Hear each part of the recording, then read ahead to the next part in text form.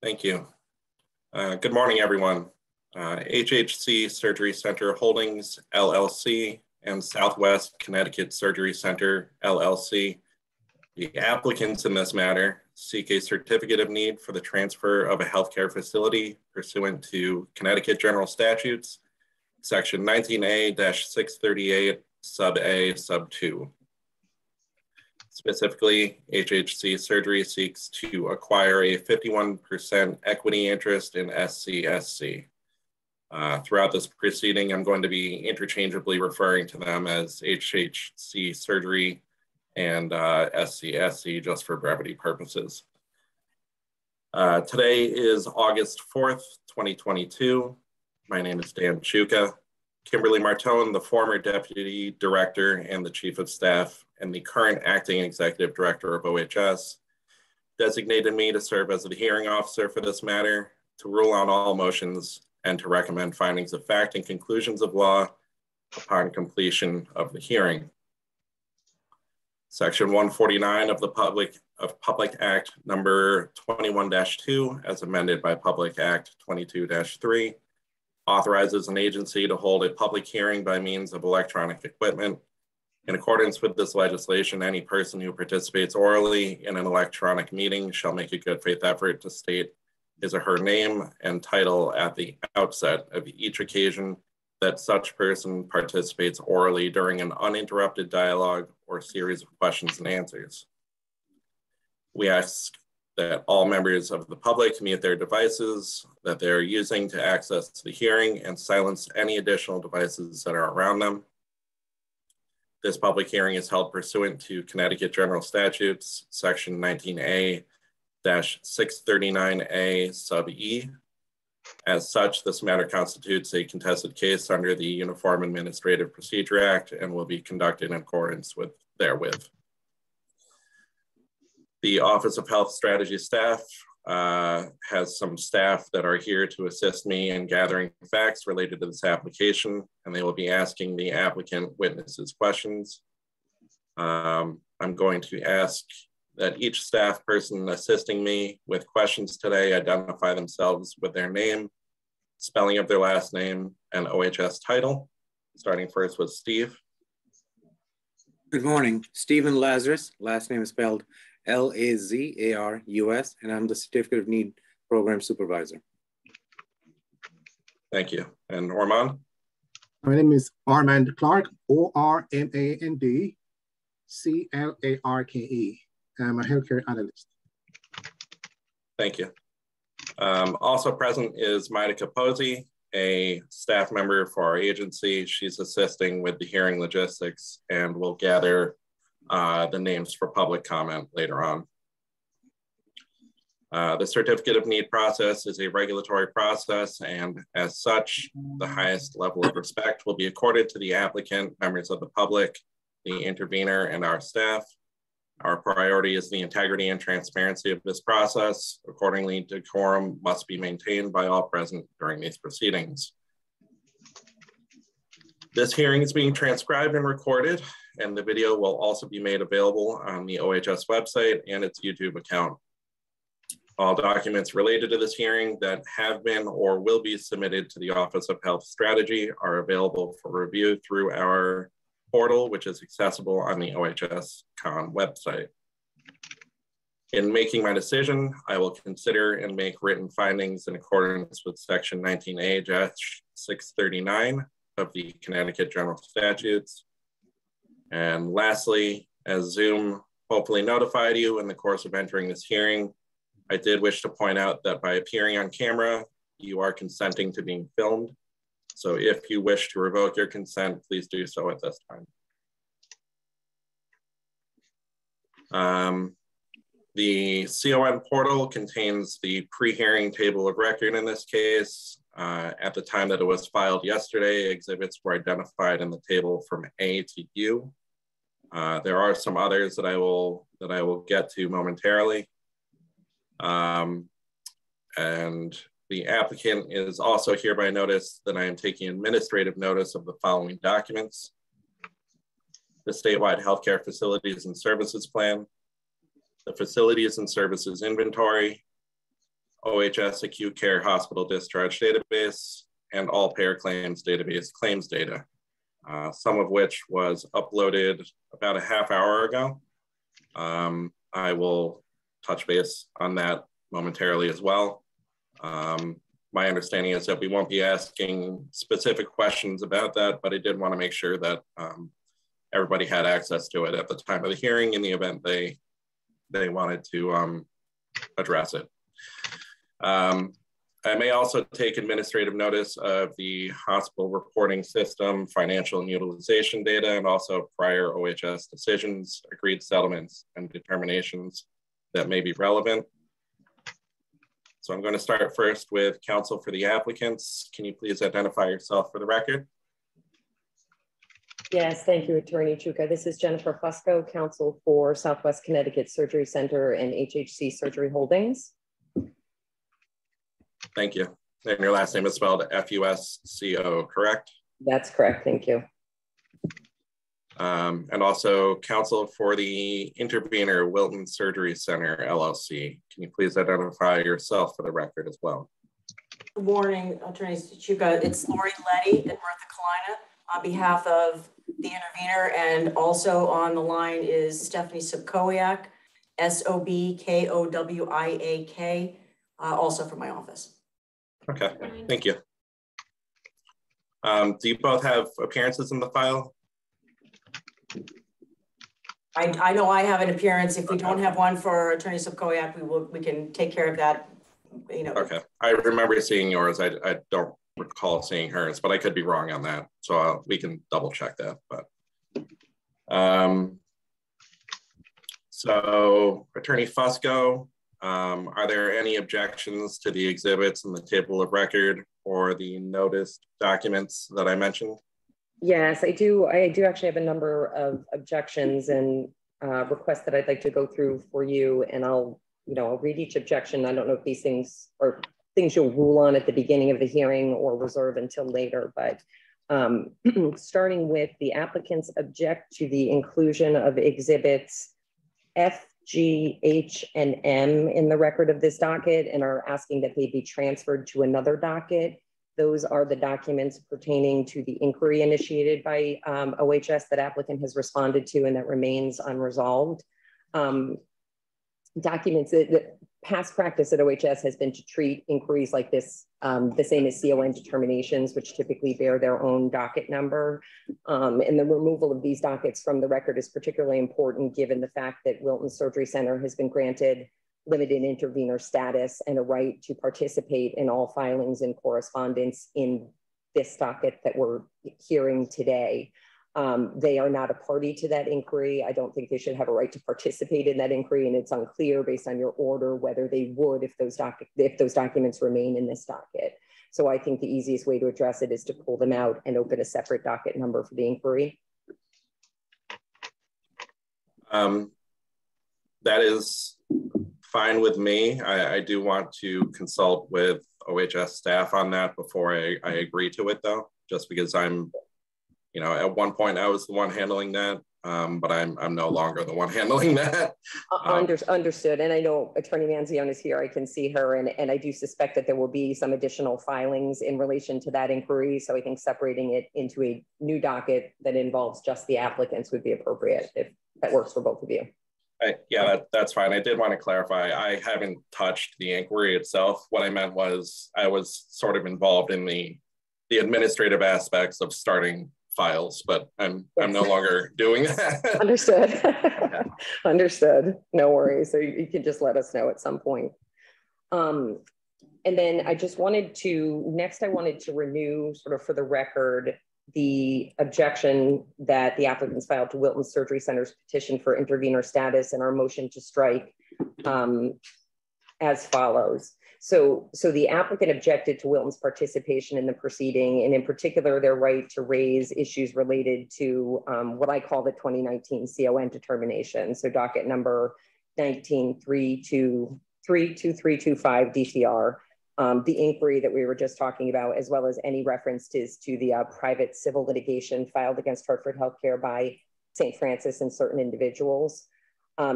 in your ruling, I see you do say that they are not permitted to offer direct testimony about the 2019 determination or the inquiry, absent a sufficient foundation of the exact manner in which the inquiry may assist OHS in its review of the CON criteria set forth in 19A 639A. And I mean, the applicant's position is that there is no basis upon which these unrelated proceedings should be the subject of questioning and direct testimony. They're not going to offer any evidence related to a transfer of ownership and governance control CON under 19A 638-2.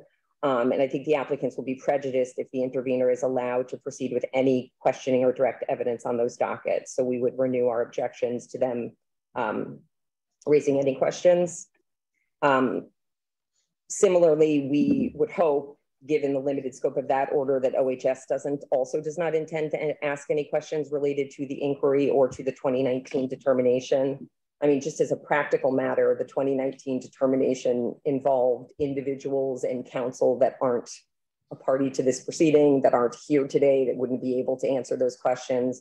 There are individuals and counsel here that were not, including myself, that were not involved at all in that proceeding. So that would raise significant due process concerns. And again, with respect to the inquiry, our position is that should be considered separately, since OHS has two different attorneys working on it. And certainly to the extent that Attorney Manzione has questions she needs answered, we could do it in the context of that proceeding. I think for the same reason, in looking at what you struck, and I think I understand what you struck and what you didn't strike from the record, but it looks like you denied the request to restrike from the petition, the relevant history and background section, pages 3 through 5, which I believe pertains directly to that 2019 CON determination. So since it's not the subject of questioning, and since you struck everything related to the inquiry in the St. Francis litigation, we thought it appropriate to strike the references to that determination history as well. And then I'll keep going on this. And again, you don't need to respond in time. There's just a few more related to that document. You did, as I just mentioned, you did strike all of the references to the civil litigation in the testimony, but the one thing you did not do is preclude the interveners from questioning on that, right? So, you know, you struck the testimony. I'm assuming they cannot provide direct evidence on that civil litigation, but there's an open question as to whether they can cross-examine in any way on that civil litigation, or whether OHS can ask questions on that civil litigation. And our position would be that that is, you know, entirely irrelevant to the CON proceeding, and it would be highly irregular and prejudicial to the applicants if those questions were to be asked. So I'll just stop you there. That I'm in agreement on that. Okay. So, yeah, I'm not going to allow questioning on those two litigation matters. Okay. On everything else that you have raised, I'll go back and I'll look at it again. But I think that my order makes sense, but I'm going to have to look at it in context of what you're saying. Understood. No, absolutely understood.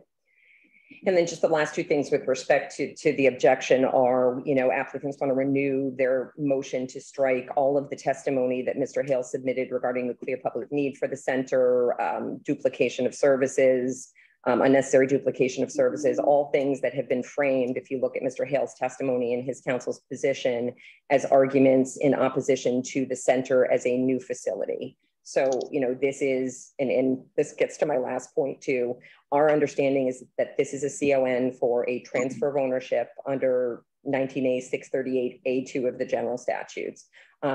If testimony is going to come in, or if the agency is going to change the scope of this proposal so that it's under 19A 683A1, I believe it is, that a new facility, I could have that site wrong, but that entirely changes the scope of the proposal, of the application and the evidence we submitted. We wouldn't not have submitted the appropriate forms. We wouldn't have the appropriate people here to adjudicate an entirely different CON. So, you know, applicants would like that testimony stricken from the record. We don't understand how it can have any relevance, and we, you know, reserve our rights to object to any change in scope of these proceedings as they move forward.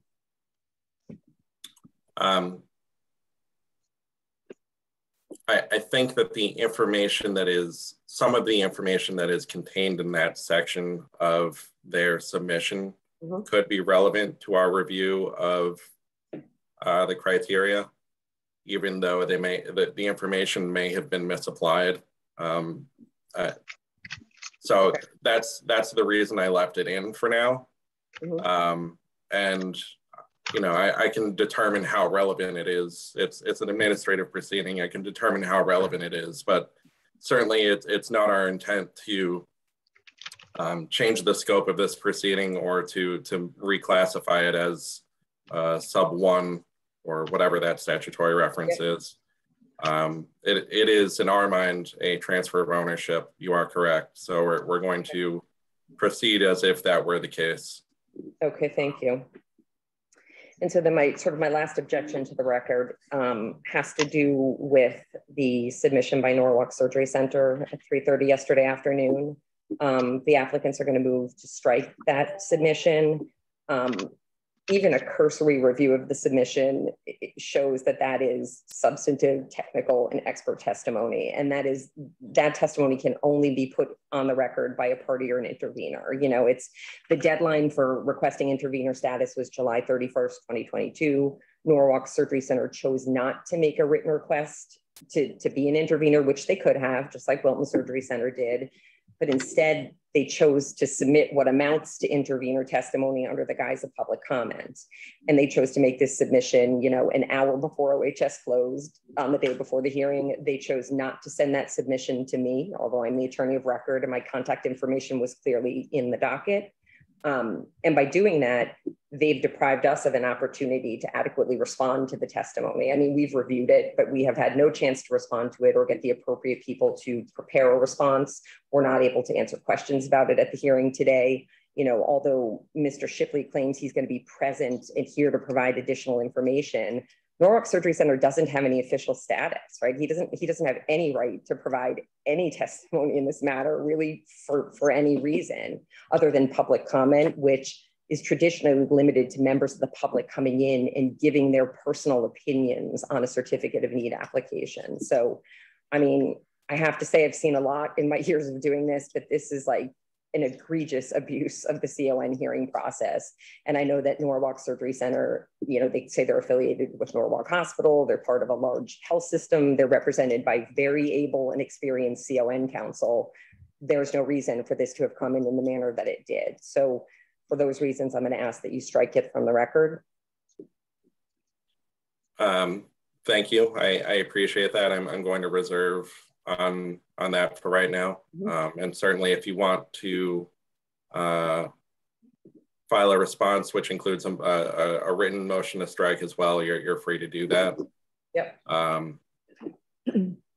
Yeah, and we will likely do that. And then, you know, to the extent that it remains in the record in any form, you know, we'd like to reserve our right to file a substantive written response as well. I mean, there are so many baseless allegations and claims in that document that need to be rebutted, right? And so in addition to moving to strike, if you'd like me to do a written motion to strike, I'm happy to do one, but we probably ask, and I know you typically keep the hearing open for a period of time for late files, but we would also like the opportunity to submit a response during that time.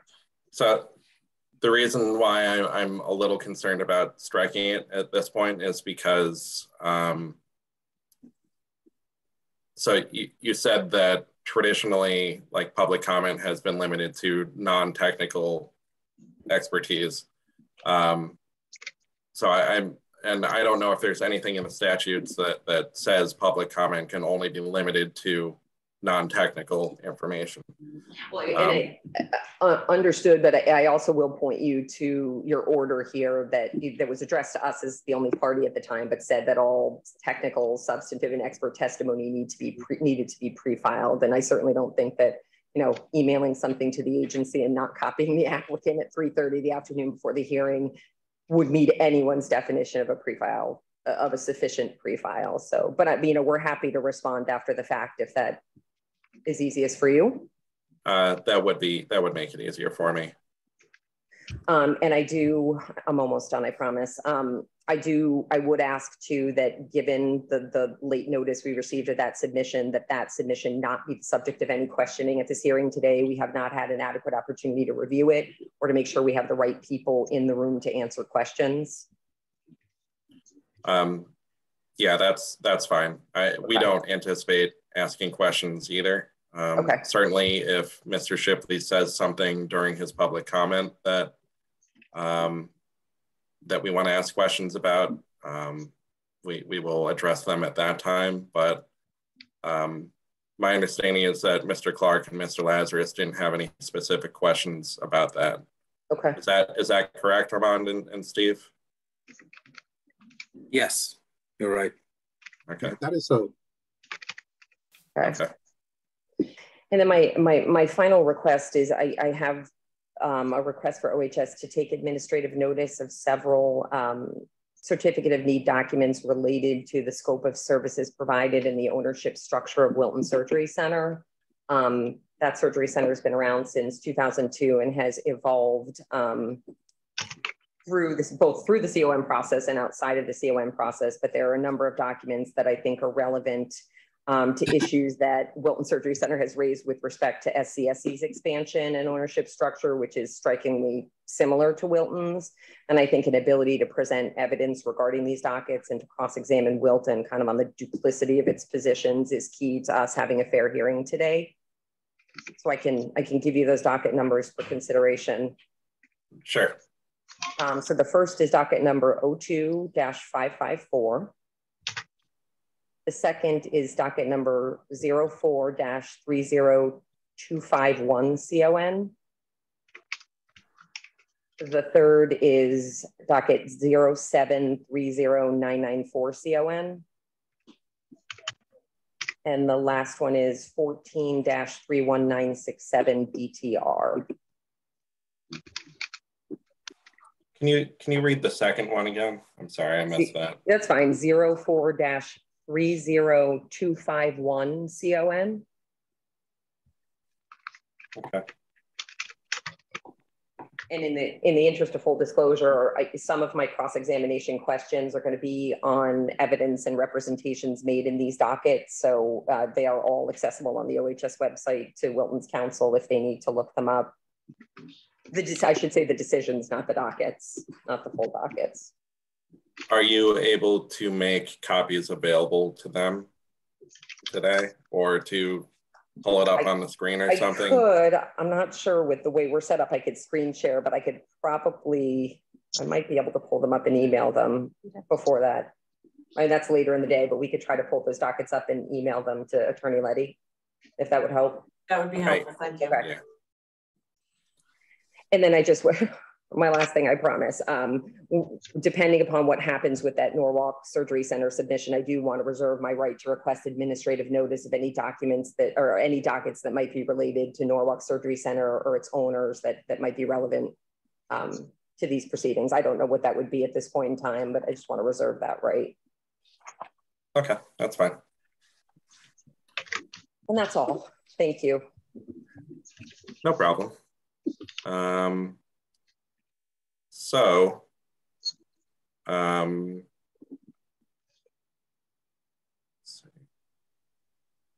Just give me a moment here.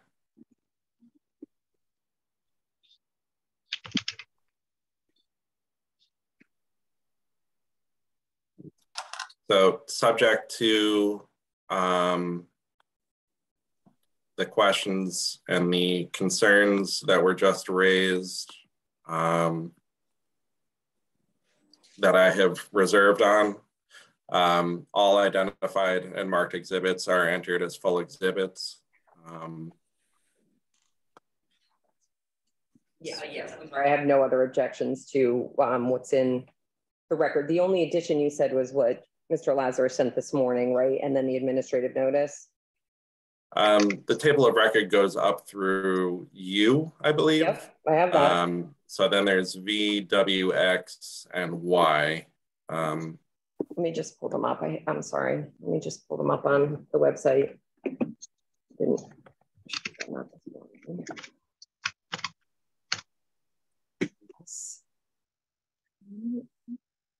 Just bear with me, I'm sorry. Fine. I can tell you what they are. Yeah, if you want to, as I'm looking. So V is the public comment file, which may be updated depending on what comes into us. But as of right now, it's just the Norwalk Surgery Center. Yep. And you've made your objection known to that, and you've moved to strike that. So I will rule on that. I'm just not sure what I'm going to do with it at this point. Okay. The next one is Exhibit W, which is my ruling that I uploaded yesterday on the petition for status and the request to strike. Exhibit X is your rebuttal. And you did indicate that given the late hour and your interest in making sure you got it to OHS as quickly as possible, that there may be some things that have already been addressed in the context of my ruling. So I'll take that for what it is. That's correct. Yeah, I didn't have time to go back and search the document to make sure it complied with the order, but to the extent that anything in there is no longer relevant, we can take that. And then I do see Exhibit Y, I believe, is just a duplicate of the rebuttal. So, and then the database. So no, we have no objection other than what's already been raised to those remaining exhibits. Okay. And if I could just have a confirmation too that X and Y are duplicates, they are not separate documents. That's correct. I believe Attorney Letty, when I emailed it to OHS, they uploaded it and then we uploaded it later. Okay. I just want to make the exact same document.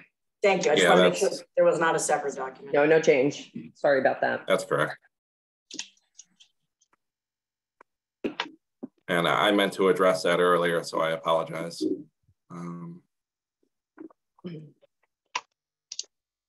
So, Attorney Fusco, do you have any other exhibits that you? Oh, well, in terms other than the concerns you've raised and the objections you've raised to V through,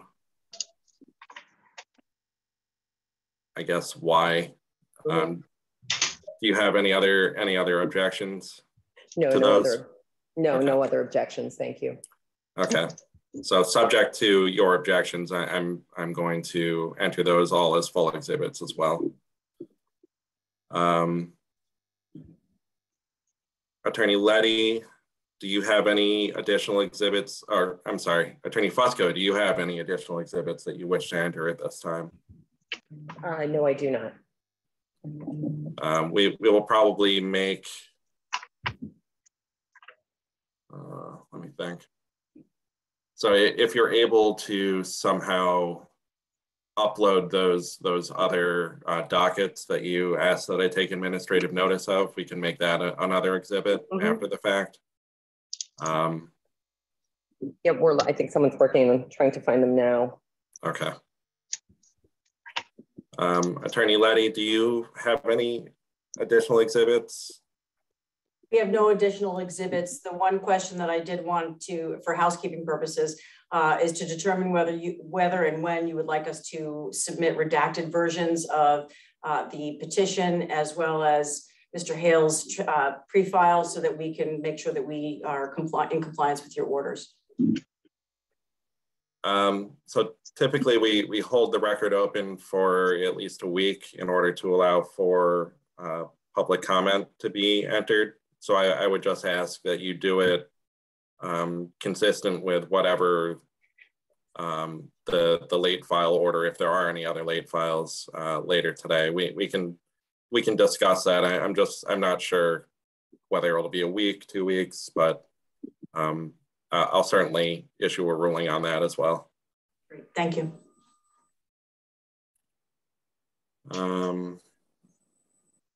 Let me just take note of that.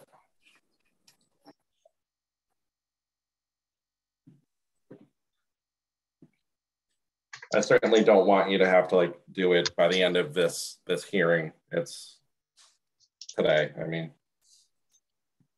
I'm fast, but I may not be that fast. and we're fine. I mean, we understand what was and wasn't stricken, so we're comfortable with however long it takes. Okay. And Attorney Fusco, you've also raised some additional objections, or you've renewed objections too, that I'm going to have to take into consideration. So that may affect the stricken portions as well.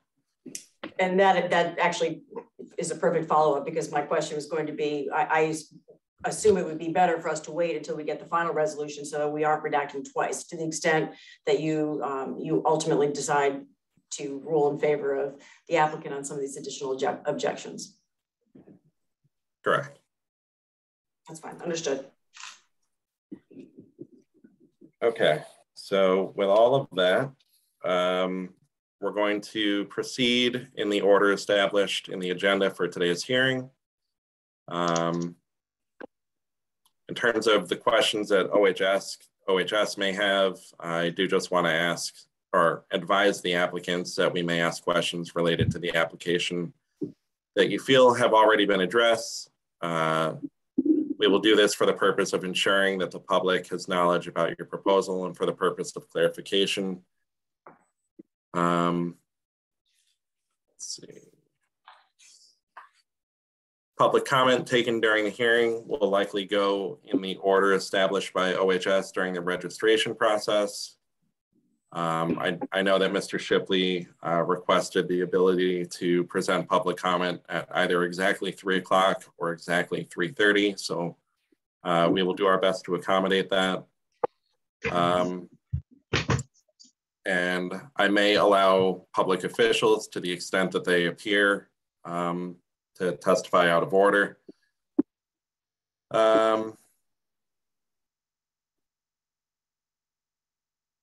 With all that, I think we could probably move on at this point. So starting with the applicant, Attorney Fusco, do you have an opening statement you would like to make? I do, and as part of this, I'll introduce the witnesses who are here with me who will testify today. But good morning again, Attorney Chuka, Attorney Manzione, members of the OHS staff. Thank you for this opportunity to make a brief opening remark on behalf of my clients. Again, Southwest Connecticut Surgery Center and HHC Surgery Holdings, which, as you know, is an affiliate of Hartford Healthcare. Thank you for your patience this morning and for your work over the last few days in reviewing the application and all of these submissions and ensuring that the focus of this hearing stays on the issue at hand, which is these applicants' request to change governance control of Southwest Connecticut Surgery Center. The CON application before you is an extraordinary one in as much as it's a fairly routine application, yet it's been pending for close to 2 years, and it took nearly 18 months to schedule this public hearing. And I raise that not to cast aspersions on OHS, because we understand the difficulties the agencies had with workflow, but rather as a backdrop for a discussion around how this proposal evolved from what was originally brought before the agency in the CON in November of 2020.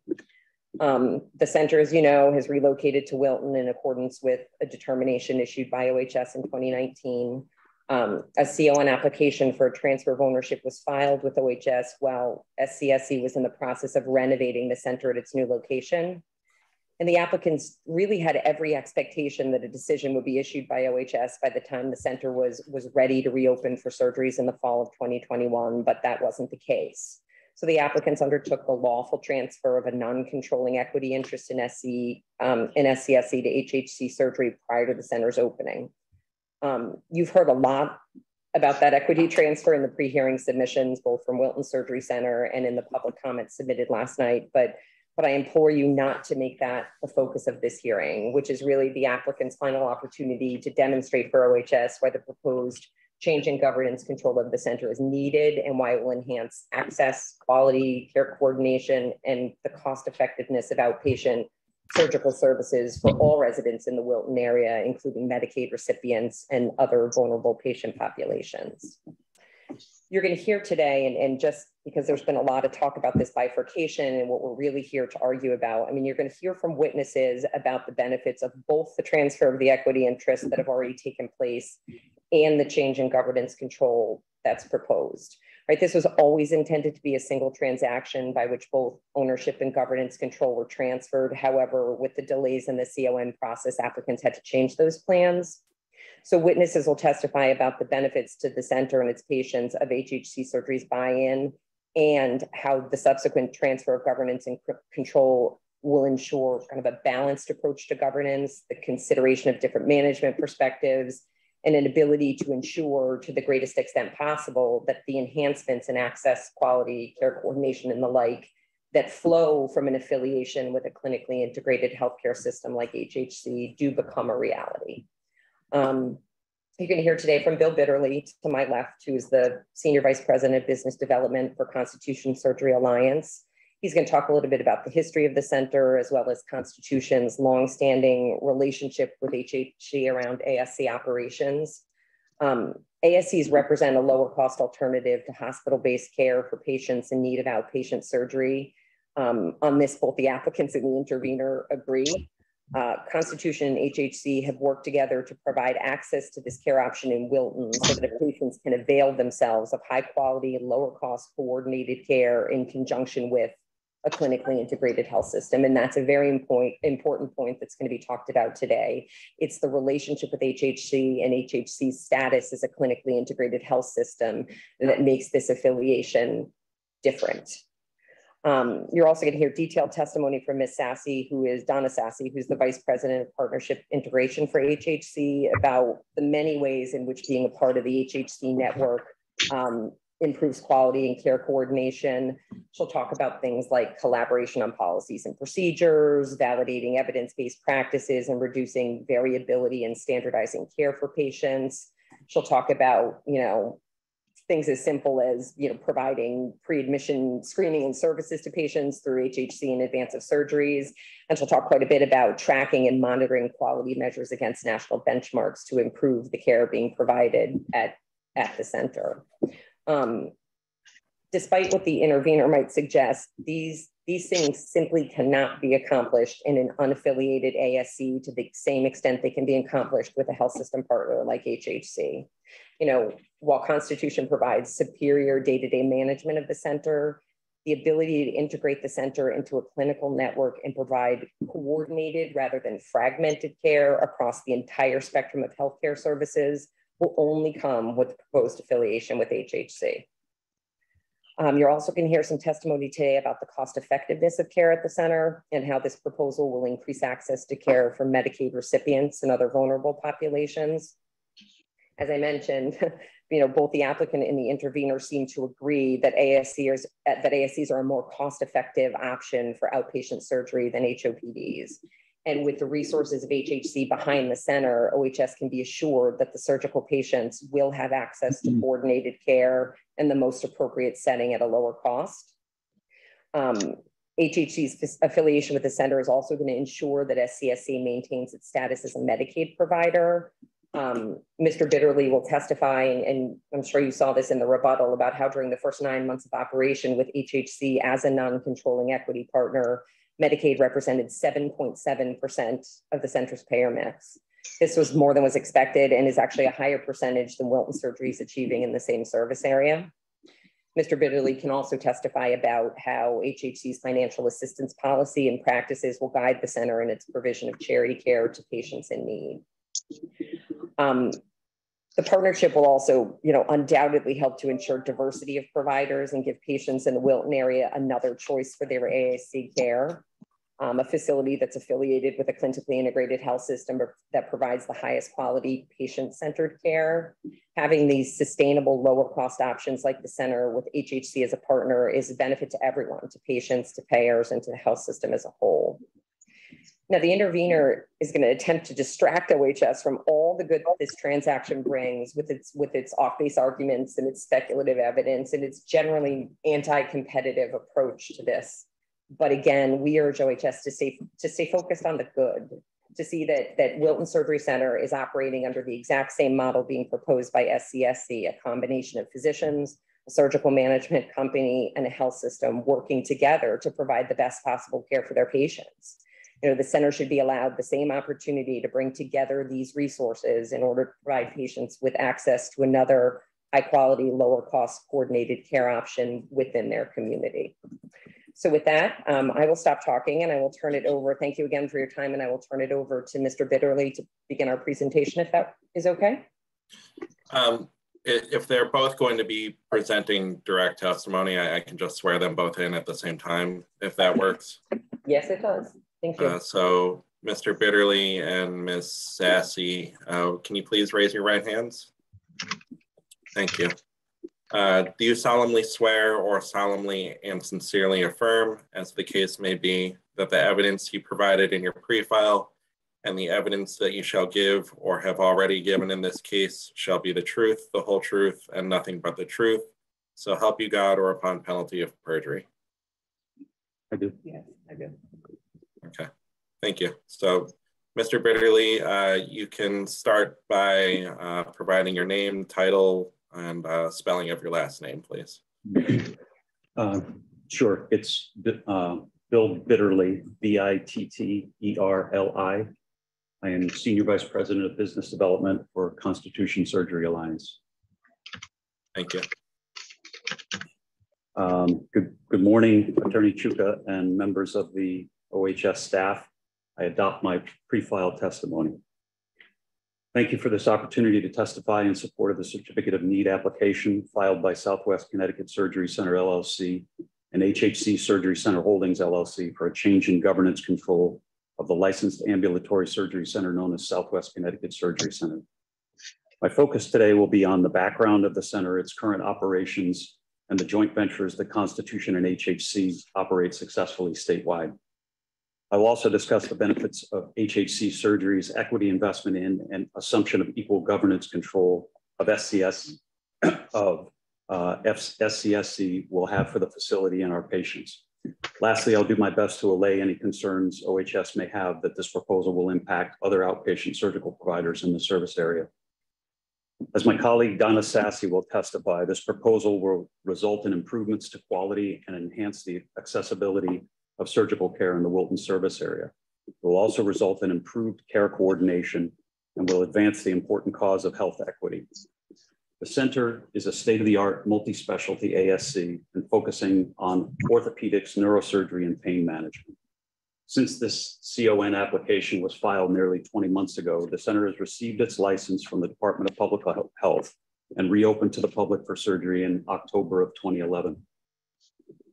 Southwest Connecticut Surgery Center is owned 49% by Southwest Connecticut Surgery Center Holdings, LLC, which is jointly owned by physician investors with Constitution Surgery Alliance. As I mentioned in my written testimony, HHC Surgery acquired a non-controlling 51% interest in Southwest Connecticut Surgery Center on September 24th, 2021. Constitution Surgery Alliance develops, operates, and manages outpatient surgical facilities and departments in Connecticut and other states on the East Coast. It is involved in a number of joint ventures with hospitals and health systems, including several partnerships with Hartford Healthcare around orthopedics and pain management, two of the primary specialties of the center. Together, Hartford Healthcare and Constitution Surgery Alliance have significant experience in planning, implementing, and operating ASCs. As previously noted, if the proposal is approved, HHC Surgery will obtain an additional seat on the Southwest Connecticut Surgery Center Board and share equal governance control with SCSC Holdings. Sharing governance control will provide a more balanced approach on decision-making that will factor in different industry knowledge and perspectives to ensure that the best decisions for the center and ultimately the quality of care for patients that it serves can be implemented. With HHC Surgery having equal governance control with the center, OHS can be better assured that the center is operated consistent with HHC's mission and vision and in the best interest of patient care, quality, access, affordability, and equity. HHC Surgery's assumption of equal governance control of Southwest Connecticut Surgery Center, along with the prior non-controlling equity buy-in, will benefit the center and the public in many ways, including Hartford Healthcare has significant experience and a proven track record as a partner in joint venture outpatient surgical facilities and will bring enhancements in quality patient management and reporting capabilities, care coordination, and access for Southwest Connecticut Surgery Center patients. Hartford Healthcare will work with the center in measuring patient satisfaction and evaluating and implementing best practices in quality improvement, as well as benchmarking against other Hartford Healthcare affiliated facilities. Hartford Healthcare Capital is available to finance the purchase of new equipment and state-of-the-art technology to help ensure the center remains high quality, cost-effective alternative for outpatient surgical care in the region.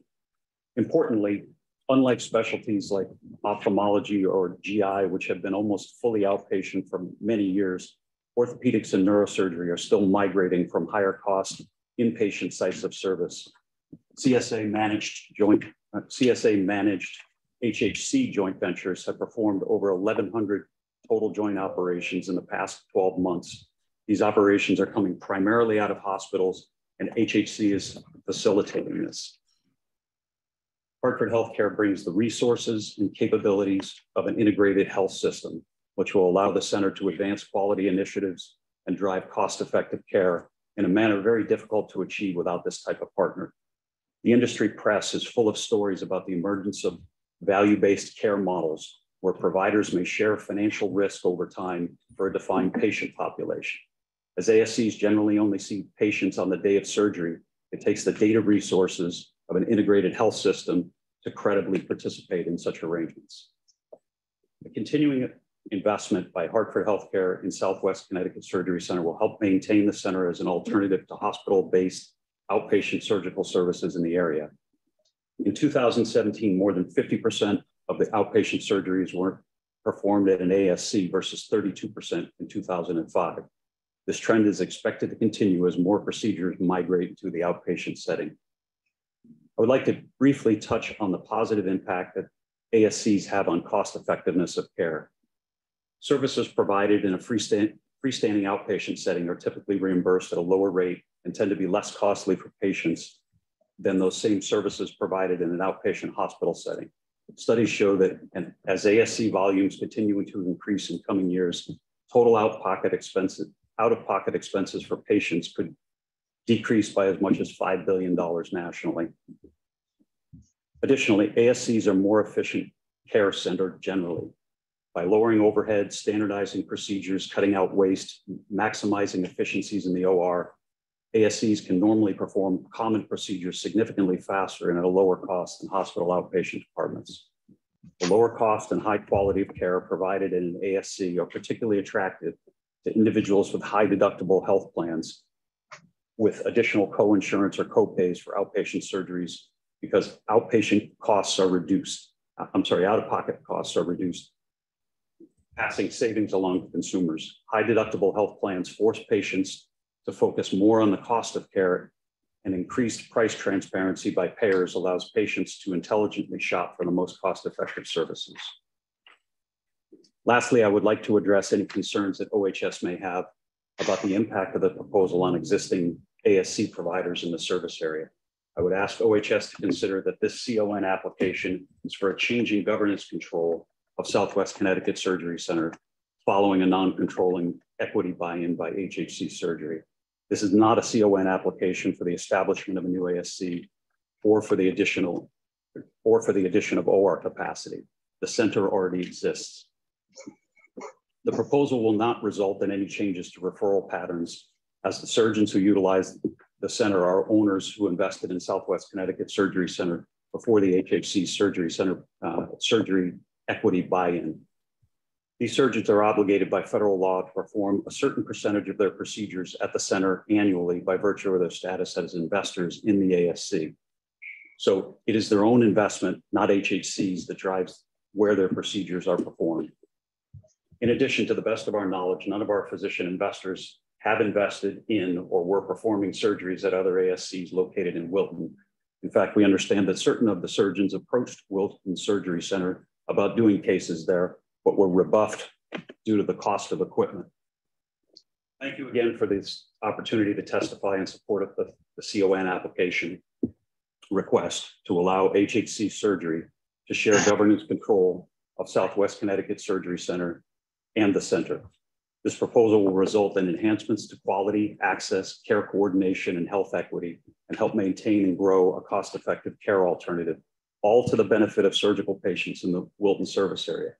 For these reasons, we respectfully request that OHS approve our CON application. I will now turn the presentation over to Ms. Sassy. Thank you again, and I'm available to answer any questions you may have. Thank you, Mr. Bitterly. Ms. Sassy, I'll ask you as well. Maybe we can pan the camera over. I'm not sure if that's I think when possible. she starts. Okay, there we go. Come over, there you go. I'll ask you as well to just spell your name and identify yourself by title, and let me know whether you adopt your pre-filed testimony as well. Certainly. Good morning. My name is Donna Sassy, S-A-S-S-I. I'm the Vice President for Partnership Integration for Hartford Healthcare Corporation. And I adopt my pre-filed testimony. Thank you. Good morning again, Attorney Sutka and members of the OHS staff. I want to thank you for the opportunity to speak to you in support of the Certificate of Need application for a change in governance control of Southwest Connecticut Surgery Center. This is one of our joint ventures in ambulatory surgery with Constitution Surgery Alliance. My focus today will be on HHC's affiliation with the center and how our relationship enhances the quality of outpatient surgical care available in the Wilton service area. I also will discuss the enhancements in care coordination, access to care, health equity that result directly from the partnership and integration with Hartford Healthcare around the operation of an ASC. Hartford Healthcare is a parent company to an integrated healthcare system, which includes acute care hospitals, extensive ambulatory network, a behavioral health network, multi-specialty medical group, home health and independent living, as well as senior living communities. Excuse me. My role as Vice President of Partnership Integration for HHC, I ensure that we build sustainable and scalable integration throughout our regions and our institutes through standardization of practice, providing a consistently excellent patient experience, and by focusing on health equity, quality, and safety. Through HHC's alliance with SC, SC, and other ASCs across the state, HHC is investing in updating our care processes in order to provide efficient, high quality, and equitable care delivery close to home in the communities where our patients live. This paradigm of care the ASCs offer provides a value-based option for the patients and the payers. HHC has had a positive impact on the quality and safety of the ASCs that it owns, whether individually or as part of a joint venture. ASCs gain many quality benefits by affiliating with a clinically integrated healthcare system such as Hartford Healthcare, which they cannot accomplish without this type of integration. I would like to share with you some proven benefits that HHC will bring to patients from the Wilton service area who opt to have surgeries performed at that center. To begin with, we collaborate closely with our teams at the centers, making sure that we offer our experts from HHC to help drive our processes to develop our policies and procedures. We make sure they're evidence-based. And then we also allow our leaders or staff at the centers to participate in our councils at the system level. That is where the experts sit at the table and drive best practices. We also make available educational events and courses to the teams and the providers at the centers. To name a few, we have hurry-up fire safety programs and infection prevention programs, to name a few that they can participate in. We also have been a major support to our centers through crisis management. Over the last several years, as everyone knows, we had to deal with COVID. And during that time, Hartford Healthcare, because of its integrated healthcare system, had the resources and the ability to support the centers, both the patients, the providers, and the staff through this time with immunizations, access to testing, and as well as education on the standards of care that needed to be implemented during that time. We also most recently, unfortunately, have been sharing our resources around the active shooter incidences that are happening across the country. Hartford Healthcare has experts available and able to help these centers to update their education as well as to potentially do drills for these situations. Ms. Sassy, I'm sorry to interrupt. Mr. Dixon, I think your typing is interfering with the video a little bit. Okay, there you go. Sorry about that. You can continue. Okay. Hartford Healthcare's affiliation with the centers also improves patient care coordination. One example of this is that we share the costs with our centers for the implementation of EPIC. EPIC is a platform that's a comprehensive patient profile that the centers can use and access patients' care so that they can coordinate personalized care for during that ambulatory visit. For those centers who aren't able to go live with EPIC, at that time, we provide them with EpiCare Link, which is an ability to review the patient's health record and be able to strategize on the best surgical plan for that patient. We also allow those patients to access our pre-admission centers where we have licensed independent practitioners who are able to help with doing an anesthesia risk assessment on that patient, share that information, and provide the best plan for that patient. During that time, if the patients need any kind of specialty service, whether it be pre-surgery or after surgery, we are able to facilitate that access to that level of specialty care. We are also helping to elevate our providers and our staff's competencies. Hartford Healthcare has gone live with several quality initiatives, one of them being the Resuscitative Quality Improvement Program that the American Heart Association has initiated across the country. All of Hartford Healthcare's acute care hospitals participate in this. This is about high quality CPR. The new standards are quarterly training instead of every 2 years. And this is very important because as healthcare providers, we were doing CPR and only effective 27% of the time. And it is we can prevent this, and it was related to skill sets. So Hartford Healthcare has adopted that elevation of practice, and so is our centers through Constitution's Surgery Alliance. The utilization of reviewing, tracking, and trending quality metrics. We work with our centers.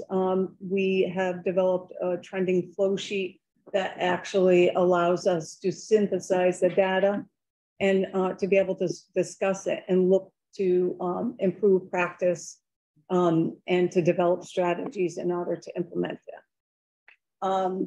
We also, as a system, really encourage transparency in our quality and safety. We participate in Leapfrog.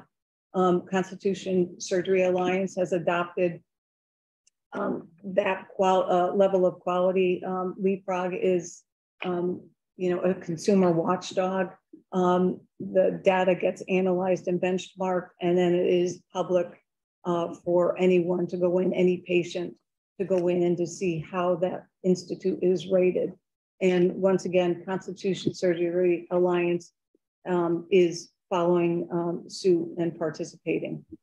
We also, on a regular basis, and most recently, it's around supply chain, have been able to, because of our scale, shift our own internal resources to support the resources needed at our ASC.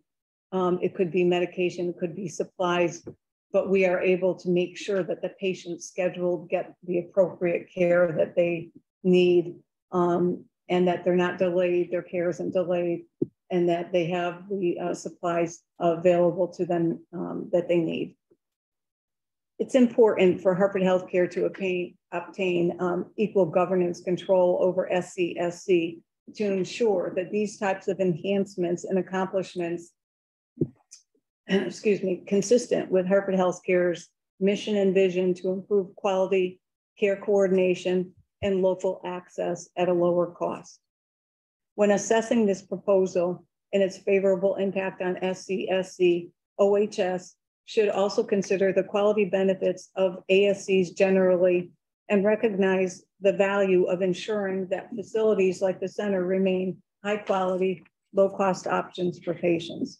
The proposal will provide appropriate access to high quality, lower cost services to patients in communities that the centers serve, which is consistent with the goals of the statewide healthcare facilities and service plan and the Office of Healthcare Strategy's mission.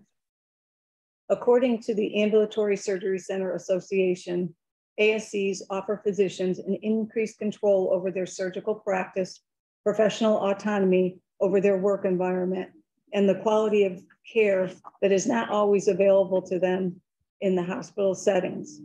Similarly, the patient experience is improved by more efficient care with greater personal attention given to patients by physicians, staff, and shorter wait times to get the surgery done, and fewer unforeseen delays that can occur in the hospital setting. ASCs derive their advantages from being really specialized facilities that exclusively perform a certain number of procedures. This specialization within the ASCs allows the teams to focus and deliver a higher level of patient safety and quality outcomes. There is evidence to support this, specifically around the comparison of an HOPD ASC and a integrated healthcare system freestanding ASC, that there's lower ER admits, there's lower visits to the ER, there's lower infection rates. And these infections are a source of more than $3 billion in avoidable healthcare. ASCs also tend to have fewer acutely ill patients for others to come into contact with, which then lowers the risk of spreading any contagious diseases. Most importantly, the quality and safety of care at the ASC is highly regulated by independent processes, including licensure, certification, and accreditation. SCSC is subject to strict physical, plant, clinical, and administrative guidelines established by DPH. In order to obtain a license to operate as an outpatient surgical facility, the facility also needs to meet the conditions established by the federal government for participation with Medicare, with the Medicare program. With HHC's assistance, SCSC has pursued voluntary accreditation of the center through the Accreditation Association for Ambulatory Healthcare, another rigorous set of standards aimed at enhancing patient safety and quality of care provided. Lastly, HHC's partnership with SCSC will enhance access to care for all patient populations. The participation of a non-for-profit health system in the SCSC joint venture ensures that patients will be served in a non-discriminatory manner and regardless of payer source or ability to pay. SCSC participates with Medicaid and will continue to do so if HHC obtains equal governance control of the center. In addition, SCSC will provide charity care to those in need consistent with HHC's financial assistance policy. Thank you again for this opportunity to testify in support of the CON application that requests to allow HHC Surgery to share governance control of SCSC and the center. Our testimony and CON submission have demonstrated how HHC partnership will improve the quality, accessibility, equity, and cost effectiveness of care for SCSC patients. For these reasons, I respectfully request that you approve our CON request. And I'm available for any questions. Thank you. Attorney Fusco, did you have any questions that you wanted to ask them on direct, or did you just want to jump into cross-examination? No direct. I'd like to reserve the right to redirect after cross, but that's fine. No direct. Mm-hmm. Okay. Attorney Letty, I'm going to turn it over to you then. And again, try to limit the questioning to the 19A 639 criteria as best as possible. I will. Thank you very much. I'm going to start with Mr. Bitterly. I can see you. I think when you talk, there we go. Thank you, Mr. Bitterly. My name is Lori Letty. I'm an attorney at Murtha Cullina, and I'm here representing the intervener, Wilton Surgery Center. And I appreciate this opportunity to ask you some questions about your pre-filed testimony and some of the statements that you made today on the record. The first thing I want to start with actually is something that you mentioned today in your prepared statements that I did not previously see in your submitted testimony, and that is you mentioned that the ortho practice or some of the ortho doctors at SCSC had previously had discussions with Wilton, and I'll refer to my client as Wilton, and that they were rebuffed by Wilton. Is that what you said? That was my understanding, yes. And where did you get that understanding from? From one of our physician partners. And would it surprise you to know that Wilton actually did have discussions with some of the ortho doctors at the facility, and they were fully prepared to build out an ortho practice for them, and that the doctors declined that option? I did not hear that. What I heard was that the Wilton Surgery Center wanted the doctors to essentially buy their own equipment or guarantee their own equipment at the center, which is pretty unusual in my understanding. But I may not have all of the facts there. Right, and it is unusual because I guess it would surprise you then to find out that that's actually not accurate at all, that Wilton was prepared to purchase the equipment and to build out an entire facility for them. I just want to make sure that the record is clear. You don't have any firsthand knowledge of those. I do not. Okay. Now, you mentioned in your pre-filed testimony that you're here regarding the proposed transfer of equal governance control of SCSC to HHC, is that right? Yes. And you indicated also that there was a transaction in September of 2021 where HHC already purchased an equity interest in SCSC, correct? Correct. And that was 51% equity ownership or membership in SCSC? Yes. So they don't have equal governance at this point, but they do own a majority of the membership interest. Is that correct? That is correct. And the Department of Health did not issue the license for SCSC until August of 2021. Is that correct? I think that is correct. Okay, so that's about a month before the transaction where HHC bought into the equity interest of SCSC. Yes. Okay. And your testimony here, you frequently emphasize this, that this was an existing licensed outpatient surgical facility, correct? Correct. The CON application that we're here for today, that was filed in November of 2020. Does that sound correct? Yes. So by at least as of November 2020, HHC had identified SCSC as one of the facilities that it was interested in acquiring or buying into. Is that fair to say? Yes. But the first surgeries at the Wilton location, where SCSC is currently located, those did not take place until October of 2021, correct? Yes, we were under renovation until that point. Well, when you say you were under renovation, does that mean before October of 2021, there were any surgeries conducted at that location, at the 60 Danbury Road? Not at that location, no.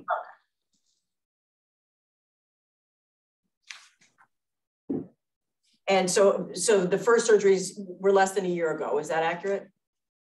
Yes. And it was after the con application in this case was filed. Is that right? Yes. So, and you used the word reopening the surgical facility, but in October of 2021, that was the first time you had any surgeons perform surgeries in that facility, correct? Before he answers, I'm going to object to this line of questioning. I'm trying to give you some latitude because I'm not sure where you're going, but it seems to me like you're trying to ask questions relative to the 2019 CON determination that you are prohibited from speaking about. You're talking about things that occurred before the center opened, before HHC bought in. Like, this is a CON application for the change of ownership and governance control of HHC. So where procedures were being performed prior to its opening are not relevant to this CON. And I assure you, duly licensed CON. And I would like a little bit of latitude as well, because I assure you, I don't plan on getting into any of that. What I'm trying to do is understand the time frame. And I didn't choose the word reopen. That's a word that comes in, that's in your testimony or your witness's testimony. So I just want to understand when he uses the word reopen, what exactly that means. Because in terms of the impact that the center has and the transfer of governance or the transfer of ownership, it really started in October 2021 when in terms of the impact that it has on the service area. That's what I'm trying to understand. So if you can give me a little bit of latitude, Attorney Chuko, I would appreciate it. I don't plan on going into the 2019 Con App. That's fine.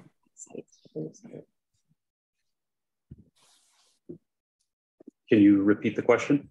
So you're using the word reopened in your pre-file testimony, but I just want to clarify for my own understanding, that facility had never been open for surgeries before, is that correct?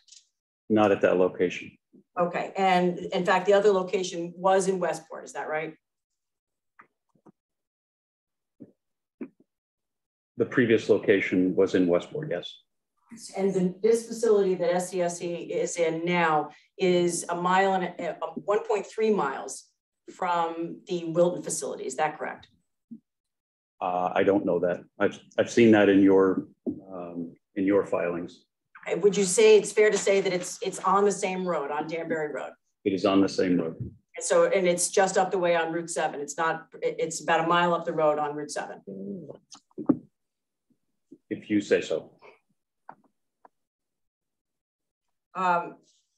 Have you seen any of the contracts between HHC and SCSC regarding the equity buy-in?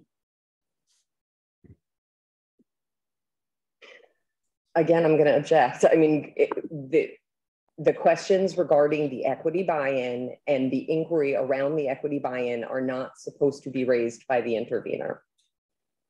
I don't think that's 100% accurate. I think that especially if we're trying to ascertain the control of the number of board seats that are on there, that I would assume is spelled out in contract documents between SCSC and HHC. So I think that it's fair. But that's entirely what the inquiry relates to, whether or not your legal arguments, not your client's testimony, your legal arguments that you've interjected into the inquiry about whether HHC has assumed control of the center.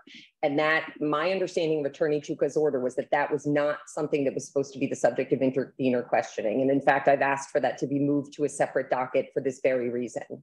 So I would object and instruct my client not to answer. I will wait for Attorney Chuka to rule on that, but I think it's a fair question because we're trying to determine precisely the number of seats that HHC has on the board of managers. And I think that's a perfectly fair question. That's why we're here. Can you try to tie that into how that relates to 19A 639, any of those criteria? Well, that's actually exactly what we want to know. We're trying to understand how the transfer of a board seat, well, first of all, we're trying to understand how many seats they currently have, because that's entirely unclear from the submissions. The second thing that we're trying to understand is why there needs to be a transition where another board seat is transferred to HHC so that we can evaluate all of the criteria in 19A 639. They're already up and running. He's already told you that. They already have a 51% owner in HHC, who owns a majority of the equity in the entity. We're trying to understand, with all that already in place, with a functioning ASC, what's the big deal in having this additional seat? We're trying to understand how they perceive it as something that's necessary. We're also trying to understand how that ultimately will lead to potentially negative impact on patients in the area and other ASCs like our own in the area. So I think it's perfectly fair. We have testified that at this point in time, this proposal is to obtain one board seat, which would give HHC equal governance control with SCSC Holdings. So you are aware that that is what's going to happen. You don't need to delve into the operating agreement. You don't need to ask specific questions about how many board seats they had. I mean, you represented in your petition that you know how to do math. It doesn't matter. This is a proposal to add a board seat, which we are representing, will give them equal governance control. So if you have questions about what that means, practically speaking, it doesn't require you to delve into the past history. I think this is just a fishing expedition trying to get the exact information you're not supposed to be talking about. Well, doesn't it relate? What if the operating agreement provides some sort of level of control by HHC over the affairs of SCSC already, and the board seat is unnecessary? You own 51% of the company. So I think that's a fair question. What's going to change? What's going to change with the addition of a seat? I think we are entitled to understand that. We have testified. You can ask any questions about what in their business they expect will change with the addition of a seat. It does not require you to look back at historical agreements. I mean, there is a draft operating agreement in the certificate of need application that's part of the public record. The highly redacted one where the word board doesn't even come up. Is that the one you're talking about that I can't see? Well, with respect to the board, I mean, you're talking about two different things. With respect to board governance, we are representing that the intention, if this CON is approved, is to take one additional seat and have equal governance control. That's what we're requesting. Okay, and you want us to take your word for it. And my point is that I'm here to cross-examine the witness, and I'm here to understand whether his testimony is credible and accurate, and whether there's a basis for even going down this path and determining whether an additional seat is necessary. We don't understand what the current structure is now. The only place that it's not in a historical contract, it's in the contract that's currently governing the relationship between HHC and SCSC without the additional board. We're entitled to know what that structure looks like, what that relationship looks like, so that we can better understand what the relationship will look like on the other side of the CON application if another board seat is granted. How do I assess the changes, and how does OHS determine the change? You talk about these benefits that are going to happen through the transfer of this one seat. I need to understand, and more importantly, OHS needs to understand how that transfer of one seat will change what exists now. And the only way to evaluate that is to understand what exists today. I think it's a fair question. And I think you can ask Mr. Bitterly his understanding of how the board operates and what if he is aware of how the board operates and what that will be, but it doesn't mean you have to delve into the rest of the operating agreement. This is an issue specific to the board.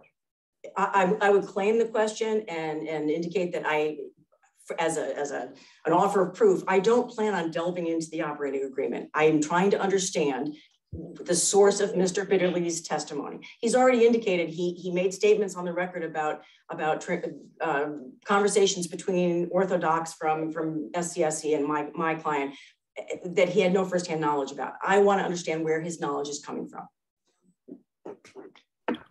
So do you have a specific question for him? The question is whether he has seen the current operating agreement in place between HHC and SCSC. I will allow that question. I am going to. Go ahead, Deanna, I'm sorry. I am just going to. Is that feedback? Nope, that's right. talking over you. I apologize. I am going to allow that question, but I am also going to caution that we shouldn't go too much further down this road. It ties into some of the questions that I had, and that's the only reason why I'm allowing it. But we may not get very far down this path. So I assure you, as my offer of proof, I don't plan on going down this path. I'm not interested in details about the document.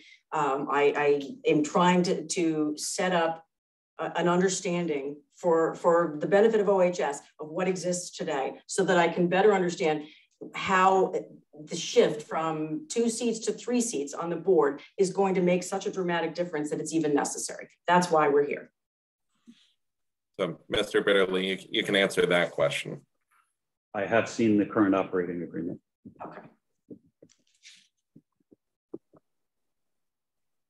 And you indicate that the reason that you're here is because HHC wants to acquire an additional board seat on SCSC's Board of Managers, bringing the total to, I assume, 3 for HHC? Yes. And then there would be 3 other board seats. Who has those other board seats? Representatives of the physician holding company. Okay. And does Constitution have any seat on the board? Yes. So of the, right now, are there 6 seats on the board currently?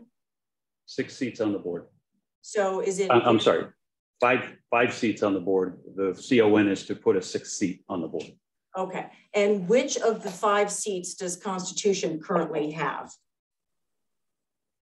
Our interest, we are one of the representatives from the physician holding company side of the ledger. Okay, so then collectively, Constitution plus the physicians holding group, you currently hold 3 seats. Correct. Okay. And I just want to make this clear, because it's not clear from the submission how many seats HHC currently has. So, and before September of 2021, when the transaction occurred, where HHC purchased 51% equity interest in the facility, did Hartford Healthcare hold any board seats on SCSC's Board of Managers? I'm going to object to the question again. What is the relevance of that to the going forward transaction? You are delving into the issues that are a part of the inquiry that is separate from the CON proceeding. I claim the question. I think it's the transition, and to understand why this 3rd seat is so critical, we have to understand the transition. I think it's a fair question.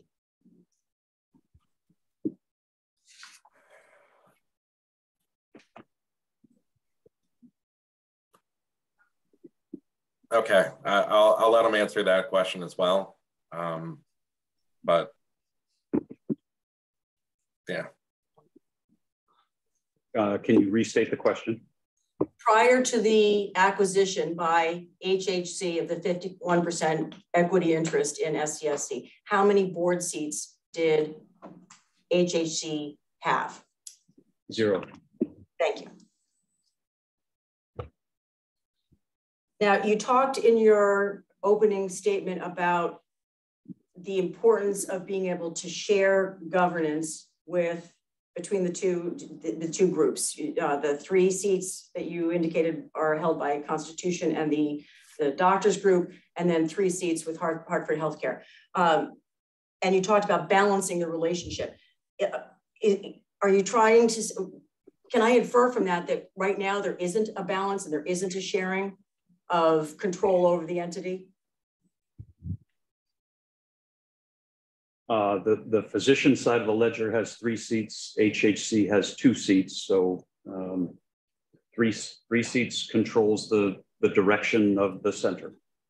And in practice, how many times since the transaction in September, how many times have there been situations where a vote was taken and Hartford Healthcare used its 2 seats to vote for one thing and the other 3 seats voted contrary to Hartford Healthcare, where it created an issue where that 3rd seat was important? If Constitution does its job correctly, we're never going to get in a vote deadlock. We're trying to manage those issues. I don't think there were any instances where it was a 3-2 vote on the board. Okay, so would it be not to say that doesn't happen in the future. Sure, but would it be fair to say that at least as of now, and you've been working with HHC for a long time on this center since at least November 2020, would it be fair to say that as of now, it hasn't, you have basically been sharing control of the SCSC? I'm going to object to the question again. This entire line of questioning has nothing to do with the certificate of need application. This is Wilton Surgery Center attempting to interject itself into the inquiry about whether control has changed. It is apparent in every single question Attorney Letty is asking. So I will object, and I will continue to object to the whole line of questioning. Well, you know what? I'll ask it this way, because I don't think it is. I think it's actually directly on point. Mr. Bitterly, are you here to address the reasons why adding a third seat on HHC's side would be beneficial to SCSC, to patients in the area, and to payers? Isn't that why you're here? Yes. Okay, so then isn't an understanding of how SCSC is currently functioning important, understanding why that third seat would be so critical to HHC? Sure. Okay, so, and you've said that since you've been working together with HHC, at least since September of 2021, there haven't been any instances yet where the difference, the 3 seats to 2 seats, has presented an issue. Is that correct? Correct. At the beginning of every relationship, I guess like a marriage, everyone is very cooperative and collegial. As the relationship develops and complicated issues come up, those opinions can diverge. Okay. So I think it is a more balanced partnership if HHC has equal governance with the physicians. Let me ask you this question. If HHC does not get the third board seat, if this con application is denied, do you have an understanding of whether HHC would maintain its 51% ownership in the facility? I think at least in the short term, it would certainly maintain its ownership in the facility. We would have to see where the partnership goes after that. Okay. And is it fair to say that the purchase price was 1.6 million, correct? Yes. Now, of that 1.6 million, were any of those funds used to help with the renovation of the facility? Well, money is fungible, yes. It added to the company's financial picture. So I guess you could put a portion of it anywhere you want. Okay, so did HHC contribute or fund any additional renovations at the facility that SCSC did not contribute to? That SCSC did not contribute. It's hard to say. The past 2 years with the pandemic and its impact on supply chain has made my business a much scarier one than it had been previously. Mine too, I hear you. It is great to have a financial partner like HHC under those circumstances, even more so than in prior years. So their investment of capital was very valuable to the center. Okay, and so my question, maybe I can simplify it. In addition to the 1.6 million that that HHC paid for its equity interest in SCSC, would it be fair to say that HHC they contributed financially to the renovation in addition to that 1.6 million? They've invested financially in the facility itself. Yes. Okay. They are a 51% owner. But I'm saying my point is that above the 1.6 million, HHC has contributed more resources to the renovation and to setting up SCSC in the building and to the building as a whole, for that matter. They, I'm Jay. It doesn't appear that Mr. Bitterly knows the answer to this question. So if you don't know the answer to the question, you don't know the answer to the question. Do not guess or speculate. Yeah, I don't want you to guess. I was wondering if you knew. If you don't know, don't answer the question. If I may just, I think Ms. Sassy may have put something in her pre-file related to like what HHC's plans were in terms of capital investment. Okay. So she may be the better person to ask on this rather than asking the witness to speculate. That's fine. Well, let me ask you some questions about how HHC is integrated at this point with SCSC. What EMR is SCSC currently using? An AMCI variant. I'm not quite sure. It's a CIS product. And so they're not using, at this point, they're not using HHC's EMR system? No, they are not. Is there a plan anytime in the future to transition SCSC over to HHC's EMR? I think broadly there is a plan. It's in whose mind? There is no written plan that says here's what we're going to do. I think HHC has made it clear they would like all of their ASCs to transition to an EMR, an Epic EMR, and we're at various stages in doing that. So I think it's certainly HHC's plan. Okay. But it hasn't happened yet, correct? Correct. And can you tell me what billing system SCSC currently uses? It is the AMCI billing system. So at this point, you haven't migrated SCSC over to HHC's billing system? We have not. Is there a plan to do so in the future?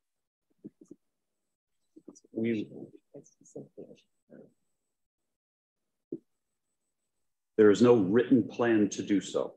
I think it's HHC's strong desire that that happen. Now, with respect to the billing system, under no circumstances that I can see would HHC be doing the billing for the surgery centers. The system is Epic, but HHC is not doing the billing. So I just wanted to be clear on that. Right, understood. But we're trying to understand whether you're going to integrate into the system that HHC already has up and running for itself. I'm sorry, can you repeat that? I'm trying to understand whether the goal at some point is for SCSC's billing system to be migrated into what HHC is already using. No. If you don't know the answer, that's fine. I can. If you don't know the answer, don't answer. I don't know the answer. And who is currently negotiating SCSC's commercial contracts? SCSC is a member of ICP. ICP is negotiating its commercial contracts. And ICP stands for, what's the name of the entity? I believe it's Integrated Care Partners. Is ICP an affiliate of Hartford Healthcare? That's my understanding, yes. Okay, so are all of SCSC's contracts currently being handled through ICP? It's commercial contracts, let me specify that. Substantially all. For those that have not been switched over to ICP, what entity is managing those commercial contracts? Maybe not. Maybe substantially all is not the. There are many insurance companies out there. ICP has negotiated contracts with the major ones. There are a number of little companies that we don't have contracts with. If the con application is denied and HHC does not get the third board seat, has there been any discussion about whether HHC would allow SCSC to remain, have its contracts remain with ICP? I'm not the right person to answer that question.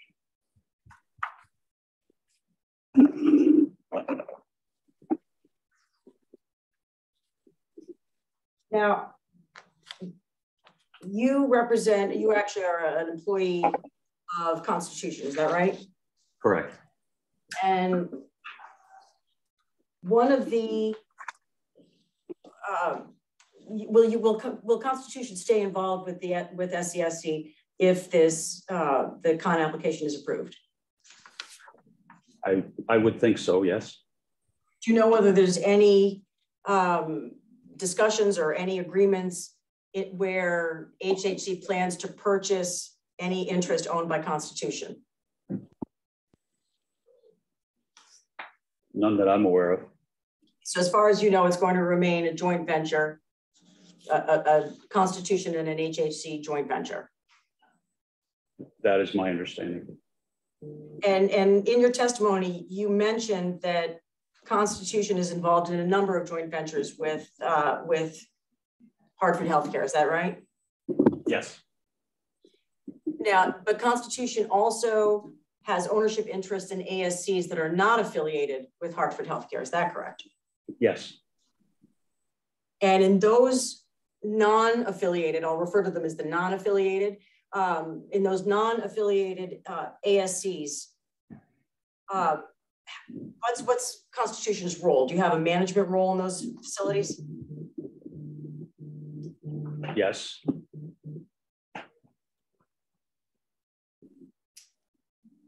And what kind of joint purchasing arrangements do you have with those non-affiliated centers?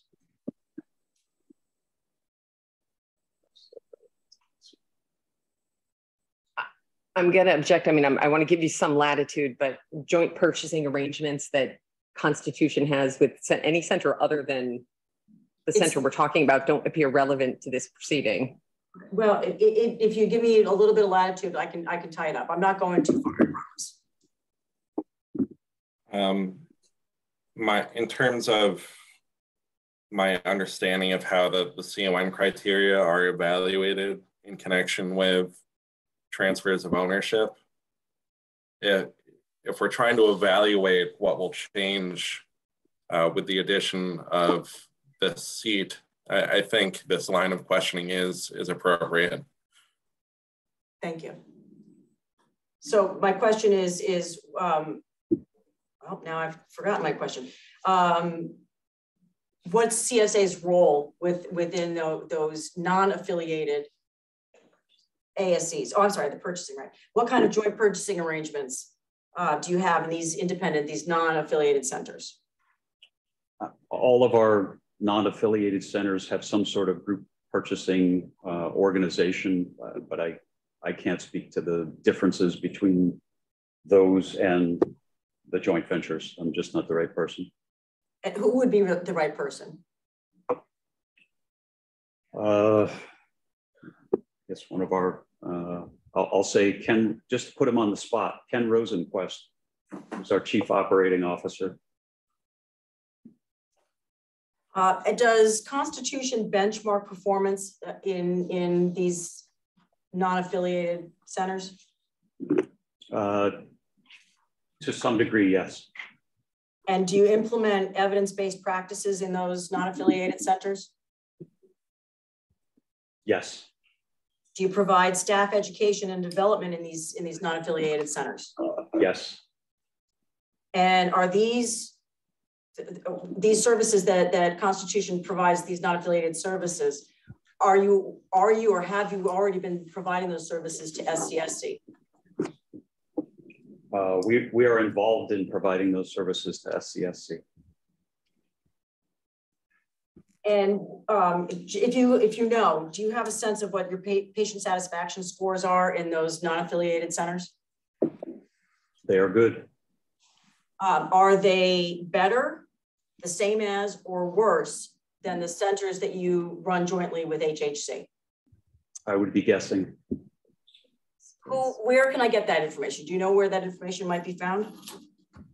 First of all, it's not public, so.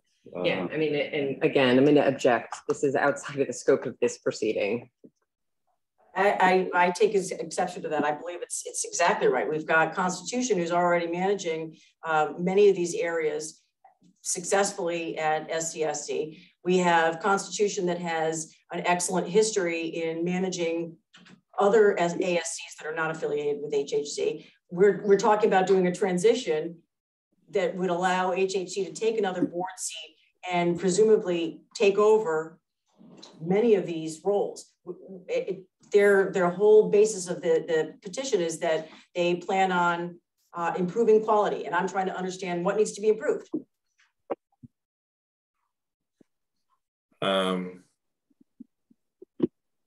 Again, my understanding is that when we review the criteria, we sort of look at historical experience with existing or similar, existing or similar facilities that HHC might have some affiliation with.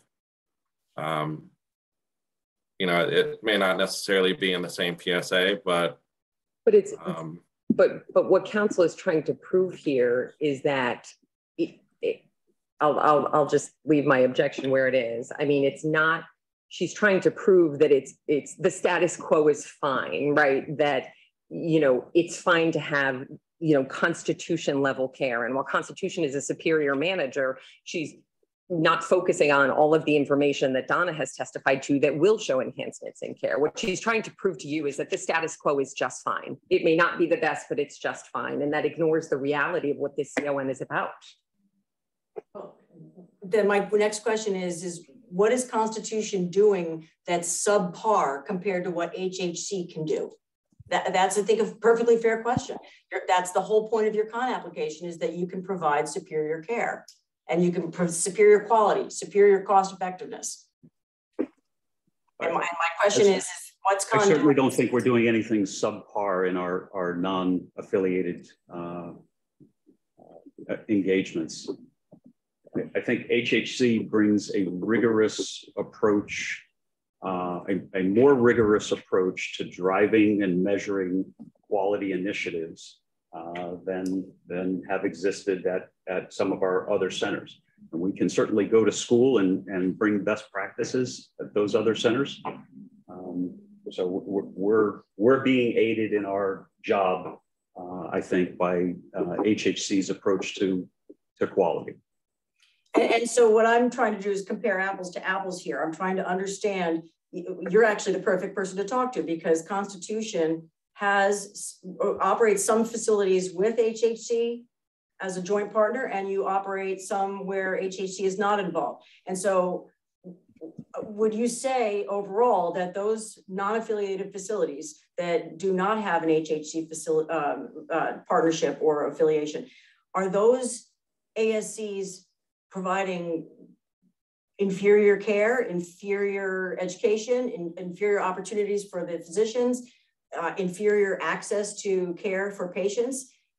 You're the person who can answer that question.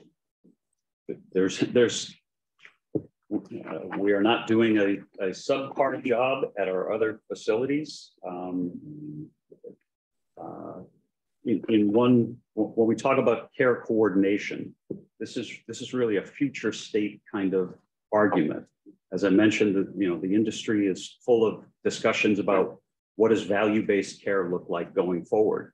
And if you can't track the patient other than the day of service, there's no way to negotiate with the payers to say, we'll take risk over a 90 or 120-day period on that. So I would say we're aiming at a future state, and if it goes that way, HHC joint ventures will be in a better position to participate. So in terms of participating in this future care model that you're talking about, are you saying that by allowing HHC to have the additional seat at SCSC, that the quality of care provided at SCSC will be better than it currently is under Constitution's management? I think that is certainly HHC's opinion, and you know we like what we see, but that is a future state kind of question. Okay. Is all of the rigor that HHC requires of its joint venture or requires might be the wrong word, but looks for in its joint venture partners, is that going to substantially enhance patient care? It's quite possible, but we're on that journey. I'd like to talk a little bit about cost effectiveness, that the impact that this transition would have on cost effectiveness of care to payers and to patients alike.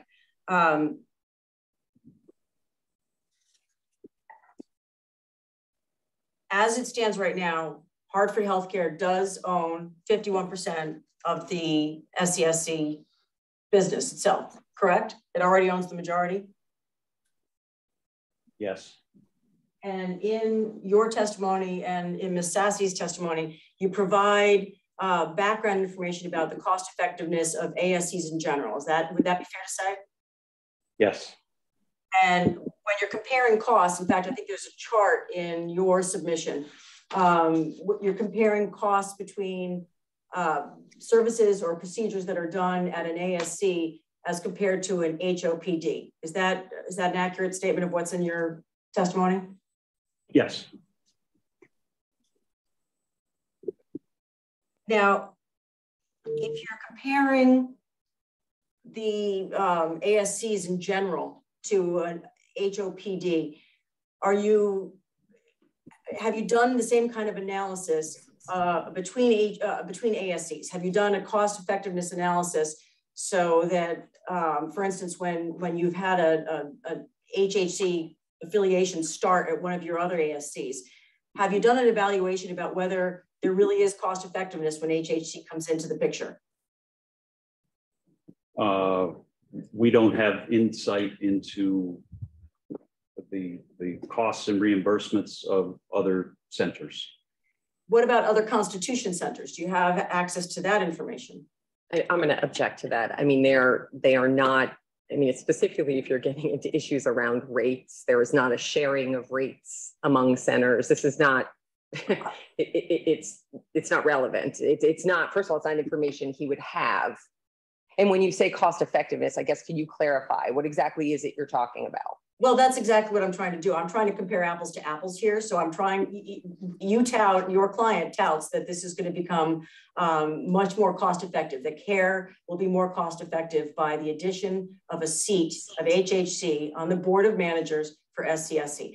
I'm trying to understand what HHC brings to the table that will improve cost effectiveness. And what I see in the submissions are comparisons between the costs of an ASC and comparisons with a COPD. We all know, I'm here representing an ASC. We all know that the costs it's much more cost effective than a hospital stay or procedures in an HOPD. My question is between ASCs that provide the same services, do you have a sense of what cost savings Hartford Healthcare would bring to the table as compared to other non-affiliated ASCs? And I believe they've talked, you are correct, you testify about the general comparison, but they've talked to the cost effectiveness. You're trying to tie it directly to the board seat, that having the board seat, and both have testified, gives them that assurance, that guarantee that they can move forward with their mission to bring more lower cost access points into the community, so that patients in that community have access to an ambulatory surgery center, which we all agree is a lower cost site of care within a clinically integrated health network like HHC. That's the testimony that I believe they've both given. Okay, so if you're looking for something beyond that, I think you need to ask more specific questions. Okay, so what I'm understanding from Attorney Fusco's testimony is that this is a matter of Hartford Healthcare has the resources to bring more ASCs into the community. So you allow more cost-effective opportunities within a community. My question is how does Hartford Healthcare's involvement with an ASC reduce costs of healthcare among other ASCs in the same service area? How does it bring cost effectiveness? Or Is the opposite likely to happen? I want to know when Hartford Healthcare has come into other ambulatory surgery centers and taken over control, have the costs gone up as a result of that acquisition? That's a fair question. And I would like to, if I can just clarify, I would just like to know what you mean by cost. Let's talk about rates. Let's talk about payer rates. Okay, well, I'm going to instruct my client not to respond to any questions asking him to compare payer rates at different centers. He's not allowed to do that. That is not information that can be shared publicly. To the extent that he even knows, it cannot and will not be shared. I'm not asking for specific rates. I understand. Not even relativity. It can't be done. And you understand why it can't be done. I assume you understand. I understand why you don't want it to be done, but I don't understand how that that's a huge factor under 19A-639, which is the overall impact on cost effectiveness of access to medical care in this community. We're all ASCs. That's not the issue. The issue is how is Hartford Healthcare going to impact cost among ASCs in the service area? That's a fair question. If they're going to drive rates up, that's a fair question. That is exactly why we are here. But I will say you're asking him to share information that, first of all, he may not know, but that in sharing it in the way you're asking could violate antitrust laws, okay? They are in conflict with the CON statutes here. So asking him to make a comparison of rates between different HHC joint ventures and non-affiliated CSA centers creates tons of issues, and I will instruct him not to answer those questions. Attorney Shuka, I'm going to turn it over to you. So if we ask for a late file for some of the rates and the cost information for those other facilities that HHC has a joint venture in, would that be acceptable to you, Attorney Fusco?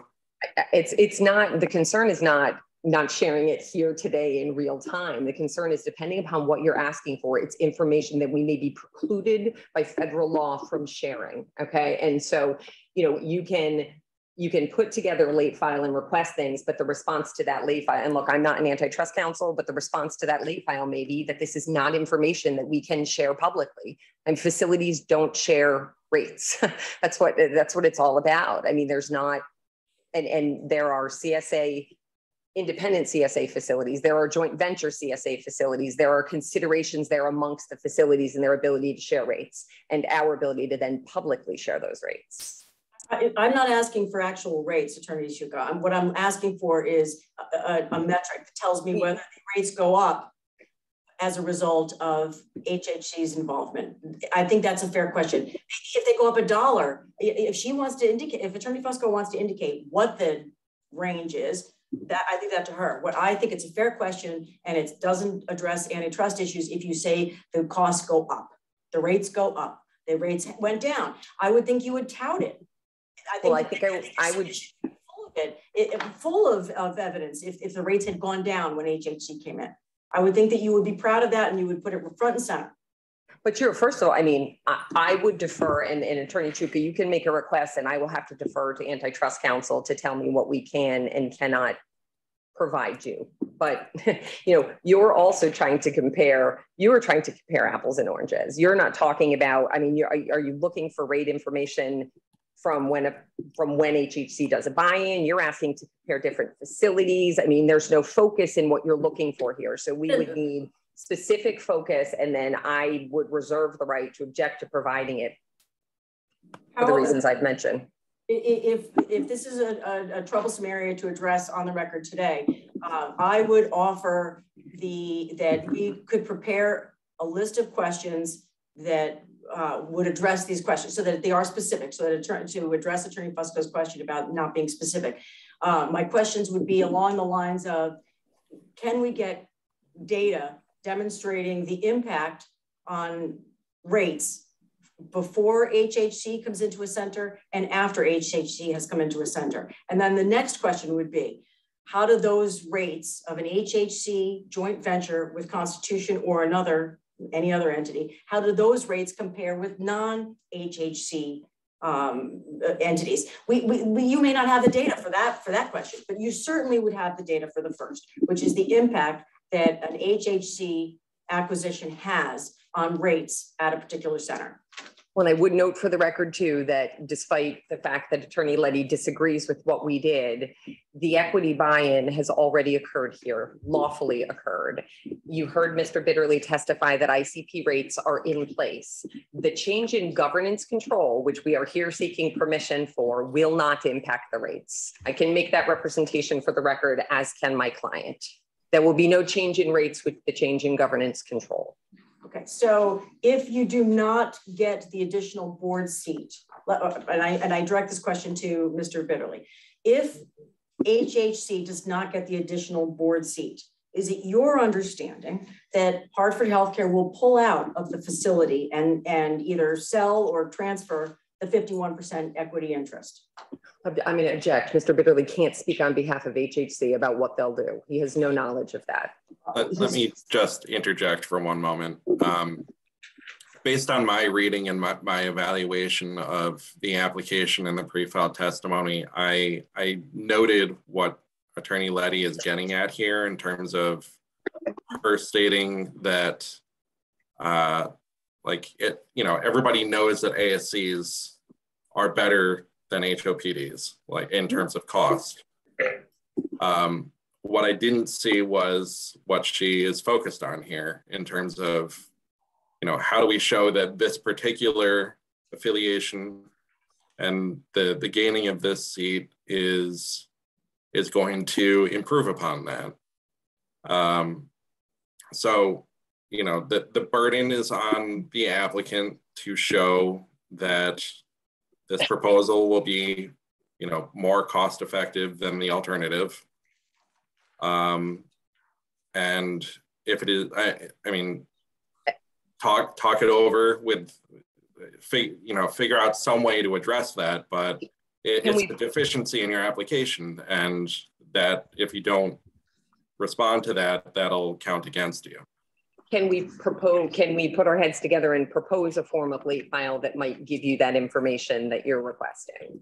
I need time to confer with other counsel and individuals within HHC to determine how we can best provide you with information that supports that position. Given the nature of what we're asking for and the fact that you're not an antitrust attorney, I'm fine with that.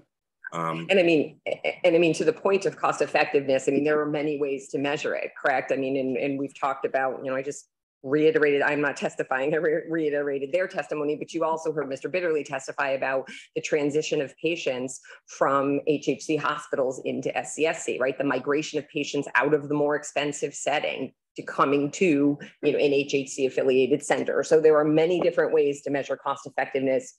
It's not just rates, but we can put our heads together to see if there's some summary we can provide you that would give you comfort there. That would work for me.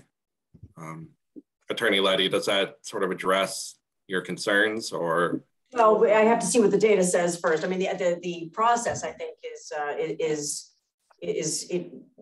let's see what we get. We'll have to see what the process looks like, because I'd like to be able to get an answer.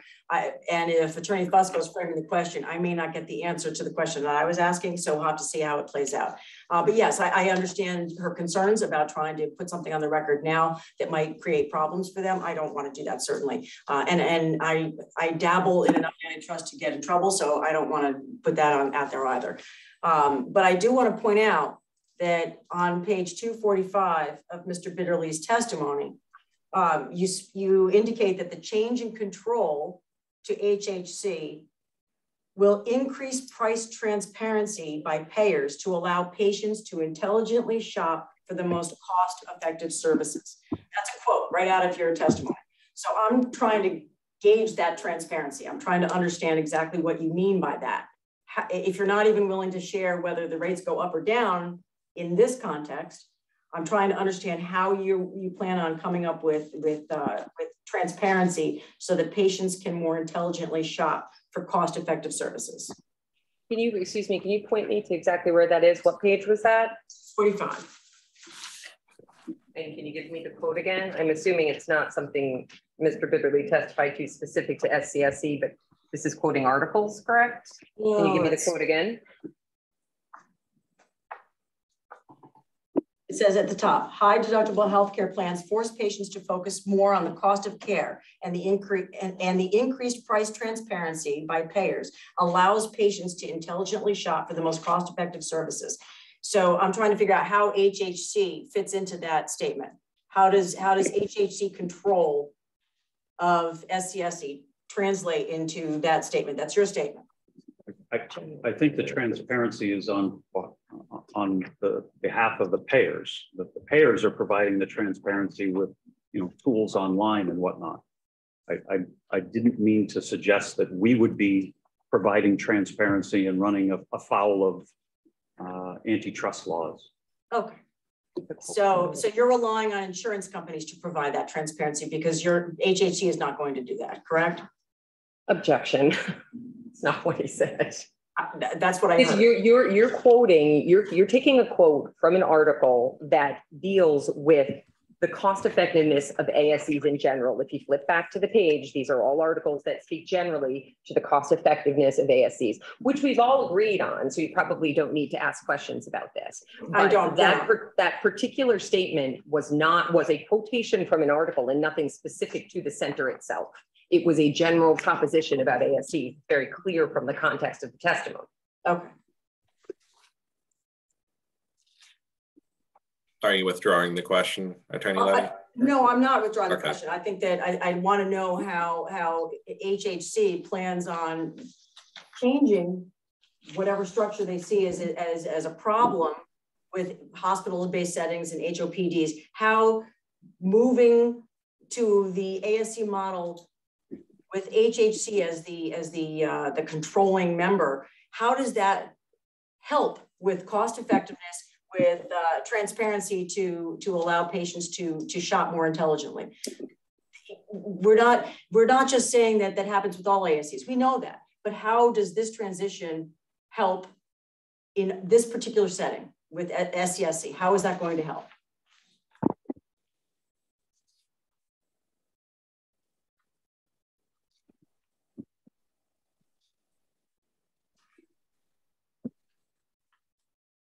I don't know how to answer. I'm confused by the question, on and I'm not sure if Mr. Bitterly is the right person to answer it. I mean, are you? Oh, that's fair enough. If he's not the right person to I'm trying to understand what's going to happen to costs as a result of this transition. You're telling me that because Hartford Healthcare or ICP has already taken over most of the contracts belonging to SCSC, that any increase, decrease, or no change is already built into the system. I'm trying to understand why would you put something in there about that, about transparency of pricing and about cost effectiveness, if you're not willing to talk about it here today. That's what I'm trying to say. You're not willing to make a commitment that this transition is going to somehow maintain or even reduce the cost of care at SCSC.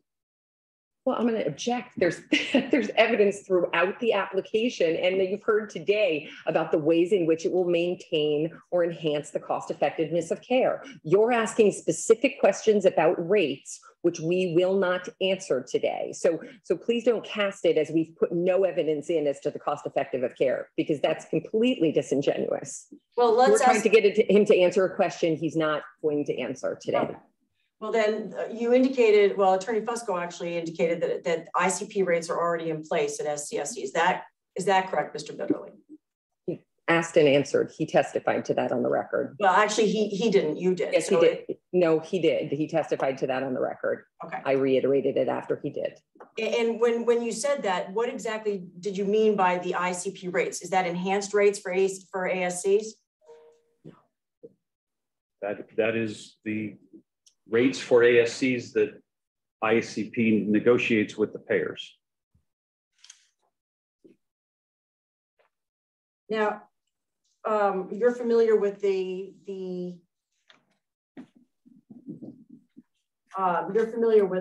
application, correct? The kind of application in this case?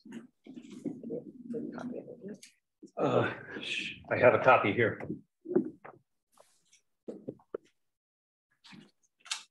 And you indicate in talking about the HHC's financial assistance policy on page 7, you talk about the financial assistance policy. Are you familiar with the HHC financial assistance policy? Broadly, yes.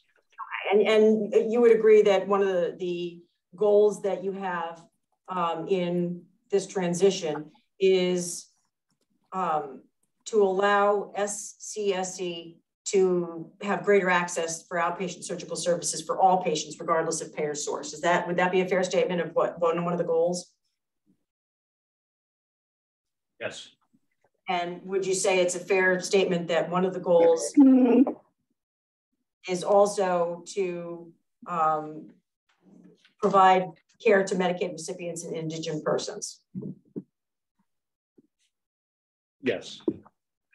Now, in the application, you projected that only 1% of Medicaid, you projected a 1% Medicaid payer mix. Do you recall that in the application? I do. And then yesterday in the rebuttal testimony, you indicate that SCSE now has a Medicaid payer mix of 7.7%. Is that correct? Yes. And that's within the first 9 months of operation as an open center, correct? Yes.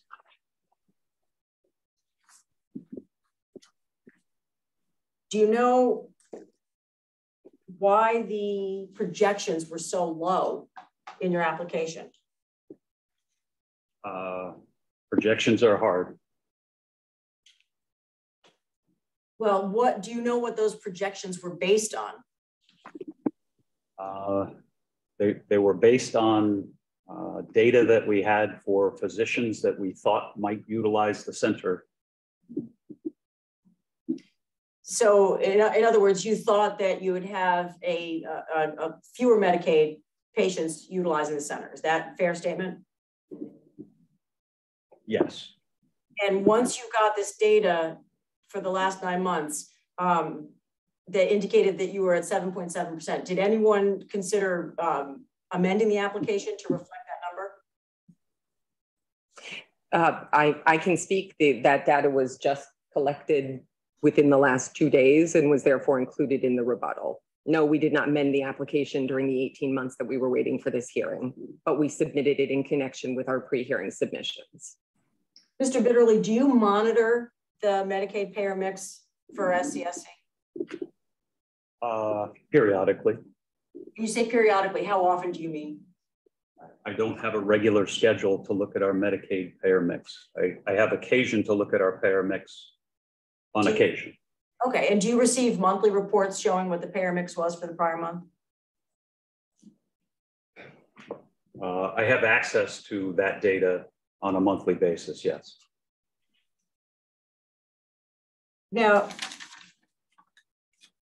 is there, when SCSE opened its doors in October of 2021, was there a ramp up in terms of securing Medicaid, Medicare, and commercial insurance participation? Is there a ramp up? You didn't open the door with fully participating payers, correct? Correct. Okay. And so can you tell me, give me a basic timeline of that process of bringing on payers for SCSE from October when you opened the doors through the first, it's only been 9 months. So how long did it take you to integrate those payers? It took a different length of time for every payer. I don't have a good way to characterize how long, but yes, there is a ramp up where you can participate. Do you recall whether Medicaid was one of the earlier of the payers that SCSE was approved to accept? That's likely. Okay, so when you look at the numbers for the first 9 months, you're factoring, there is a ramp up period where you're not getting as much commercial payer patients as you might ordinarily expect over the course of, say, 5 years. Is that fair to say? Probably. Okay, so would you agree that when you're looking at the payer mix for this 9-month period, that the numbers are probably pretty skewed by the fact that Medicaid was one of the earlier payers that SCSE was approved for? I object to the characterization and let Mr. Bitterly testify. Yeah, I don't know what you mean by pretty skewed. Well, let's use plain skewed, not pretty skewed. Would you say that those numbers, when you say 7.7%, is it possible that number is an aberration precisely because you had Medicaid approval early on in the process? So the only patients you could see early on in the process were Medicaid patients.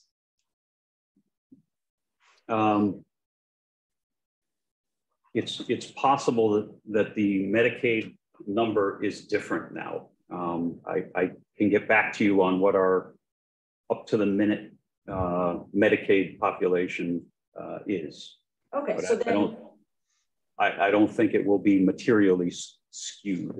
Okay, so my question then, I think you partially answered my question. You anticipate, well, let's back up. Do you have all of the payers on board now, the commercial payers that you have been working with? Everybody that SCSC wants to be working with in network? All of the major payers, I would say, yes. Okay, so if I looked at the numbers, the payer mix for July of 2022, would the payer mix still reflect 7.7 Medicaid? I don't know that. And who would know that? Given that we barely closed July, I'm not sure anybody would know that. Fair, that's a fair question. How about June? Would we have a sense of what the payer mix is for June of 2022? When did you pull this? In June, the Medicaid payer mix was 6.1%. Okay, so it dropped from the 7.7. Is that fair to say? Objection. Go ahead. 7.7 is a blended average over time. It's going to go up and down every month. Okay, well, right now, do you know what the payer mix was for Medicaid in month 1? You have something in front of you that demonstrates what the payer mix was let's take October wasn't a full month, November 2021. What was the payer mix that month for Medicaid? Can we get back on this? I would. If you don't have it there, if all you have is what you got in June, then you can't answer. Well, if I'm going to put it onto the record, I want to make sure what I want to make sure what I'm looking at. I'm going to object. I mean, he's looking at it. He's looking at, I think, internal notes, and he wants to verify those before he puts them on the record. The 7.7 is a verified blended average number, but month by month, I think he needs to verify. Okay, and so I'd ask that be also something that can be done as a late filing, because we got the late filing yesterday of the rebuttal testimony touting 7.7% Medicaid payer mix. And we're trying to understand whether that's now going to be the average that they expect with the transition to HHC, or whether it's an aberration because it started at 22% back in November and has been dropping since then, so that when you take the average, you get 7.7. I'm trying to figure out, I got projections of 1%, actuals of an average over 9 months of 7.7. I'm trying to figure out where HHC and Constitution expect this to land. I understand, and I'm fine with doing that as a late file. And we can renew. Yeah, we can renew those Medicaid projections going forward based upon what we've seen historically in an analysis of any of those trends Attorney Letty is speaking with. In terms of trends, what I think the actuals to me are a lot more telling. I think that we want to know, the center's new. It's been only up and running for 9 months, so the data is very limited to that period of time. I would much prefer to have the data relating to the specific facility for that period of time, just so we can evaluate for ourselves whether that's an accurate number. And actually, more importantly, so that you can evaluate whether that's an accurate number. We can just do it month by month that they've been open.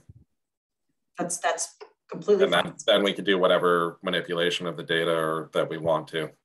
Okay, and actually, while we're on, if we're going to do that, we would also like to understand how many cases there were per month, so that we understand that we're comparing. You know, if you've got 10 cases one month and they're all Medicaid patients, and that's all you had, then you're going to have 100% that month. So I would like to know how many cases that we're talking about as well.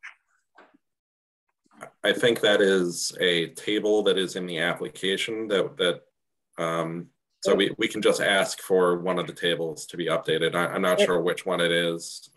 Yeah, I'm familiar. We can update That's fair. That. Thank you. We would appreciate that. Based on the data that you have for the first 9 months, is the percentage of pain management still at the projected 65%, 2/3? No. What's the percentage of pain management at the facility?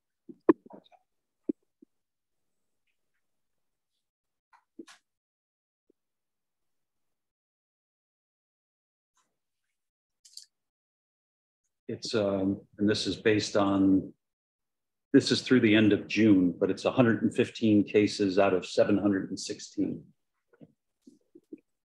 So can you, I'm sorry, can you give me the numbers again? 16%. 16%, okay. And do you know why the pain management utilization is at where it is? We are having more trouble than expected migrating pain procedures or attracting the physician who's going to do, the physicians who are going to do the pain procedures. Do you have a breakdown of utilization by specialty for all 9 months at the facility? I'm just going to object and ask what the relevance of this line of questioning is to the change in governance control. We're trying to, the change in governance control does not, nor did the change of ownership project any change in case volume directly related to the transfer of ownership. Like, this is a line of questioning that has to do with a de novo facility and whether everything that was in your client's testimony about whether they're able to meet their volume projections. That has nothing to do with the transfer of ownership that was expressly stated would not impact payer projected volume. Well, to the extent that you have different specialties, and some specialties are more utilized by Medicaid patients as opposed to commercial insurance, commercial payers, I think that's directly relevant. I think that we can understand what the payer mix is going to be in the context of the utilization of the facility of the various specialties. I think that that goes right to whether or not there's cost effectiveness, whether there's access. It all goes into the same mix. I disagree. Like, you're talking about whether the facility is cost effective and whether the facility provides enough Medicaid based upon its specialties. This is not a CON about the facility and the establishment of the facility. It's about the transfer of ownership and governance for an equal share to HHC and how that might impact Medicaid. It has nothing to do, this is not a de novo CON for this facility. Okay, well, and you're right, that's a separate question for a separate day. But then my question is how does the transition from 2 board seats to 3 board seats for HHC, how is that going to impact the number of Medicaid recipients that will be seen and treated at your facility?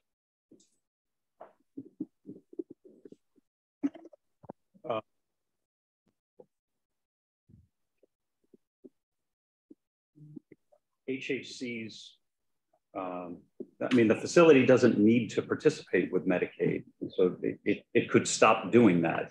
HHC being having balanced governance ensures that it'll stay that way. So I guess the answer is I don't think HHC buying in will increase the number of Medicaid patients. You're seeing HHC's influence in the policy currently. But when you say we're seeing the influence, we don't know what the trend is at this point, though, right? You were projecting 1%, then you came in with 7.7. Now it's the last month that you have available is at 6.1. So you don't really know what the trend is, whether HHC is helping or not. Is that accurate? We will we'll have that data. Okay. As I sit here, I can't answer your question. Do you know roughly how many of your commercial contracts are in network right now? I think I said that we're in network with most of the major payers. And are there any that are out of network at this point? Not a material payer, no. So if I get this straight, you already have access to ICP and most of your contracts have been migrated over to ICP. You have HHC as a 51% owner in the equity. You're in a building that was financed by HHC, but the addition of this board seat is going to change everything for the better. Is that basically why we're here? It's going to, the addition of the board seat is going to keep the plan what it is. The plan will not deteriorate. Okay, so did that suggest to me, if the plan is to keep HHC in the mix because so it doesn't deteriorate, that suggests to me that if this app is denied, that HHC may very well pull out and leave you guys alone. Objection. I asked that question before. I've objected to it before. Mr. Bitterly's not going to answer what HHC will do. If I could have 5 minutes, or what time is it now? 20. If I could have 5 minutes, if we could take a break, I will see if I can wrap this up for my cross of Mr. Bitterly before I move on to Ms. Sassy, if that's okay with you. Let's do 10, if that's okay with everyone, so we can come back at 12:33. That's fine.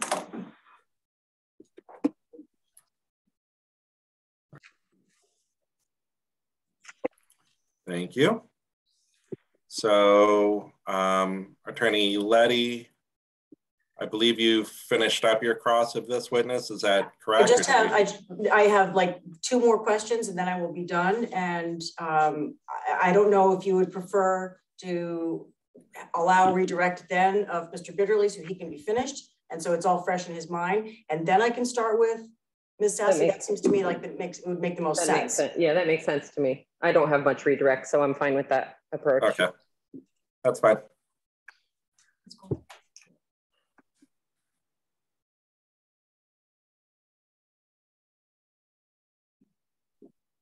Okay. I just have a couple of very quick questions for you, Mr. Bitterly. I don't know if you had an opportunity to look at the document that was uploaded by OHS yesterday, the all payer claims document. That was this morning, just to clarify. This morning. I don't know if you had an opportunity to look at that. No. Are you familiar with the all payer claims data that is maintained by OHS? I understand the concept. Okay, but you haven't had a chance to look at the data that's in there about costs and prices for services in the area. Correct. I have not had a chance to look at that. And to be frank, I haven't had much of an opportunity to look at it also. I think that Attorney Chuka, this goes to the questions that we were asking before about the rates and about the cost issues. And I'm wondering if you would indulge me in allowing me to submit a few questions about the data that's in the submission that was uploaded this morning that we can direct to Mr. Bitterly that would be in the same lines as what we had discussed earlier about cost data and about the data that for comparing the ASC data. We can do it sort of question by question. And certainly, Mr. Bitterly, if you don't know the answer, I'm not going to require that you provide one. So, and if you want the opportunity to review the APCD data that was uploaded, we're not going to expect anything unreasonable of you right now. Thank you. So I just have a couple of questions, and if you don't know the answer, that's fine. And that's why I offered this other alternative, which is to deal with the any questions or analysis of the APC data in a late filing. Do you know whether the ACP data that was uploaded includes data regarding the costs or the prices of care at any HHC affiliated ASC? I do not know that. And do you know where on the data that's presented, do you know where on the scale of most expensive to least expensive any HHC affiliated ASC falls on that data? I do not know that. Do you know whether any data on HHC affiliated ASCs is maintained in the APC data that OHS has for any facility, not just the ones in the service area? I do not know that. Okay. And I'll just, I let Mr. Bitterly answer, but just to note for the record, Mr. Bitterly does not work for HHC. He's not a representative of HHC. So understood. You're asking questions about HHC affiliated centers that wouldn't necessarily all involve Constitution. So, okay. Well, in terms of Constitution ASCs, are you familiar with the data that's maintained in the APC for Constitution owned or operated ASCs? No. Okay. What I will ask similar questions of Ms. Sassy, and depending on how that works, maybe then we can discuss possibly asking a few questions about the data as compared to the data that we're going to be talking about, whether they can provide it to us or not. Maybe as part of a late filing, we might be able to do something like that. But other than that, I am done cross-examining Mr. Bitterly. Okay, thank you. Attorney Fosco, you said you had just a little redirect for him. A few redirect questions. So, Mr. Bitterly, you were asked some questions about, what it means to assume that additional seat on the board and board control. And one of the questions Attorney Letty was asking was about whether you'd seen any instances in which there was a dispute that couldn't be resolved on the board. Just to put a finer point on it, if the SCSE board isn't controlled equally by HHC Surgery and SCSE Holdings, can HHC Surgery be guaranteed to work collaboratively with the physician holding company? No, not necessarily. And although you have not seen any instances during this, we'll call it a honeymoon phase when the facility has first opened, it's entirely possible that there could come a time where interests conflict and the need for shared governance exists. Absolutely. Okay.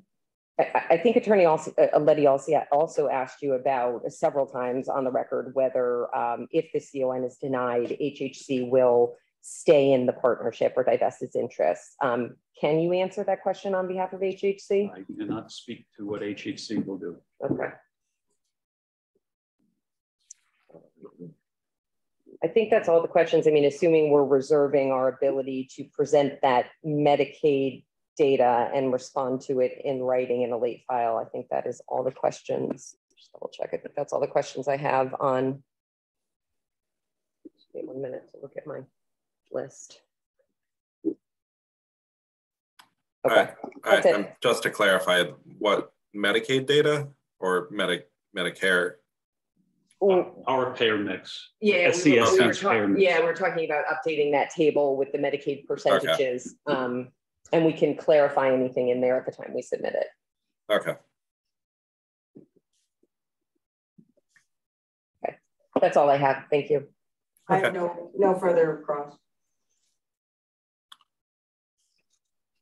For him or for anyone? No, I've we're ready to go with Ms. Sassy. She's ready. Okay. Ms. Sassy, are you ready to proceed with your cross-examination? Yes. Excuse me. Yes. Okay. Do you want to get some water or anything? No, I haven't, but thank you. I swallowed wrong, but I'm okay now. Do you want another bottle, Donna? Another bottle? No, I'm good. I'm good. Thank you, though. Okay. Hi, Ms. Sassy. As you may have heard, my name is Lori Letty, and I'm an attorney representing Wilton Surgery Center. And I'm going to be asking you some questions today, just as I did with Mr. Bitterly. My first question relates to the line of questioning that Ms. Fusco did on her redirect with Mr. Bitterly. she asked whether there was any guarantee that the current board makeup, 2 seats to HHC, 3 seats to SCSC, whether there was any guarantee that the 2 sides would work collaboratively going forward. Is it your understanding that there's no guarantee right now that the 2 sides would work collaboratively? Could you restate your question again, please? I'm sorry. Sure. Part of the reason, let me rephrase the whole thing. The CONAP here is to transfer an additional seat or to give an additional seat to HHC. Is that correct? Correct. So that they would have equal seats. So right now there are 5, 3 and 2. They'll add a 6th seat, which will go to Hartford Healthcare, and they'll be equal. Is that correct? Yes. And the selling point of doing that is to allow HHC and the other members of SCSC to have equal control over the business and operations of SCSC. Is that your understanding? Yes. And is there any concern from the HHC side that has 2 seats now? Is there any concern of Hartford Healthcare that they will ever be in a position where the other 3 seats are going to overrule them on some sort of decision, where a conflict would arise? Well, it's always possible. It's always possible. Now, but Hartford Healthcare does own 51% of the entity. Is that correct? Correct. That's a majority ownership interest in the facility. Correct. And Hartford Healthcare paid for the building that everybody's housed in, correct? I don't have first-hand knowledge on that. Okay. Do you know whether Hartford Healthcare financed the renovations to the building where SCSC is located? Once again, I do not have direct knowledge of that. Okay. Well, I asked Mr. Bitterly some of those questions before, and she indicated that you would know the answers. The cost for HHC to buy in was $1.6 million for the 51% interest. Is that correct? I cannot validate that. I was not part of that. No. Okay, so I do not have firsthand knowledge on that. Okay, so you don't have any idea of whether HHC has made any additional financial commitment to the facility other than the $1.6 million? I do not have any firsthand knowledge of that. Okay, and you don't even know whether that $1.6 million is an accurate figure? Correct.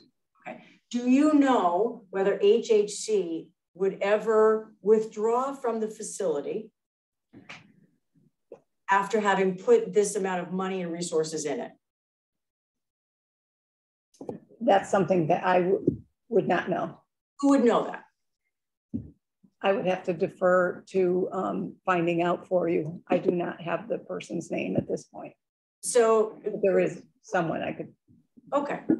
So you've got a CONAP before OHS seeking to have this additional board seat given to HHC. And my question, I asked Mr. Bitterly several times and he said he didn't know. My question is what happens if the CONAP is denied? Do you have a sense of what HHC's plan would be for the facility if the CONAP is denied and it does not get the additional seat? No, I don't at this time. Okay. And so you don't know whether there's any financial leverage that HHC has over the other 3 board seats to make decisions in operating and running the facility. Again, I'm going to object. I feel like we're going back down the road of whether they have control of the facility, which is the subject of the inquiry. And, and I will also note for the record that they may not have a plan or understand exactly what they would do if the CON is denied. We are moving forward with the CON proceeding on an assumption that it will be approved because we've met the statutory decision criteria. So, I mean, you can look at Ms. Sassy's resume. She's a quality person. She works in partnership integration. She would not be one who was involved in making those decisions, nor would anyone at this table. Okay. Well, I'm not disparaging Ms. Sassy in any way. And I think that the decision of whether or not HHC has met the qualifications is not HHC's decision. That's Attorney Shuka's decision. So Obviously. and we're here to test that and to determine whether you have in fact met the standards, the criteria. So I'm trying to understand that if there is a possibility that the CONAP would be denied, my understanding is what would that mean for this facility? And what I understand, and if you don't know the answer, Ms. Sessi, that's totally fine. I'm just asking what I think is a fair question. And if you don't know the answer, that's fine. Correct. I do not know the Okay. answer to that question. And if I heard Mr. Bitterly correct, SCSC has already been migrated, its contracting has already been migrated over to ICP. Is that accurate? I'm not involved with that contracting service. Okay, you work with partnership between Hartford Healthcare and other ASCs, is that right? Correct. And as part of that partnership, figuring out what services they will share and what services won't be shared? I don't understand the question. Well, one of the things that you indicate in your testimony is that there will be a sharing of resources. HHC has these resources and has access to resources that they would be sharing with SCSC as a result of the additional board seat. Do you recall that? Yes, I do. We would share resources at any time as we did through COVID. So okay. If we can help our partners in the communities, that's what we do. So okay. It's part of our responsibility. Okay. To improve, patient care. And you would do that as a 51% owner in SCSC. Hartford Healthcare would do that whether they had the extra board seat or not. Isn't that accurate? I can't speak to anything in the future. I don't know the situation, so I really can't speak to that. So you can't say, can you imagine a situation where Hartford Healthcare would actually say, we're not going to worry about the quality of care at this facility that we own 51% of? Object, and you can answer. Yeah, that is our role, whether we have, 2 seats or 3 seats, but it's more about having the voice for that patient and being able to be there when decisions are made and have that perspective on that decision. And, okay. And your understanding is that the board seat is necessary to accomplish that because the financial commitment that HHC has made to the facility is not sufficient to guarantee that voice. I can't speak to the financial situation, but I can speak to the goal is to improve the health of our patients within the communities of which they live. And that's our mission. And, we sit at that board to represent that. And we can't influence it, with 2 seats, as well as we can with equal board representation. Does HHC have any concerns or issues with the way Constitution has been managing the facility up to this point? Not to my knowledge. Does HHC have any concerns about the quality of care that the facility has been providing under management by Constitution? Quality is a journey, depending on what is the situation and, current practices, changes in practices, our community needs. So quality is a journey. So, it is not stagnant. Okay, so HHC, you think it is better equipped to handle that journey than Constitution is? HHC has more resources and experts within many of the specialties of which patients need access to. We talked about it being an integrated healthcare system made up of all of those pieces, acute care, behavioral health. So the depth of our resources are much deeper than a freestanding ambulatory surgery center. Because HHC already owns a 51% interest in the facility, wouldn't SCSC already have access to all of that, to all those resources?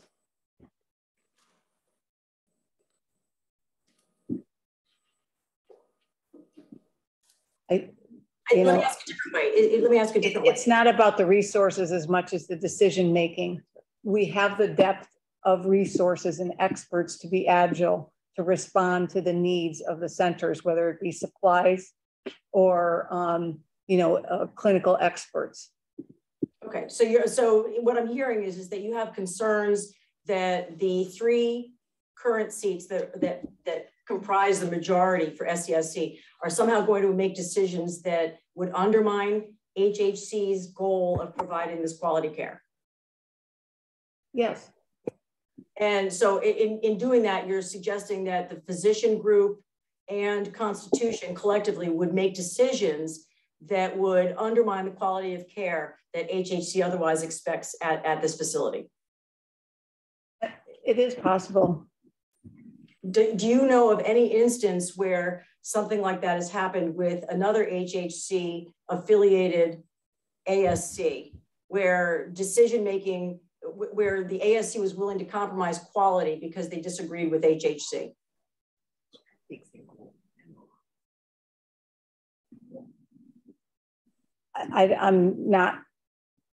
I'm not sure I should be speaking about another facility when we're here to talk about the CON.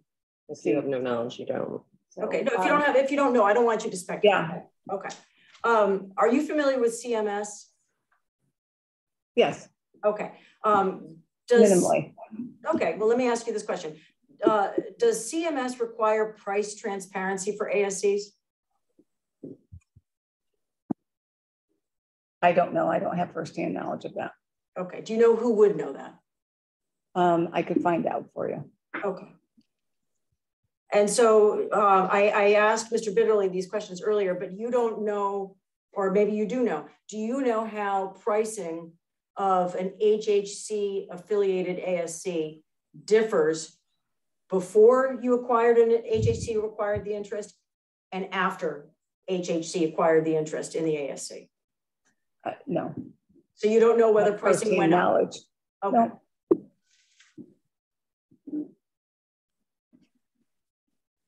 Do you know how many classes of membership there are at SCSC? No. Do you know whether there are different classes of membership at SCSC? I know that there's different classes of membership, yes. Okay, and do you know whether there is a difference in voting rights for each different class? Yes. Yes, to the best of my knowledge. Okay. Do you know what class HHC owns in SSC? No, I do not. And do you know what class membership the remaining parties, Constitution and SCSC, have in SCSC? No, I do not. So you don't know whether the differences, you indicate that there are differences between the classes, correct?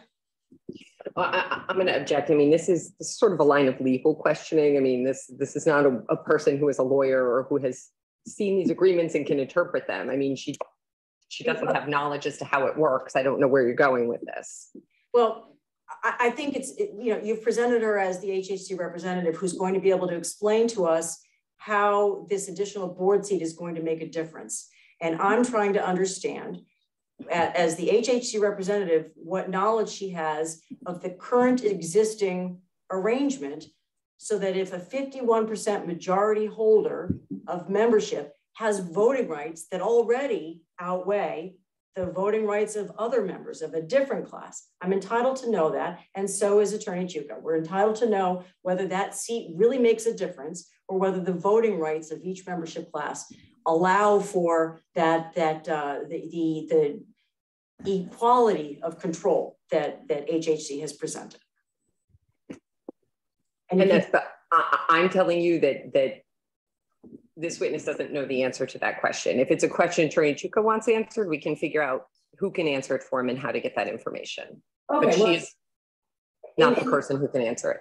Okay, and I was trying to get some information from Mr. Bitterly also about, that's why I was asking about the contracts, because we're trying to understand what the relationship currently is, because it is an unusual situation where you've got a minority of seats held by a majority owner. And so I'm trying to understand, does the contract as it exists today, which we have never seen, already provide HHC with the type of control or voice that they're looking for through this board seat? I think that's a fair question. And Ms. Sassy said she cannot answer that question for you. Okay. Can Mr. Bitterly answer that question, since you would not allow him to discuss the contracts before? Let me see if he knows the answer. Give me a moment. She's gonna tell him the answer.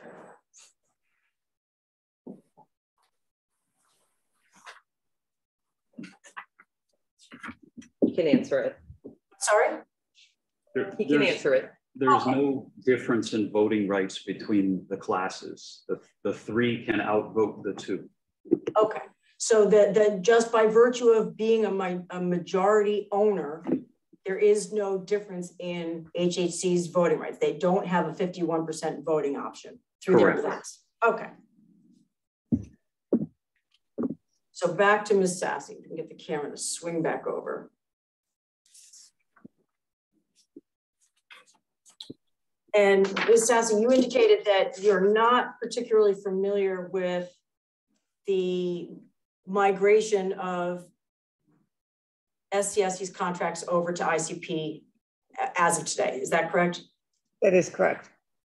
Now, but you did testify in your pre-file and at the opening of the session, you talked about the improvements that HHC anticipated making at the facility. Do you recall that kind of testimony? Yes. And you talked about how the relationship between HHC and SCSC enhances the quality of outpatient surgery at that facility. Is that right? That is right. And my question to you isn't that already happening today? Once again, if we look at it as just without the healthcare system support and management of that patient's care continuum, if we look at a patient just to go to have surgery, it's been noted to be, that's our fragmented care. There's lack of communication with the communities of which the surgery is being done, as well as the providers. We elevate the practice of, the care of our patients through our integrated healthcare system, offering them any options along the continuum of their lifespan. This is not just about improving the care of that one episode. Okay. This is about caring for the patient in total. Does SCSC have access to that resource now, though? Don't they already have access to that? You're talking about fragmented. Don't they function as an integrated part of HHC already? Right now, to some level, yes. Okay. What's going to change? Why is that board seat necessary to take it to a different level? I'm going to object as it's been asked and answered. I'm asking because I haven't got an answer yet. She's answered it twice already. If you can answer it. Yeah. Oh, go ahead. Go ahead. You can. It's about having a voice where the decisions are being made. Okay.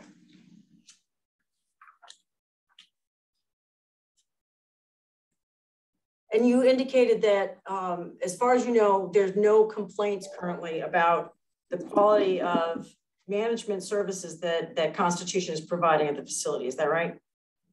Correct. Do you know what the plan is for Constitution's role if the CONAP is granted and HHC picks up the 6th seat? Can you clarify that question? In the event that the CONAP is granted and HHC has the extra seat, the 3rd seat, do you have an understanding of what Constitution's role will be in managing SCSC going forward? They will continue to manage SCSC as they do today, the day-to-day operations. Okay. And are there any benefits that HHC plans on providing for that management that would be a direct result of this additional seat on the board? During my opening, I did share with you about Epic and sharing the cost of Epic, the platform that, you know, puts the patient, it's a comprehensive electronic medical record for the patients. And so we would share that. That is a benefit for sharing the cost for that. And we also have, once again, a large amount of resources, experts in the field. We have institutes. They could participate in our councils. So there's a lot of, you know, support that we can give them, as well as expertise, which will allow them to be more agile instead of having to do the research themselves, having to seek out experts by themselves. And that patient will be served better, you know, as far as time-wise. Is that not happening now? Are you saying that right now, the doctors, the physicians at SDSC don't have access to those resources? You know, they do, but it's more of, you know, when, you know, it could be situational, and we want this to be part of their everyday, you know, we want to collaborate and create a sustainable model, and we can't sustain a model that, you know, one doctor wants to do it today, maybe not tomorrow, and that we could represent the patient and make sure that that level of care is provided to all patients. So the day-to-day care of patients is done at the facility with Constitution and the physicians. Is that accurate? Correct. And the board is not making decisions on patient care. Is that correct? I would object. I mean, are you saying, are they making actual clinical decisions, or are they making decisions that drive patient care? Those are two different questions. Let's do both. Let's take each one at a time. Okay, which one are you asking first? Is the board involved in clinical operations or clinical decision-making for patients? If you know. I don't believe so. Okay, so the addition of a board seat for HHC is not going to affect the day-to-day clinical decision-making on behalf of patients, correct? Well, we do review policies and procedures there at board meetings. That's part of the process that they use. So we do impact patient care. Prior to those meetings, they could resource our policies at HHC and make sure that we standardize that practice. So it is important for the quality of care that we provide, and for standardization and reducing variability from our patient walking into an ASC as opposed to an acute care hospital, and making sure the level of care is at the same quality. Would you describe the situation at SCSC now as fragmented, even though it's already 51% owned by HHC?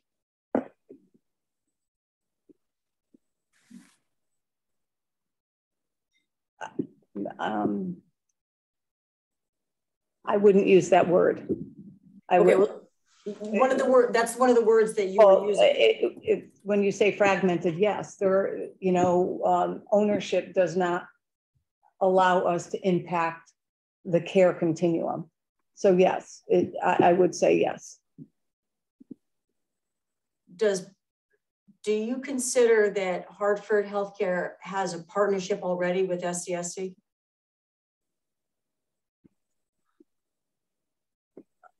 Yes. Do you know if SCSC has its own lease for the space in the building? I do not have firsthand knowledge of that. Who would know that? Would Mr. Bitterly know that? Yeah, yes, Mr. Bitterly can answer that question. SCSC subleases that space. From whom? Hartford Healthcare, who master leased the building. Okay. Does SCSC pay rent to Hartford Healthcare? Yes. If the board seat is not transferred to HHC, is there any risk that you would lose your lease at this facility? No. Sorry. Objection, you can answer. No, I don't believe there is any risk. Okay. I'm going to ask you to indulge me, Attorney Chuka. If we can go on our lunch break now, that will give me some time to regroup. I don't believe I have any additional questions for Ms. Sassy, but I would like the opportunity to just, collect my thoughts and make sure that I'm finished. And then we can come back and I can let you know if I do have any questions. It would be 5-10 minutes, but I just want to make sure that I've covered everything for my client. That works for me. Attorney Fosco, are you okay with that? Yes, absolutely. That works for me. No problem. And would the 45 minutes, would coming back at 2 o'clock work for everyone? I think so. Yes. Okay. I know the last hearing, people just wanted to cram through and get it done as quickly as possible. So, no, understood. Okay. Let's say 2 o'clock then. Great. Thank you. Thank you. Ida, you can. Thank you for starting the recording. So I believe we left off with Attorney Letty wanting to confirm that she was done with her questions. So Attorney Letty, have you had an opportunity to do that? Yes, I have, and I am done with my cross-examination, and I wanted to thank Ms. Sassy for her testimony. Okay, thank you. So now we're going to move on to. Can I ask just a few redirect questions? Oh yeah, I'm sorry. Sorry, I thought Absolutely. It was muted. That's what happens when you take a break. That's right. lose all track of everything. Sorry, I just wanted to ask a few redirect questions of Ms. Sassy. Ms. Sassy, you're talking a little bit during cross-examination about, obtaining that third board seat and what it means. Are you aware, has OHS approved this type of model for other HHC CSA joint ventures, one where you have 51% ownership and governance control? Yes. Is that basically how all of those JVs operate? Yes. From an ownership and governance perspective? And so as far as, all of these integration and standardization you've been talking about, the things that Attorney Letty was trying to get you to distinguish between what you do when you own and what you do when you govern, is it fair to say that you were engaging in that level of integration and standardization because you believed, consistent with, OHS's approval of all of these joint ventures, that would be the end result of this CON, and that you were moving toward full integration and governance control? Yes. Okay. And could you tell us, and I mean, this question may have been asked of you, but could you tell us some of the things that might happen from your perspective if you didn't get that third board seat, if HHC wasn't allowed to assume equal governance control? Yes, any decisions, whether they're clinical or financial, brought to the board could be voted down. For example, the electronic medical record, EPIC implementation could definitely be voted down because of cost.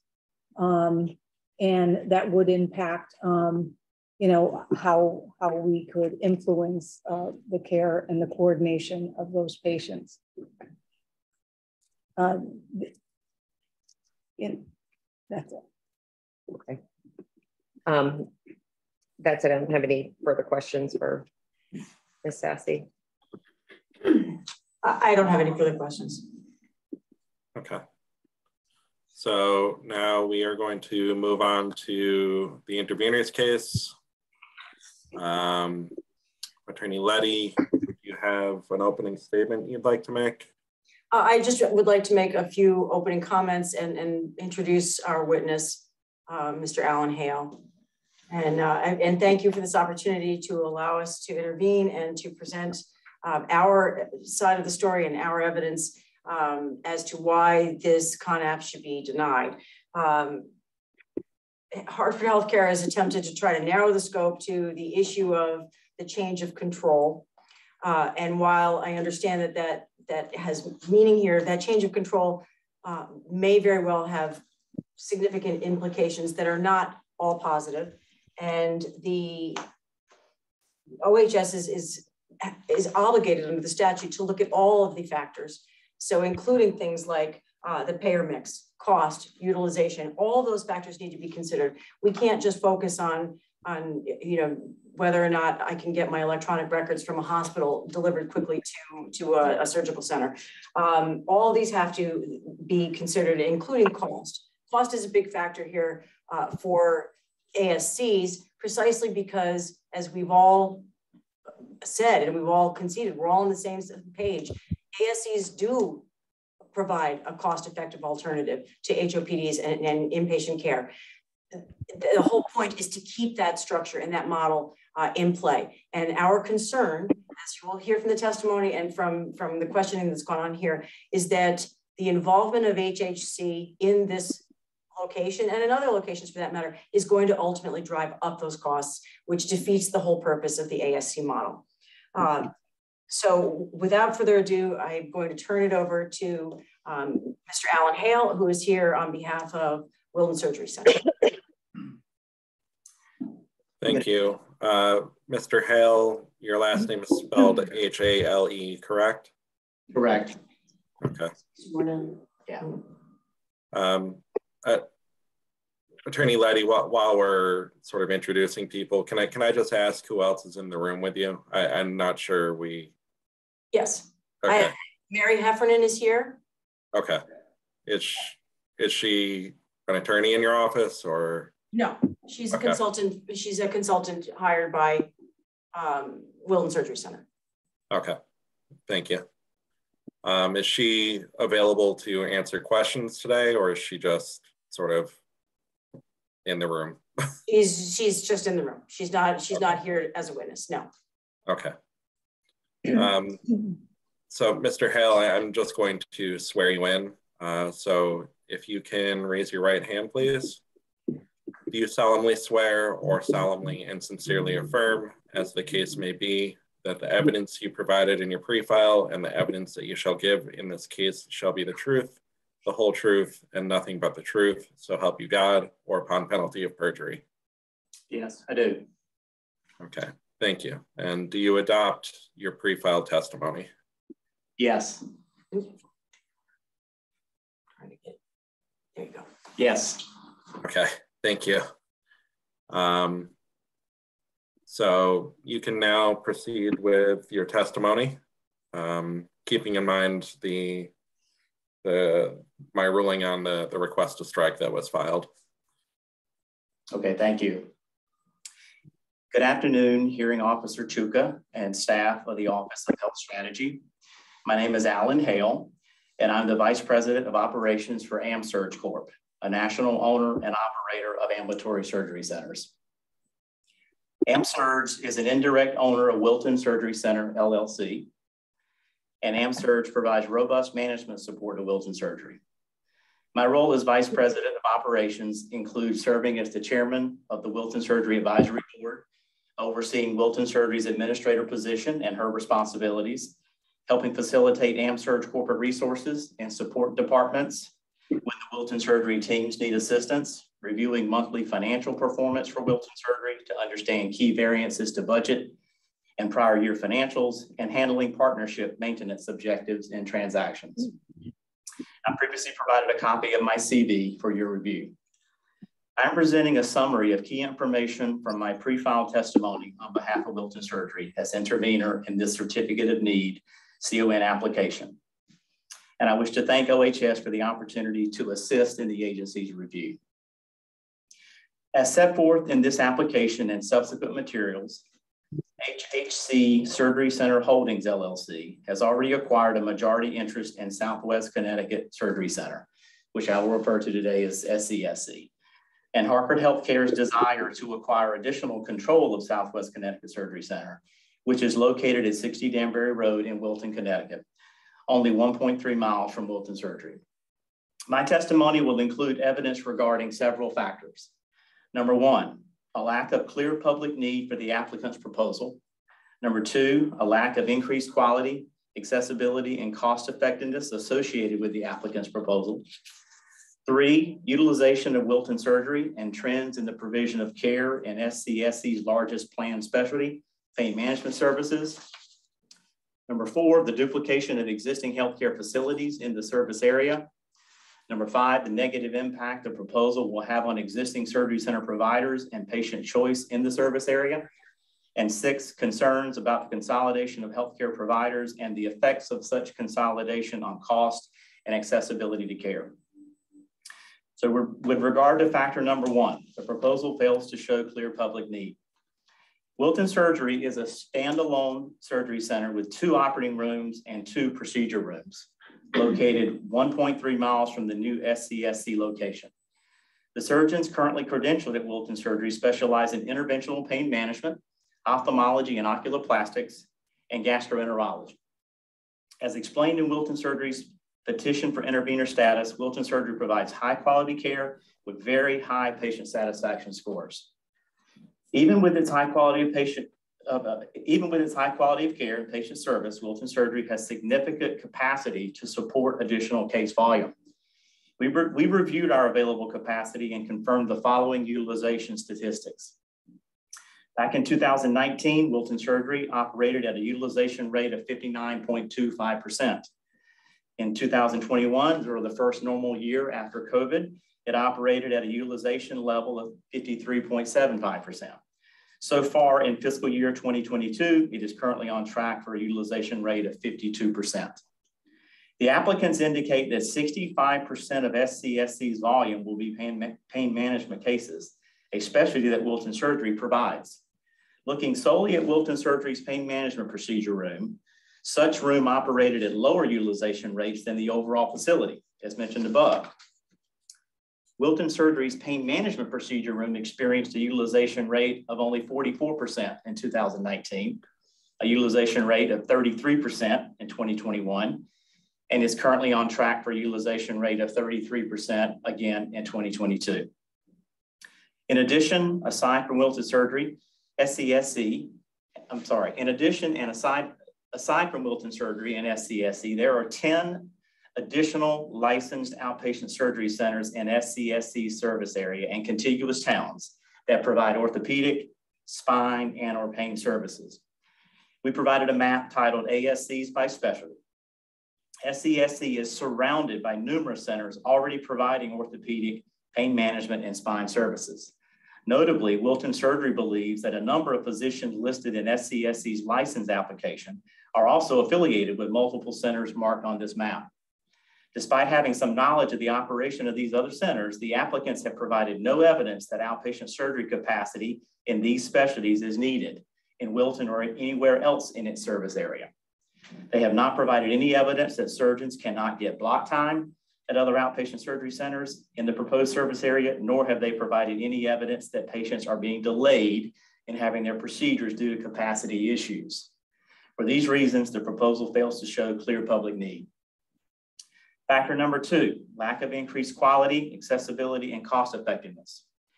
The applicants claim that Hartford Healthcare's ownership in SCSC will increase quality by allowing physicians to participate on clinical quality councils, share data outcomes and best practices, incorporate infection control policies, collaborate on information security protocols, and evaluate new technologies, among other things.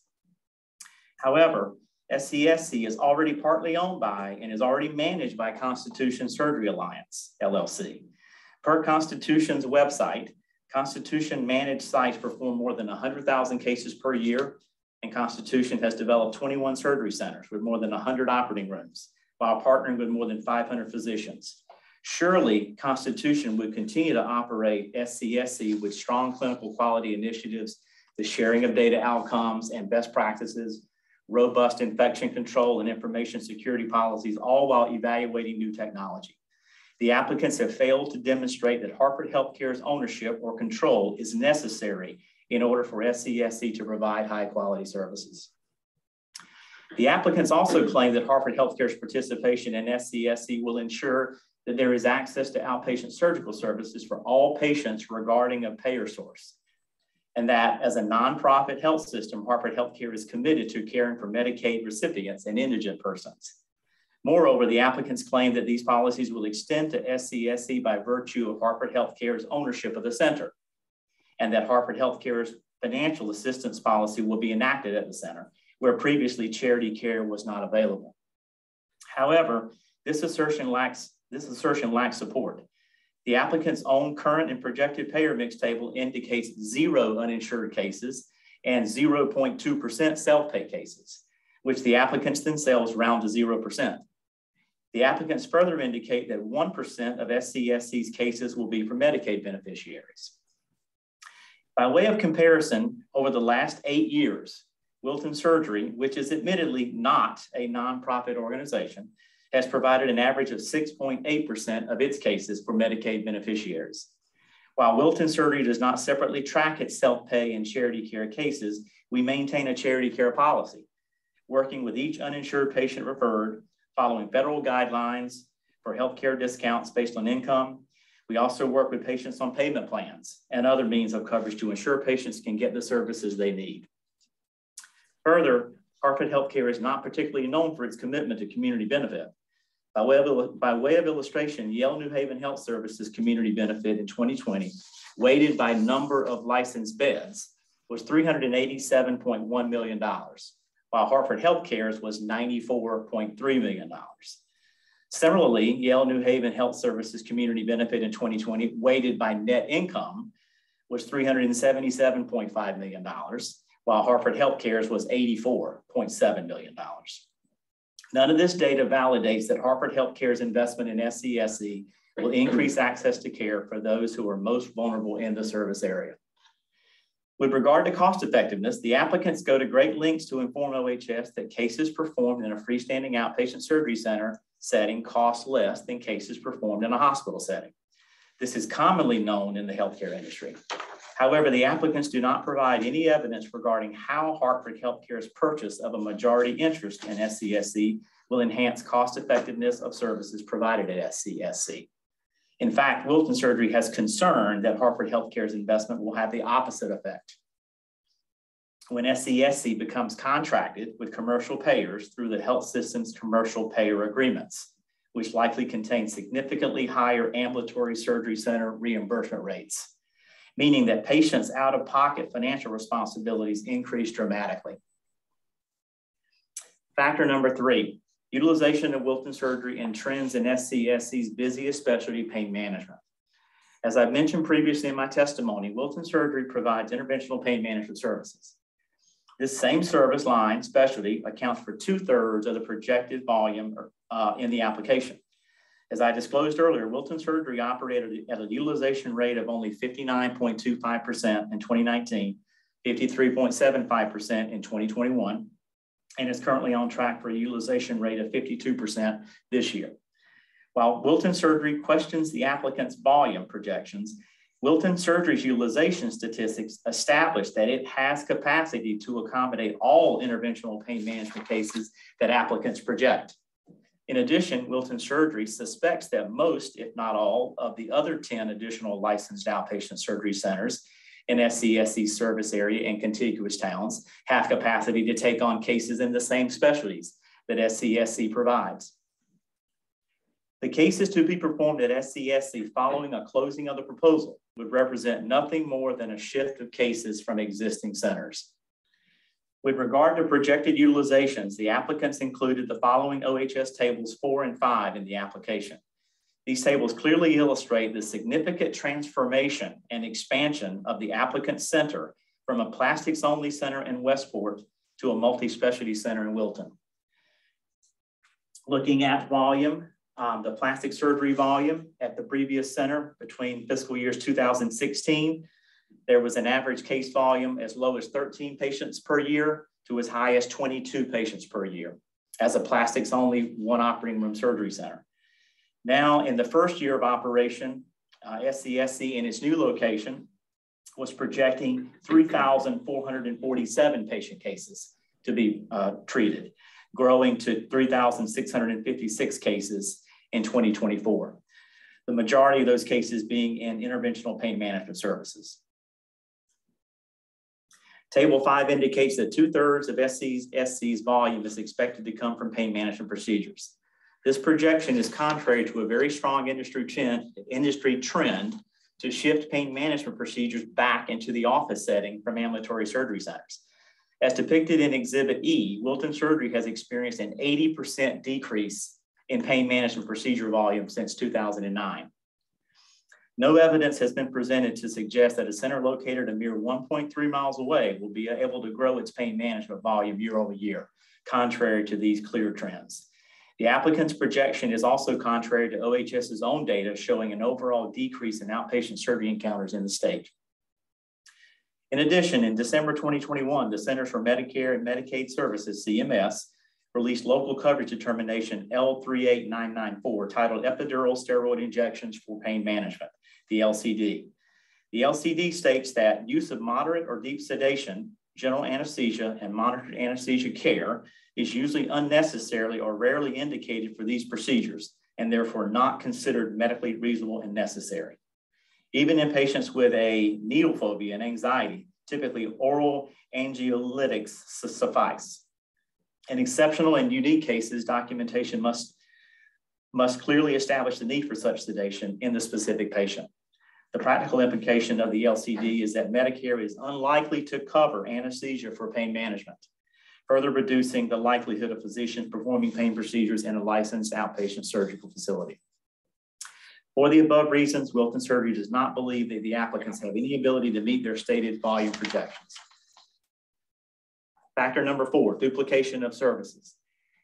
The applicants state that the current patient population, which will not change with this proposal, is being served by the surgeons that will comprise the medical staff of SCSC when it reopens after renovation. For the time being, these patients are having their procedures performed by their surgeons at other surgical facilities and hospitals within and outside of the service area. This statement makes it clear that the applicant's volume is largely dependent on the shift in cases from other facilities. And Wilton Surgery believes that those physicians listed in SCSC's license application as serving on the medical staff of SCSC have recently been performing their cases at other facilities in SCSC's proposed service area, including surgery centers in Bridgeport and Trumbull, and prior to that at a surgery center in Norwalk. Factor number 5, negative impact on existing surgery center providers and patient care.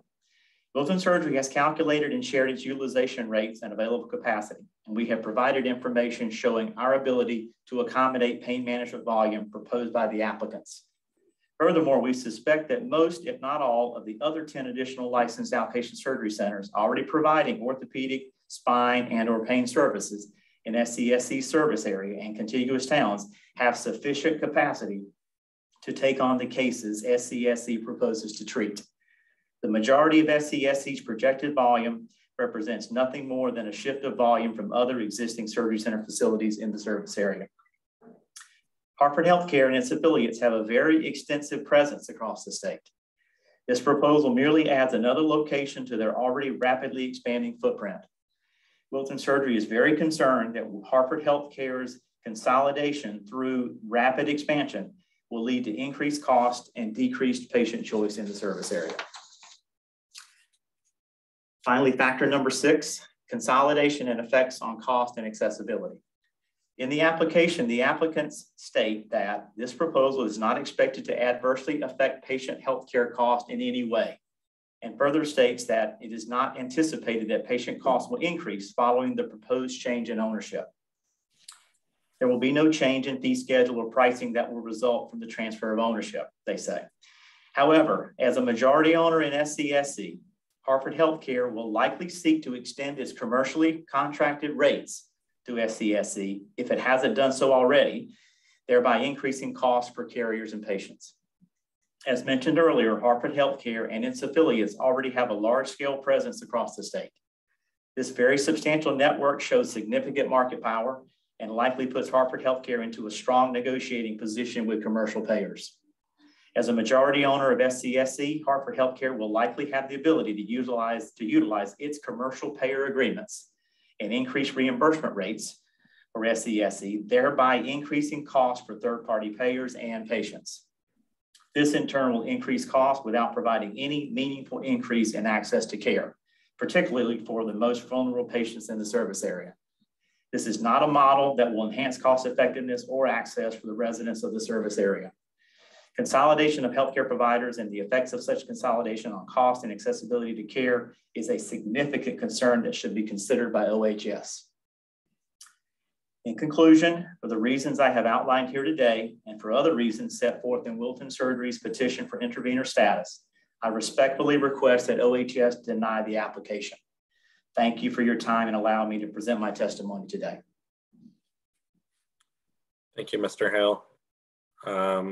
Attorney Letty, did you have any direct questions for your witness? No. Okay. Attorney Fusco, I'm going to turn it over to you then for cross-examination.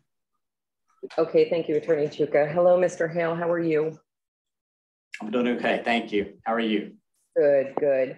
I just want to go through a little bit of background first before I start asking some of my questions. I mean, to set the stage, and I'm sure you heard all of the legal arguments at the beginning of this proceeding, you do understand that this is a certificate of need application for a transfer of ownership for governance control and not a certificate of need for the establishment of a new center or the addition of capacity, correct?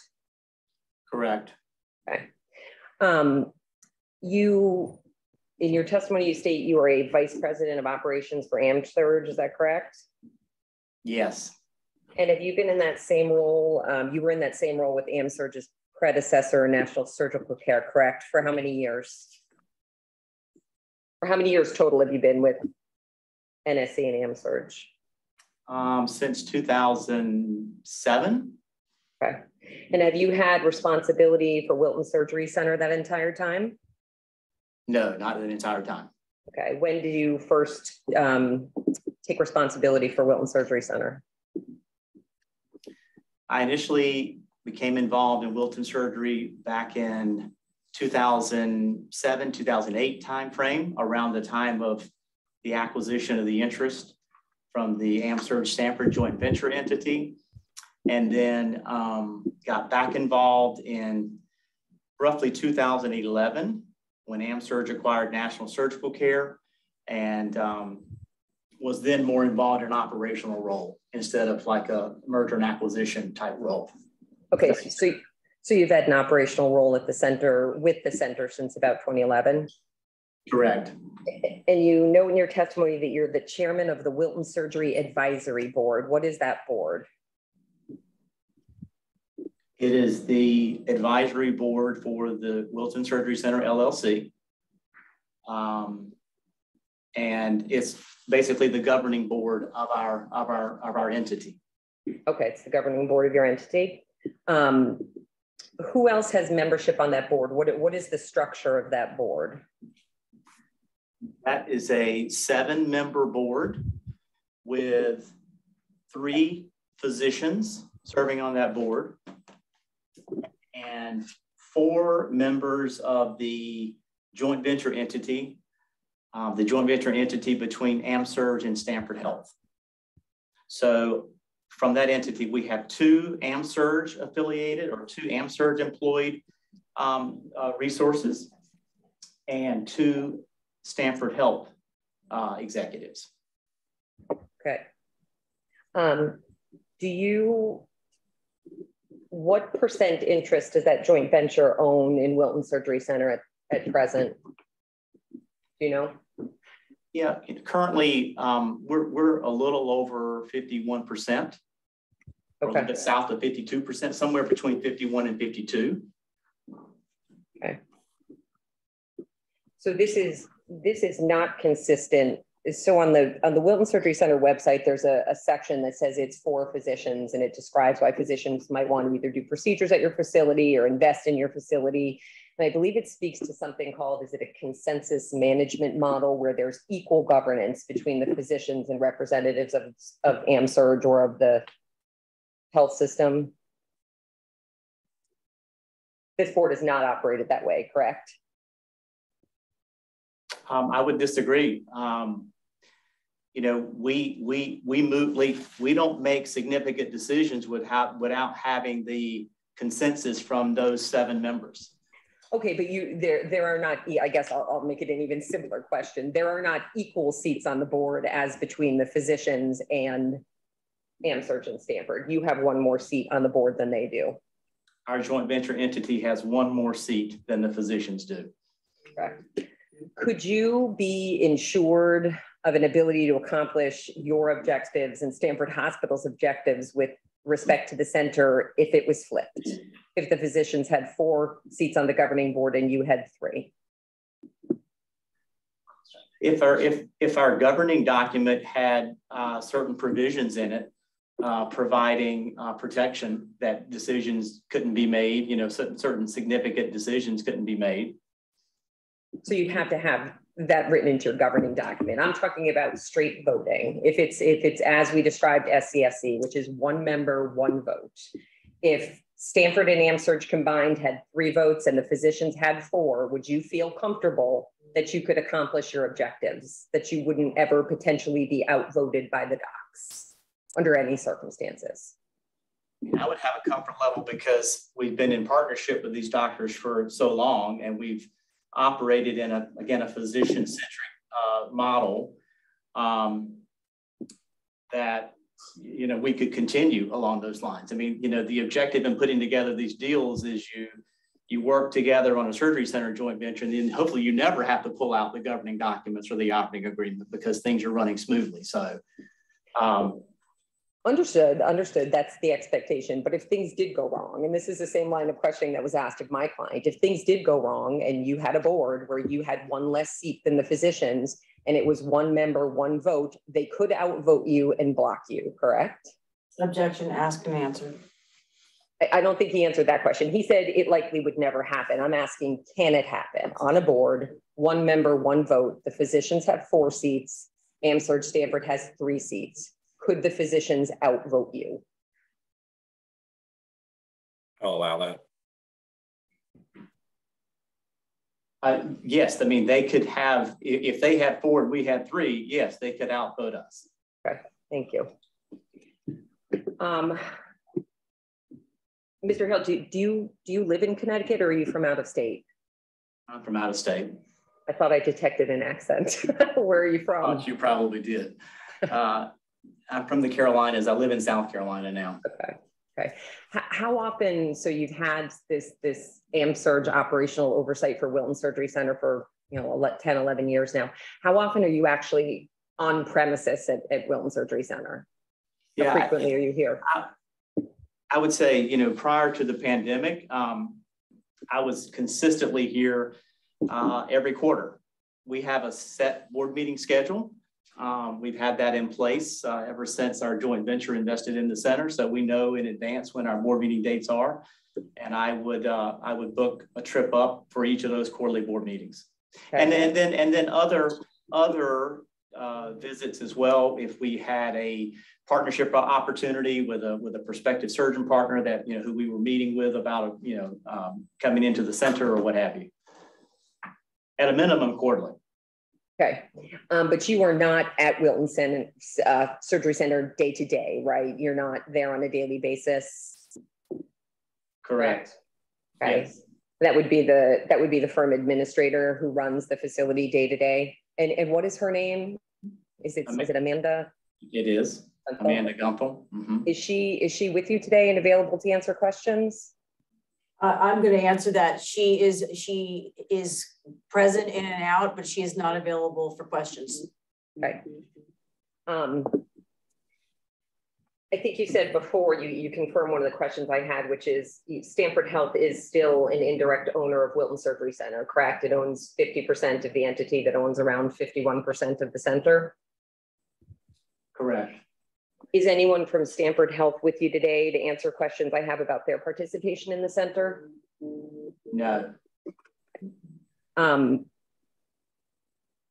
Is Stanford Health as a partner in Wilton Surgery Center aware that the company is opposing a CON request by another health system to partner in an ASC? Absolutely. And they approved the opposition? Yes. And did they review and approve the substance of your filings and testimony?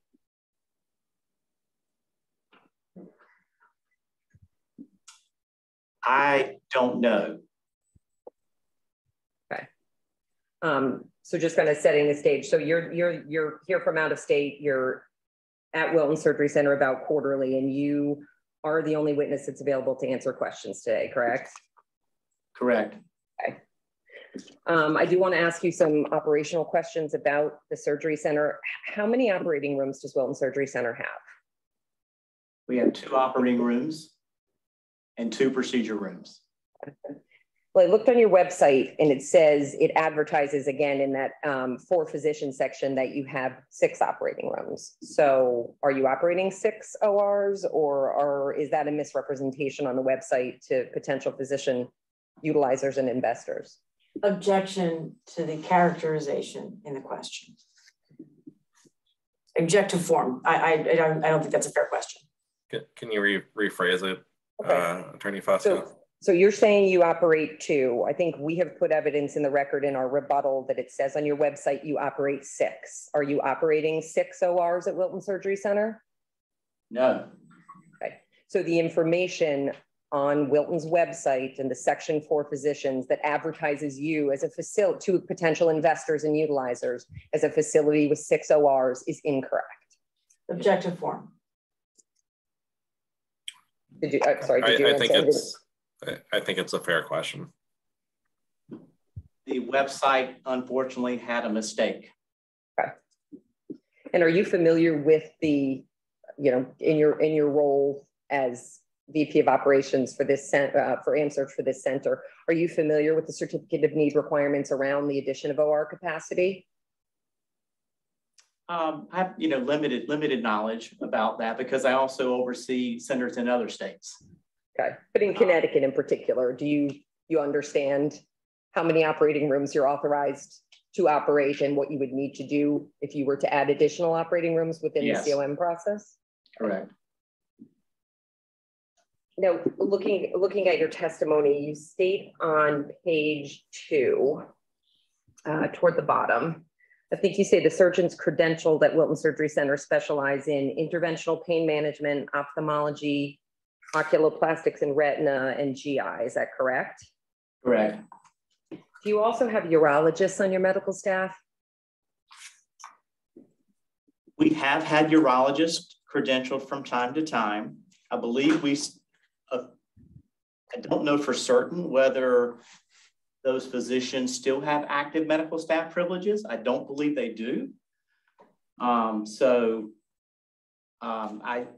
don't know that level of detail. I could certainly get back to you on that answer, but I don't believe we have any urologists actively credentialed right now on the medical staff.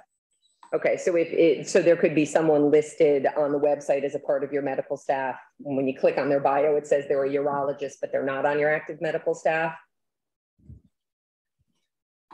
If that was the case, it would be another mistake by accident on the website. Because we try to keep that updated as often as we can. That's an outsourced service that we have to notify them of changes. Okay. And same question about plastic surgery. Do you know if you have any plastic surgeons on your active medical staff? Because there is one listed on the website. You mean as opposed to oculoplastics? Yeah, it's not ocular. It says plastic surgery, not oculoplastics. Are you aware? Do you have the name? Doctor's name? I might. I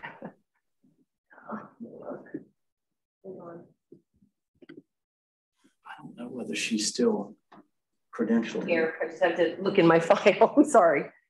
We can come back on that. I can try to find it. But my question for you, let's just start with urology. So you have obviously at some point in time had urologists on your medical staff if their pictures are on your website. So presumably you could perform urology procedures anytime a need arises. If that physician is on your active medical staff, even though you don't list urology as a specialty, provided the center is adequately equipped, you could add that specialty, correct? That urologist came back to you and said, I want to do procedures. You could expand the specialty scope of your center, correct? I don't know all the details, but I feel like there's some notification that we provide OHS if we are expanding into another specialty. There's a notification, but there's no trigger for CON application. That was going to be my question. So you wouldn't need a certificate of need to do that, correct? Correct. Okay. Do you know what surgical subspecialties SCSC offers? I don't know firsthand. I just know by what is in the application. Yep. Orthopedics, pain management, and spine surgery is what is in the application. And so the only overlap in surgical subspecialties with what Wilton Surgery Center provides is pain management, correct? At this time. Do you have any orthopedic surgeons on your medical staff? Not at this time, no. Do you have any neurosurgeons on your medical staff? No, not at this time. And you did hear Mr. Bitterly testify, and we're talking a lot, or you spoke a lot in your testimony about the impact of Wilton's pain practice on your pain practice. You did hear him testify that in the first year, they've done 115 pain cases, correct? I heard that. Okay. On page 6 of your testimony,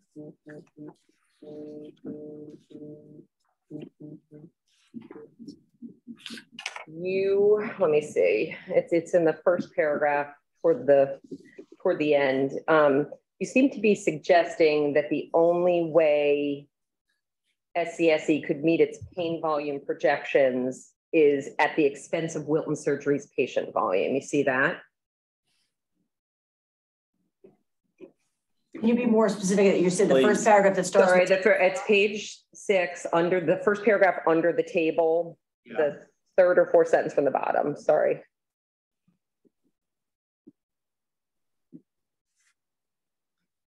Except right in the middle of the paragraph where it says accepted at the expense of Wilton Surgery. I can read it. It says no evidence has been presented to suggest that another center located a mere 1.3 miles away will be able to grow its pain management volume year over year, contrary to these clear trends, except at the expense of Wilton Surgery Center's patient volume. I see that. Okay. So Wilton Surgery's pain management patient volume comes from Wilton Surgery Center's physicians who perform pain cases at the center, correct? Correct. How many of the pain physicians on Wilton Surgery Center's medical staff have privileges at SCSC? I don't know. I don't know whether any of them have privileges at SCSC. I don't know who's credentialed at SCSC. Okay, well, when your lawyer put in a letter initiating an inquiry in this matter, she snapped a picture of all of the physician owners and medical staff members of SCSC. So I'm going to object because that letter is supposed to have been stricken. It is. Well, I will.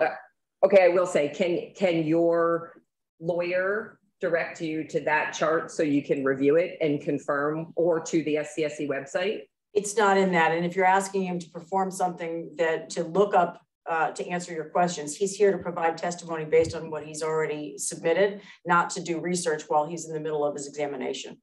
Okay, so I understand, but he's the only witness you're offering here today. You're offering someone from out of state who comes up to Wilton quarterly. You haven't brought the facility administrator. You haven't brought anyone from Stanford Hospital, even though we can see on Zoom you're sitting in Stanford. Mm-hmm. And he's advanced testimony about the impact that this facility is going to have on your pain practice, right? We're talking about surgery centers with docs and medical staffs that take their patients to their own centers.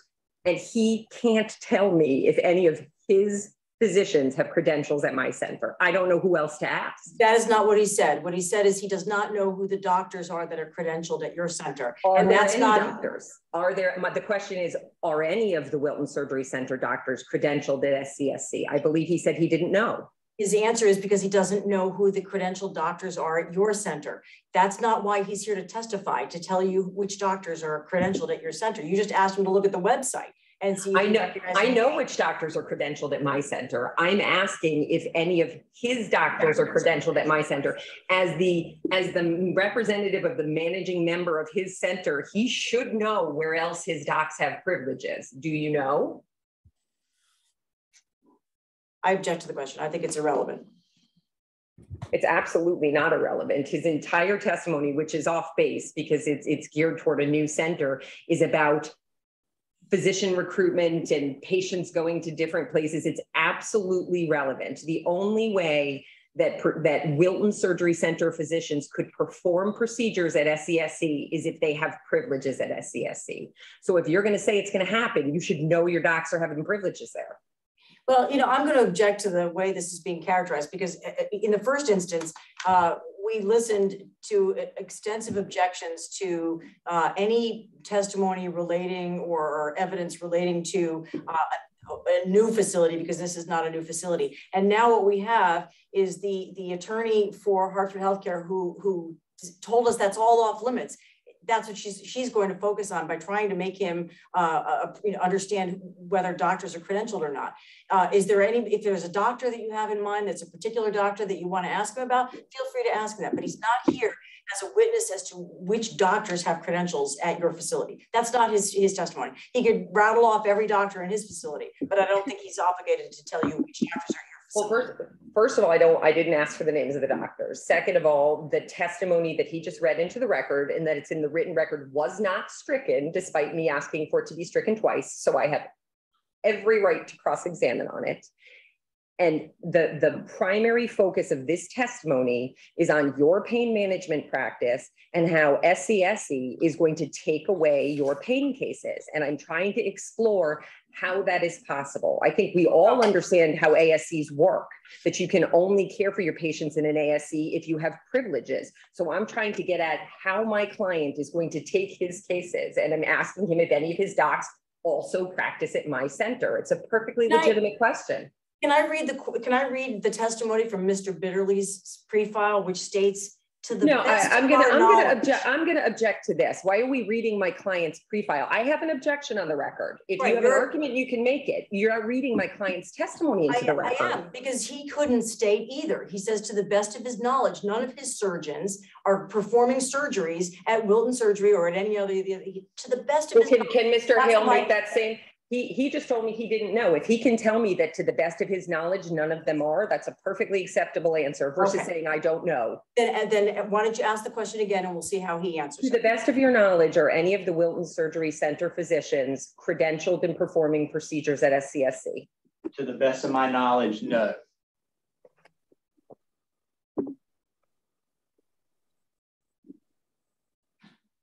Do you know, if any of the physicians on the SCSC medical staff perform procedures at your facility? To the best of my knowledge, no. So to the best of your knowledge, there's no overlap in physicians between the two medical staffs, correct? Not at this point in time. You make several references in your testimony, and we could stay right here on page 6 because it's one of them, to the geographic proximity of the two centers and that they're 1.3 miles apart from each other. Is that correct? Correct. Would you agree that outpatient surgery is not a walk-in service, right? This is not like an urgent care center where you walk in off the street and say, I need surgery. Can you do it for me? That surgeons bring their patients, refer their patients to a particular surgery center or hospital for a surgery? I would agree with that, yes. So patients can't simply choose to go to SCSC unless their physician has privileges there, correct? Object form and relevance. Again, his testimony focuses on how Wilton Surgery Center is going to lose patients, okay? Your patients couldn't get their surgeries done at SCSC unless their physician was credentialed at SCSC, correct? You're assuming that someone doesn't pick up the phone and call the general number at SCSC and say, do you do ortho surgery at your facility? I'd like to come in and see a doctor there. That's not how it, that's, with all due respect, that's not at all how it works. You don't, it's not like scheduling an MRI, an appointment, okay? You're asking him to speculate about how. He's been in surgery center operations for over a decade. He should understand how this works. Is there a question pending? The question pending was, does a patient need to be referred to the surgery center by their surgeon? Yes. Okay, correct. And to the best of your knowledge, none of the Wilton Surgery Center surgeons are on the SCSC staff, correct? To the best of my knowledge, not at this time. Right. And if they're not on the SCSC staff, they cannot refer their patients and perform procedures at SCSC, correct? Correct. I wanted to ask you a few questions about the CON history of the center, and I sent along the information this morning to your counsel, Attorney Letty. Did you receive it? I did, but I'm going to put. I was not allowed to object to the admission of this evidence at the beginning of the proceeding based on Attorney Chuka's ruling yesterday. But number one, I don't understand the relevance of it. Number two, before you do that, I'm gonna ask Attorney Chuka to clarify, you do not have a right to object to the evidence. So before putting your evidence on the record, I would like to ask Attorney Chuka if he's gonna make a ruling on it, because based on that written order, you do not have an opportunity to object to the evidence. But I do have an opportunity to object to my client talking about something that was put on the record without our knowledge at 10:30 this morning. Could I have spent the lunch hour having him review the CON? I'm going to ask him some very discreet questions and point him to very specific findings of fact. It's not something that's going to require him to fully understand the nuances of his dockets. It's a very brief line of cross. We can start the cross, but Attorney Chuka, I reserve the right to shut it down, because this is not fair to him to try to put something in front of him at the last minute and tell him, give us an answer on what this means. Well, I'm sorry, I missed it. What is the document that is at issue here? You said it was uploaded at 10:30?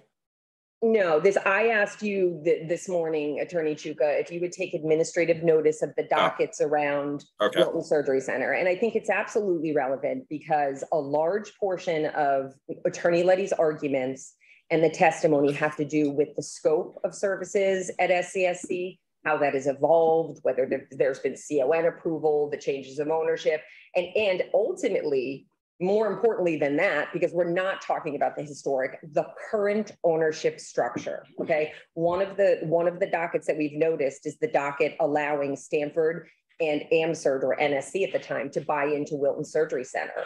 So why can't I ask? They're here saying there's no need for Hartford Healthcare to buy into this surgery center with Constitution. Why can't I look at the filings in which they asked to do the exact same thing and to go over those with them?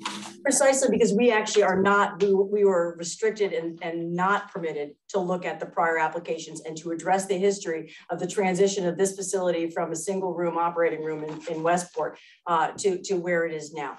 That was stricken at Attorney Fusco's request. So the idea that we can come back and we can look at the historical evolution of Wilton, it's not relevant for the same reasons that you, Attorney Chuka, decided that it should be stricken from our record as well. It's not relevant.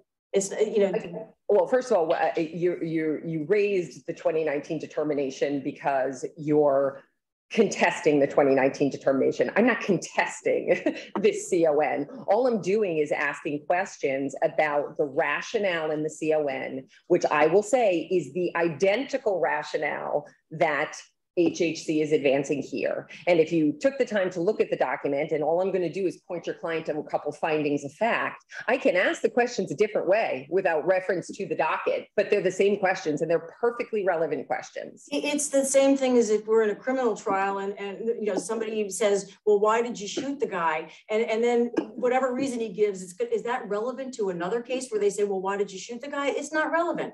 So, and he's not a lawyer. You don't know the line of questioning I'm going to ask. And your example is so far off base. Well, I'm reserving. I'll move on. Are you familiar with, you said you're familiar with the time period when you were working for NSC when NSC and Stanford came together in a joint venture to acquire, I think at the time it was 62.5% of Wilton Surgery Center, correct? What was your question again? Were you involved with, I think you said you were involved with NSC at the time of the change of ownership when they bought into Wilton Surgery Center with Stanford Health, correct? I was involved with NSC at that time, yes. Right. And do you know whether in obtaining approval for that transaction, Stanford Health's ability to do things like improve clinical integration, continuity of care, providing access to, pre and post admission screening, claiming you had a relationship with a major tertiary hospital, offering up training, continuing education, all of the things that we have offered here were raised by you and Stanford as a benefit to that change of ownership. Are you familiar with that? If you're familiar, if you're not, yeah, don't speculate. I am not familiar with what that CON application indicated at that time, back in whatever time frame it was, 2007 or 2008. Okay. But at that time, you advanced an argument to the Office of Health Strategy that it would be beneficial, presumably, to Wilton Surgery Center to be in a three-way partnership with physicians, a surgery management company, and a health system, correct? Those are the three. Can I just ask a question? Are you referring to a transaction that was not completed until after CON approval was granted? I'm going to object to your question. But that's what you're basically trying to say. They're apples and oranges again. No, I'm not talking about the process or the technicalities of it. We are sitting here with a surgery center that has an ownership structure that is identical to the one we are proposing. Right, and they followed the process. Please let me finish. This gentleman from AmSurg is sitting here in a room in Stamford, Connecticut, and no one from Stanford Health is there because presumably they would then need to talk about the benefits of having a health system partner in an ASC, okay? You guys have taken on the exact same ownership structure that we are proposing. And I have an absolute right to ask your client about the benefits of that structure. And ask them that question. Because they support my CON and they show that your arguments are completely duplicitous. So what are the benefits, Mr. Hale, of having a health system partner, having a three-way partnership with physicians, a surgery center management company, and a health system partner? I am objecting to the question. I ask that you strike this duplicitous. We've heard this word now several times, and I've remained quiet and calm about it, and I've given Attorney Fusco some leeway, but it's not appropriate to do. We're supposed to all be respectful here, and by characterizing something like that, it's highly inappropriate and smacks of defensiveness that I find offensive as well. If you want to ask him, if you'd like to ask him how it improved care at the facility, that's a fair question. But to call it duplicitous and to ask them specific questions about what was said in the CON application from 2009 is not appropriate. Ask them what changes they thought would be appropriate by the merger, by the transaction. Would you like to conduct the cross-examination, Attorney Letty? In many ways, yes. Okay. So we're going to have to take a break. So let me think about this. But we do need to take a break to allow for public comment now. Assuming Mr. Shipley is available. It's 3 o'clock and I'm sorry to do this. I'm sorry to interrupt your cross-examination, Attorney Fusco, but that's just the way this sort of works. So I will rule on that.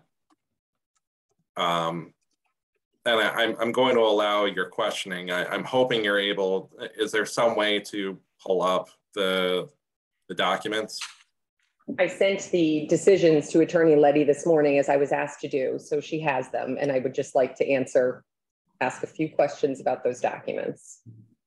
And you're going to be pointing to specific parts of paragraphs. Like you can read it and. Yep.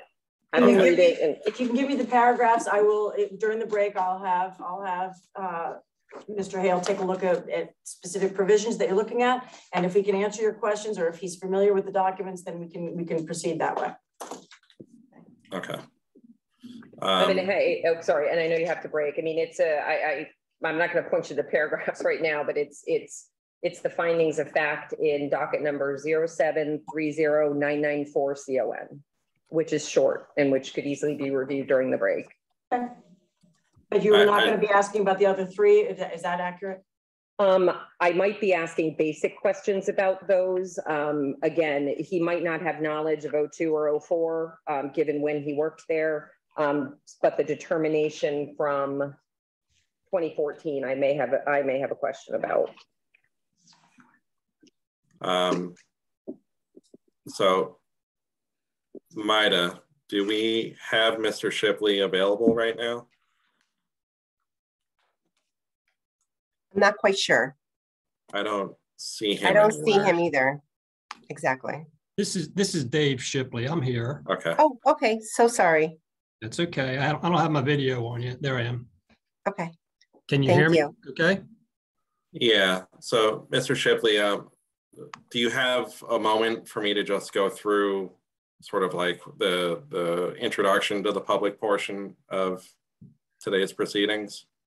I know you said you were limited on time, so. Yes, I'm fine, thank you. Okay.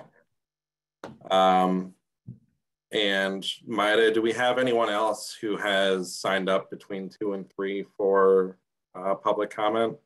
Not at this time. Okay.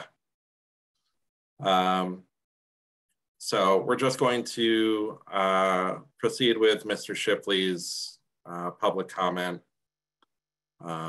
And again, Attorney Fusco, I'm sorry for interrupting the flow of your cross-examination. It's just, I wanted to, he indicated in his email that, you know, it was very important that he testify, or not testify, provide comment at either 3 or 3:30. And I wanted to make sure that we took care of that. So let me see here. Speaking time is typically limited to 3 minutes, but since you're the only one registered, I am going to allow you to speak a little bit longer if necessary. I'm not going to allow you to reread everything that you've put in the extensive submission that came in yesterday, but certainly feel free to give, you know, any additional comment that you think might be relevant. We strongly encourage you and anyone else listening to submit any further written comments to OHS by email or mail no later than 1 week, 7 days from today. Our contact information is on the website and on the public information sheet, which you were provided at the beginning of this hearing. Thank you for taking the time to be here. So, Mr. Shipley, can you just spell your last name for us? Yes, sir. S-H-I-P-L-E-Y. Okay. Thank you. Now, you can proceed.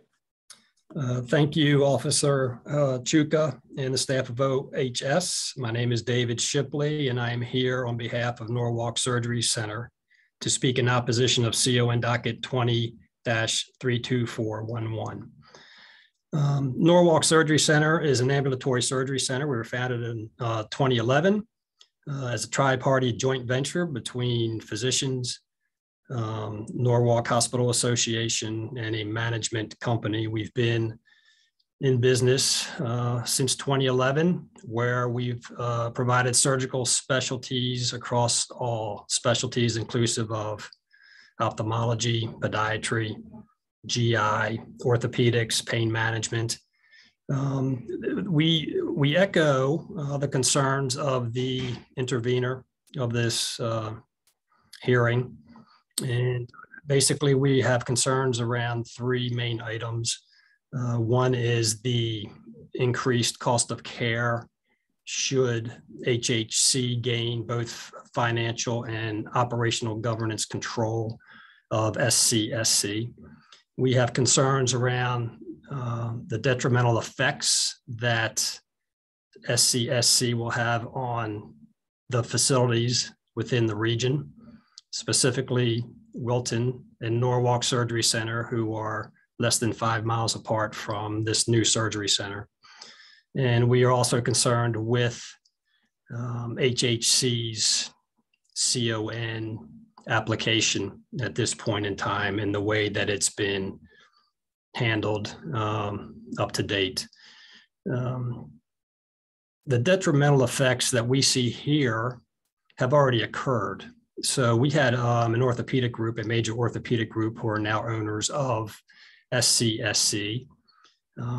Those owners were 7 in aggregate. And from 2011 through the middle of 2019, they performed 11,000 surgical procedures here at Norwalk Surgery Center.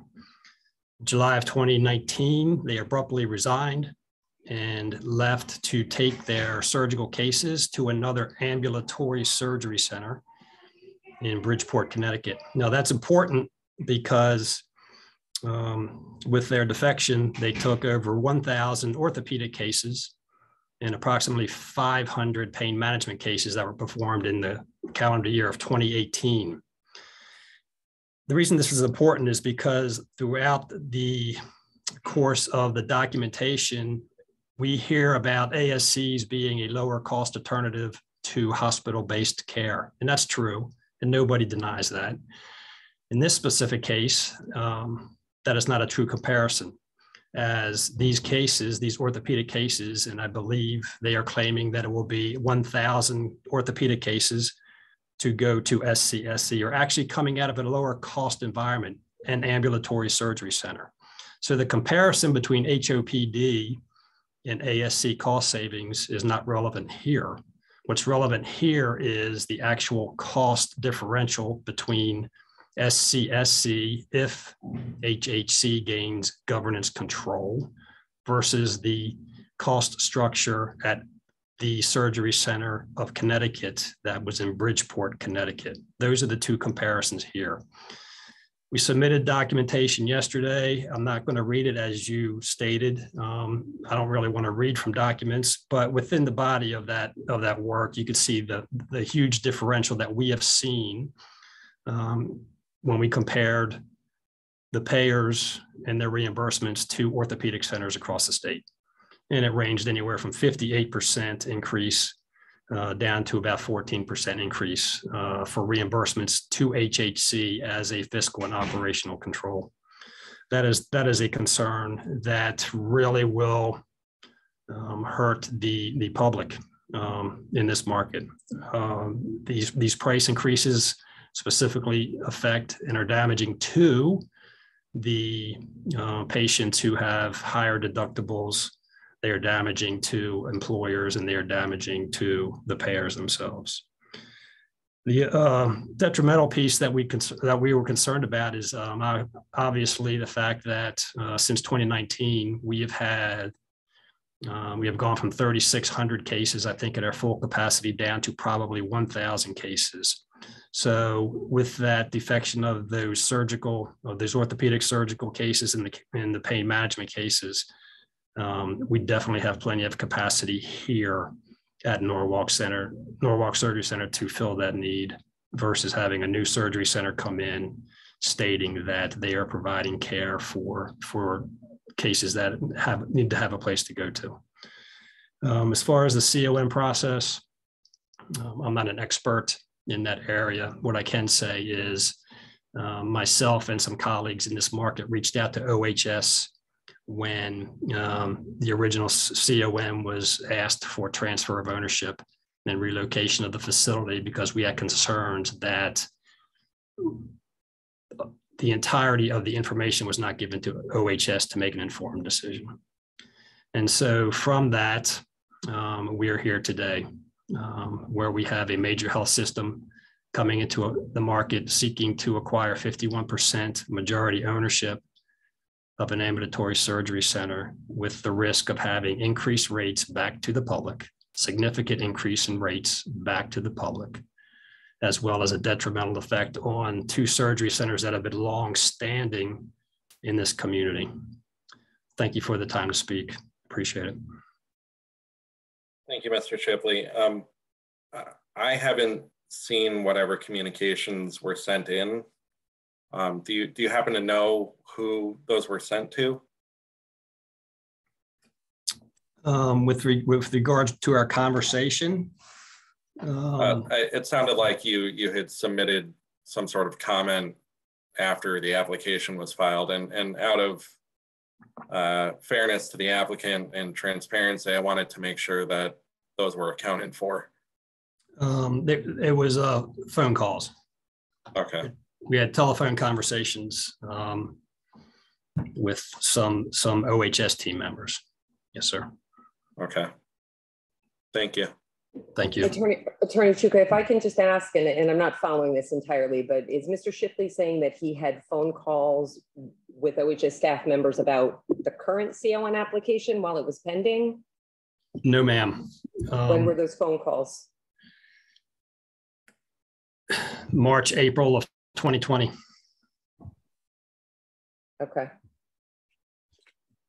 Thank you. Thank you for asking that, Attorney Fusco. I apparently was also misunderstanding, so I appreciate that. I was the following year. So, Steve, Ormond, do you have any questions for Mr. Shipley while he's here? I do not. Okay. Ormond? I don't. Okay. No. So maybe I think we should probably just take a 5-minute break and sort of regroup. I did indicate that I'm going to allow the line of questioning that Attorney Fusco was moving towards in terms of the prior decisions that were taken notice of at the start of the hearing. So with that, we'll just come back at 3:17 and pick up from there, if that's all right with everyone. Yes, before we do, just quickly, I mean, I just want to renew for the record, obviously, my objection to the Norwalk testimony. It wasn't following what he said as far as it tracked his letter, but certainly we want to reserve our right to respond in any way we see appropriate to both if you don't strike it from the record. Certainly. Thanks. Thank you. Okay. So we'll come back at 3:18. Recording. And also I did want to ask Maida, we didn't have anyone else sign up from the public, right? No, not at this time, no. Okay, thank you. You're welcome. Attorney Fusco, yeah, you can commence or restart your cross-examination of the witness. Thank you. So Mr. Hale, looking at these documents that I sent to your attorney, just briefly, I'm not going to ask any specific questions about the older two, but you are aware that Wilton Surgery Center started off as just a pain management center, correct? Around 2002. If you know. I don't know for certain, but that sounds like pretty accurate with the history. Okay, and then the 2004 decision expanded that scope of services to include ophthalmology, correct?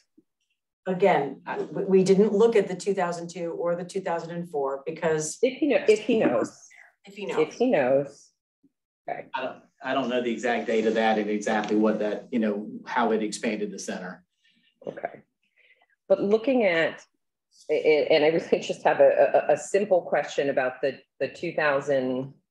Was issued in 2008, but the 2007 CON decision. So if you direct your attention to findings of fact starting around finding of fact 25, which is on page 5. So are you familiar with how CON applications work in that in a decision, these findings of fact are based on evidence in the record and that evidence in the record is cited at the bottom, okay? So for example, in finding of fact 25, there's findings, and in parentheses at the bottom, it says initial CON application. You see that? I see that, yes. So that would have been information proffered by the applicants in their CON application. and then accepted as a finding of fact by the agency, correct? Oh, I'm not saying correct. I'm sorry. I'm telling you that's what that is. So based upon this, like if you look at finding of fact 25, it says this proposal will offer the following benefits: clinical integration and improved continuity of care. Is that what it says, correct? That is exactly what it says. And it cites the CON application at pages 4 to 6. Correct. So that was an argument advanced by the applicants in their certificate of need application for the change of ownership.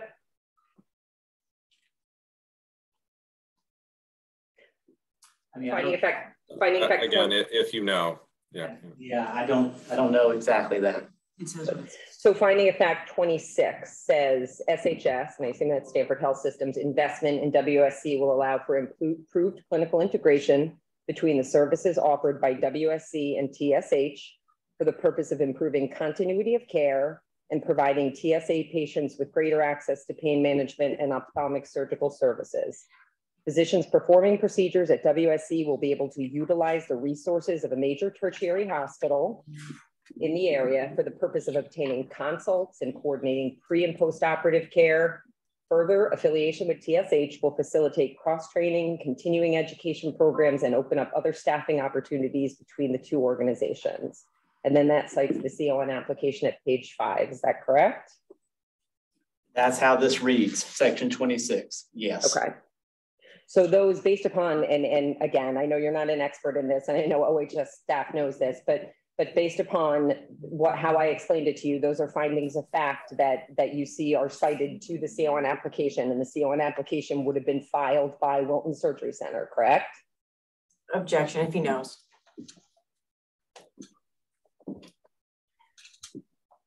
If you know. Yeah, I don't know exactly there. Okay. So based on what you just heard, and let's assume that these are arguments that were advanced by Wilton Surgery Center in its case to bring Stanford Health in as a partner, those are pretty much the same arguments that are being advanced here by Hartford Healthcare, the benefits of a health system partner, correct?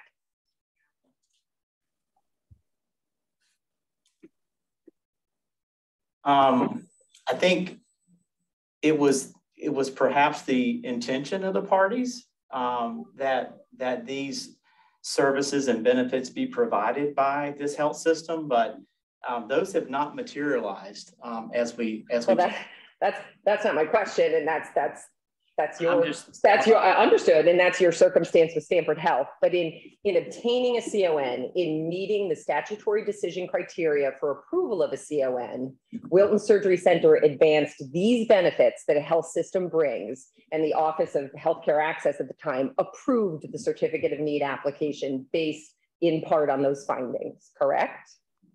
I think that a number of these benefits were to be provided by NSC at the time, which is now AmSurg. Well, understand, but so that's what has happened. But I specifically read you paragraph 26, which refers to SHS. Is that Stanford Health System or is that AmSurg?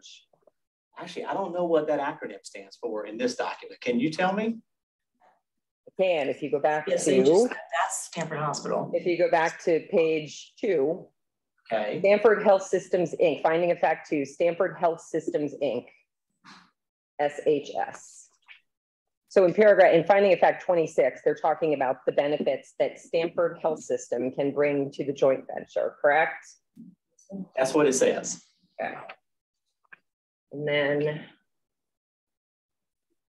jumping ahead to page 13, 1, 2, 3, the 4th paragraph down. Okay. Do you have a paragraph number? This one has no number. It's in the rationale. So it's page 13 of 15. Okay, hold on. We're at 11. Hang on.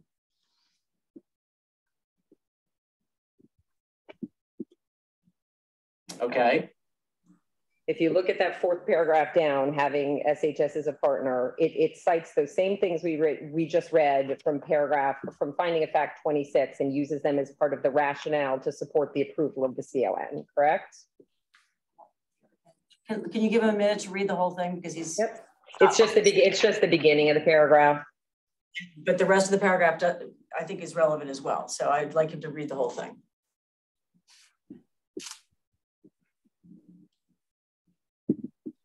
Take your time, Mr. Hale.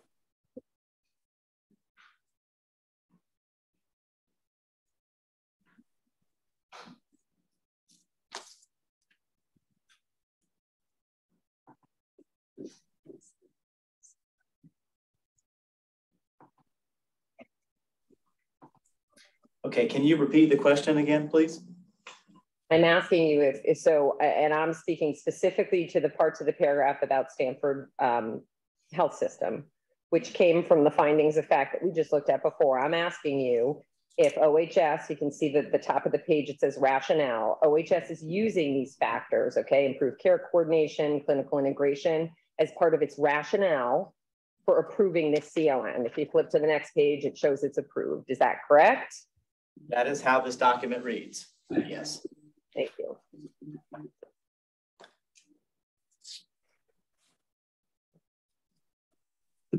Second.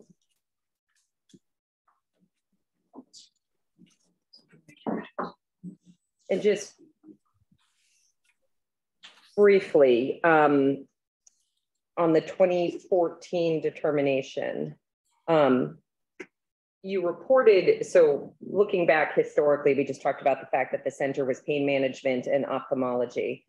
But in this 2014 determination, you indicate that services provided at Wilton Surgery Center include gastroenterology procedures. Do you know when those were added and if a CON was required to add those? Can you direct us to a specific page? Yep, it is. I mean, you can look at page 3 of the packet is your client's proposal description, and it says licensed outpatient surgery center currently providing ophthalmology, pain, and gastroenterology services. Oh, maybe. Oh, here. Okay, page 4. Yeah, sorry, is it 4? Read the top. They added EMT.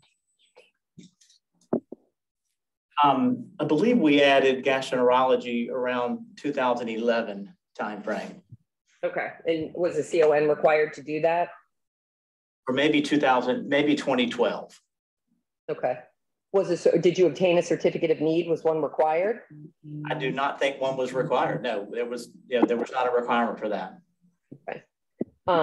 In this determination from 2014, you were talking about syndicating interest to ENT docs and adding ENT services. Did you ever do that? We did not add ENT services. But you could have added those services and syndicated interest to physicians without a CON based on this determination, correct? Yeah, we could have, and in both of those situations, those cases were all being performed in a hospital setting in an HOPD, and they would have shifted out of that more expensive environment into Wilton Surgery Center, both in GI, that happened in GI, and it happened in ENT. Of course, we didn't get the ENT program. Those doctors went to another surgery center that was obviously approved by the department. Correct, but as we've talked about, there is a cost benefit to shifting cases out of an HOPD to an ASC, correct? And you saw that with the ENT services? Well, we didn't see it with ENT. Well, you hope to see that with ENT services, correct? We were hoping to see that with ENT.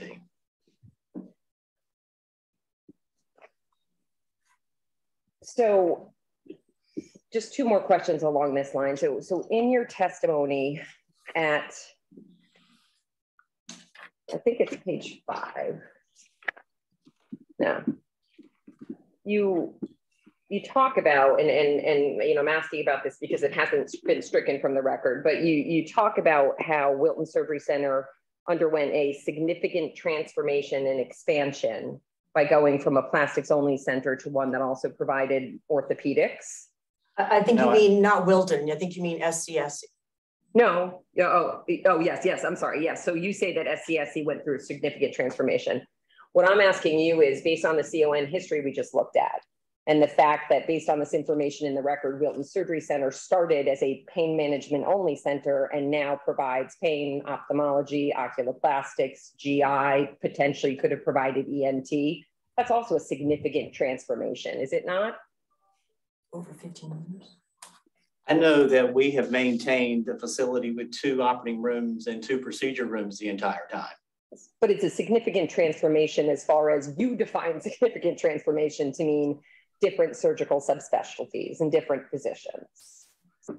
I define transformation as one operating room facility doing plastic surgery into a multi-room facility in a different location performing orthopedics, pain, and spine.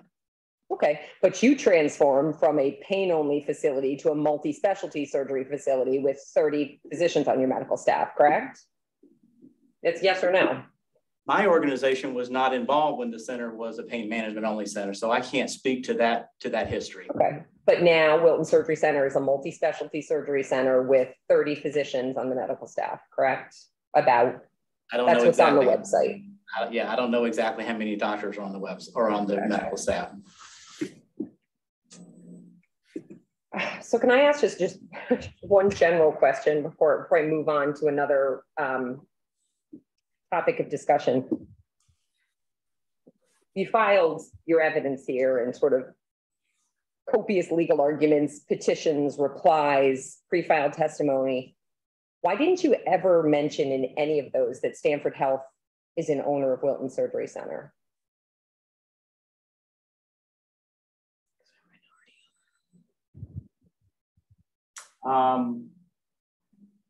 They are a minority owner. They're an equal partner with AmSurg. They don't have a controlling interest, a 51% membership interest like Harvard Healthcare has, and SCS. No, but I'm asking about Wilton. I mean, you're a minority owner, you're a non-controlling owner, and you disclosed AmSurg's ownership, and you're sitting here today at this hearing. Why? How do you disclose your ownership and not mention Stanford once in all of your CON filings, especially since this is a CON related to whether whether a hospital or health system should be allowed to partner with a surgery center? I mean, is it not the elephant in the room? They're not mentioned once, and no one from Stanford is at this hearing, and I just am wondering why. AmSurg is the managing member of Wilton Surgery Center, LLC. We're also the managing member of the joint venture entity we have with Stanford. Okay. And I assume that with all the information that's out there available that, OHS would know the ownership of Understood. Moving on, you say in your testimony at page 4 that Wilton Surgery Center has a charity care policy. Is that correct? Yes. Is that a written charity care policy? Yes. Okay. My question is, why is that policy not posted on your website? I went to your website, and what I do see is something called a patient financial responsibility policy, which tells patients how much they're going to have to pay you, but nothing on the public facing website that shows those patients that they may be able to obtain assistance in paying for their surgeries if they need to. Yeah, I don't decide what information gets posted on the websites for our centers.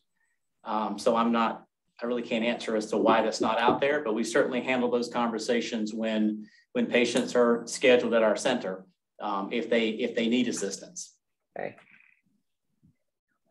You also say in your written testimony at page 2 that you plan to testify, and this is up in the section where you list the 5 or 6 things you're going to testify to. You say you're going to testify to the negative impact the proposal will have on patient choice in the service area.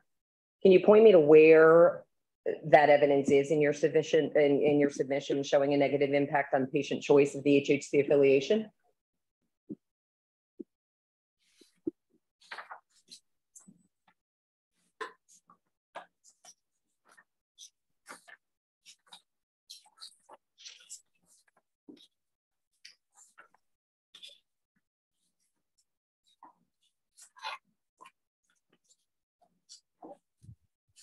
I would say that my testimony on that subject has to do with how large Harvard Healthcare has become in the state as a healthcare system, and the risk of controlling a larger patient population, having leverage with insurance carriers, and really being able to drive patients to narrow networks of providers, surgeons that are in those narrow networks as a result of their relationship with Hartford Healthcare, things along those lines, where patients are sort of told where they need to go.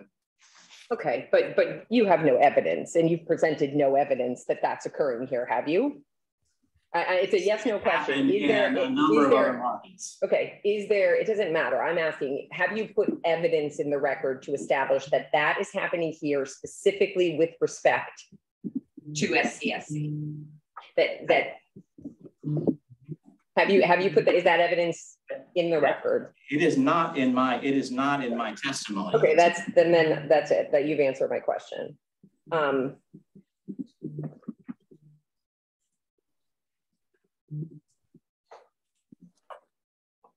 Just a few more questions. How many Hartford Healthcare affiliated physicians are on your medical staff? I know there is, well, what do you mean by Hartford Healthcare affiliated? They have some affiliation with Hartford Healthcare. They belong to a physician practice that partners with Hartford Healthcare or some other affiliation, member of a medical staff at one of the Hartford Healthcare facilities. So that's one of the things I was mentioning earlier. I don't know exactly where all of the facilities where our doctors are credentialed. So okay. that is something that I can follow up with you on. That is in our credential files. We know exactly where our medical staff members are credentialed. I just don't know personally. How many cases so SCSC has been open for 9 months. How many cases has Wilton Surgery Center lost to SCSC in the 9 months that SCSC has been open? I have no idea. Okay. And how many physicians have divested their interests in SCSC over the last year and divested their interest in Wilton Surgery Center over the last year and invested in SCSC? I don't know which physicians may have invested in SCSC. Are you aware of any Wilton Surgery Center physicians who have well, what you should know is, have any of your physicians divested their interests in the last year? I do know of a doctor who has divested his ownership. And are you aware, has he invested in SCSC? Not that I'm aware of, to the best of my knowledge. And I know you said you weren't sure, but are you aware of any WSC Wilton Surgery Center physicians who have joined the SCSC medical staff since October of 2021? To the best of my knowledge, no. I think that may be it. Just need to regroup for a second. Do you want to take 5 minutes to review your notes, or are you? No, I think I'm okay. I think I've gotten, just double checking my notes here. Yep, no, I think I'm all set. Okay. Thank you, Mr. Hill. I have just very brief redirect, if I may have. Okay, that's fine, and then we'll take a break. I'm going to let the OHS staff after this sort of figure out whether there are any remaining questions that they have. So, Attorney Letty, you can proceed with redirect at this point. Sure. Mr. Hale, you had a lot of questions about the transaction where National Surgery and Stanford Health joined together and became part owners of Wilton. Do you remember having those discussions? Absolutely. And when you were asked questions, do you recall Attorney Fusco suggesting that the con applications you were looking at proposed the exact same structure as what exists in the HHC proposal? I do recall her saying that. Okay. Yes. Can you tell Attorney Chuko and the other OHS staff members if that's an accurate statement? No, it is not an accurate statement, because in the Wilton Surgery Center facility, as I mentioned earlier, AmSurge and Stanford have a 50% membership interest, shared membership interest in our joint venture. AmSurge is actually the managing member of that joint venture entity, which is called Stanford/NSC Management LLC. So we basically have the control, if you will, of that joint venture entity, not Stanford Health System. And then in that joint venture, it obviously owns the 51 or 52% that I mentioned in my testimony. But there is no controlling interest, no controlling equity interest, or controlling board structure that allows Stanford to have any controlling interest. And so you said that as of now, the two entities, AmSurge and Stanford Hospital, own collectively 52% of the center. Is that correct? Approximately, yes. And they each own 50% of that 52%. Correct. So Stanford Health owns 26% of the center, and AmSurge owns 26% of the center. Correct. And in this case, what is your understanding of the percentage that HHC owns of SCSC? It's my understanding that Hartford Healthcare or its affiliate owns 51% of SCSC. So financially, Hartford Healthcare's structure is very different than the financial structure that you have with AmSurge and Stanford Healthcare. Correct. And in terms of the control in the management, you indicated that there are a number of board seats, but does Stanford hold the majority of those seats? They do not. They only hold 2 of those 7 seats. Okay. And does AmSurge hold the majority of those 7 seats? No, we have 2 of those 7 seats. Oh. And you indicated also that AmSurge is the managing member of the entity that is the 50-50 split with Stanford Health. Correct. Okay, so the hospital entity, the Stanford Health Network, are they involved in the day-to-day activities or of the center? No, not at all. Do you share resources with Stanford Hospital? Do you share billing? No, we do not share any billing services. Do you share any EMR? No, not at all. Okay. Are there any, what about the contracting with your corporate payers? The contracting is done through AmSurge, an employee of AmSurge on behalf of Wilton Surgery Center LLC, okay, that has its own direct third-party commercial payer agreements with each payer as a surgery center provider, okay, not using Stanford Health's contracts, its hospital contracts with ASC rates or anything along those okay lines. So Stanford, Stanford Health rates don't affect the rates that are negotiated on behalf of the center? None whatsoever. You indicated, well, you weren't sure about HHC affiliations of some of your members. Do you have a GI group at the center that is affiliated, that you know of to be affiliated with Hartford Healthcare? I am aware of our GI doctors who practice with Soundview Medical Associates, and it's my understanding that Soundview has a management services arrangement or a professional services arrangement with Hartford Healthcare, and that practice is being overseen by Hartford Healthcare. Okay, and Attorney Fusco asked you about the growth of the Wilton Center by adding different specialties in addition to pain management. Is it your understanding that SCSC could also expand and add subspecialties without con approval going forward? They could do it very easily, and that is a concern that we have. And they will indeed do that. And they could, for instance, they could acquire your GI practice that's affiliated already with Hartford Healthcare. Absolutely. I have no further questions. Okay. Attorney Fusco, looked like you were going to say something. I saw you were reaching for the microphone. No, I was just going to say, I don't have any recross. All set. Okay. Thank you. So I think we're going to take, let's say, a 20-minute break. I'm going to let Steve and Ormond look through their notes and figure out which questions remain unanswered. And so we'll come back at 4:06. Thank you. Thank you.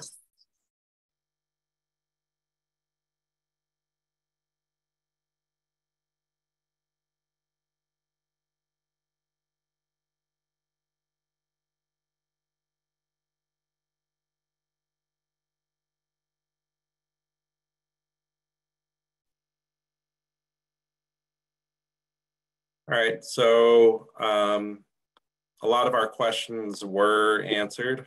We are going to run through the ones that remain.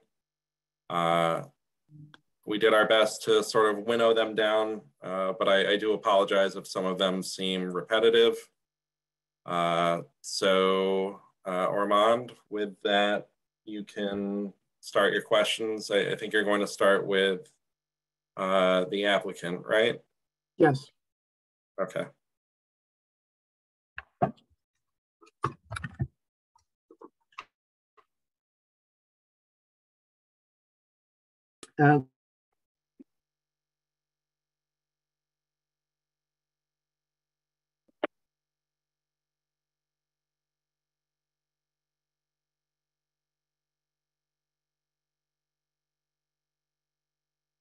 Your plan that lays out. Ormond, you froze, so you're gonna have to start from the beginning. I'm sorry. You're fine now, but Okay. Please provide a 5-year plan that lays out the provision of healthcare services in the proposed service area, including any plans to reduce, eliminate, or expand services, and we'll accept this as a late file. So that's a 5-year plan. So that's, I'm sorry, Ormond, just to clarify, that's a 5-year plan for healthcare services in the service area with an indication of whether you're going to increase, reduce, eliminate services. Is that what you said? Reduce, eliminate, or expand services. Okay. And submit as a late file? Yes, please. And we will go over the late files towards the end. And the other is, are you through, Jen? Are there plans to sharing or shifting patient volumes to other HHC facilities in Southwest Connecticut? Can you repeat that? Plans to what? Are there plans to sharing or shifting patient volumes to other HHC facilities in Southwest Connecticut? I think you meant share, right? Are there plans to share or shift patient volumes? Yes. If HHC were to have this proposal approved? Bill, you want to answer? Okay. Sure. I think we understand the question. I'll let Bill answer. I think to the degree that we continue to expect orthopedics to migrate from hospital inpatient and outpatient, to centers like SCSC, the answer would be yes, but we have, I believe that's as far as I could say in terms of plans. And that can certainly be included in the 5-year plan, I suppose, as well. So if there's anything else that comes to mind, feel free to address that at the time. How many physicians, including their specialties, are on board at this time? That's a little hard to answer. Connecticut Orthopedics is on board as a practice. So theoretically, all 50 of their providers could come there. Not all of them are credentialed on the medical staff. I'm going to say 12 or 15 at this point. Donna, do you know what the current staff roster looks like? I think it's on the website. There's 16 on the 16 on the website. And I believe the website is current. And does that also reflect their specialties, or like are there profiles? I haven't looked at the website, so. I believe it does. If I'd have to confirm, but I believe it does if you click on them. Okay. But we could certainly submit a list of those positions on the med staff by specialty, if that would help. Yes, the main application, which is quite aged, listed. Well, wait. Yeah, that would be helpful, right. Attorney Fusco. So Okay. we'll include that as a late file also. Okay. Okay, Armand, you can. If this.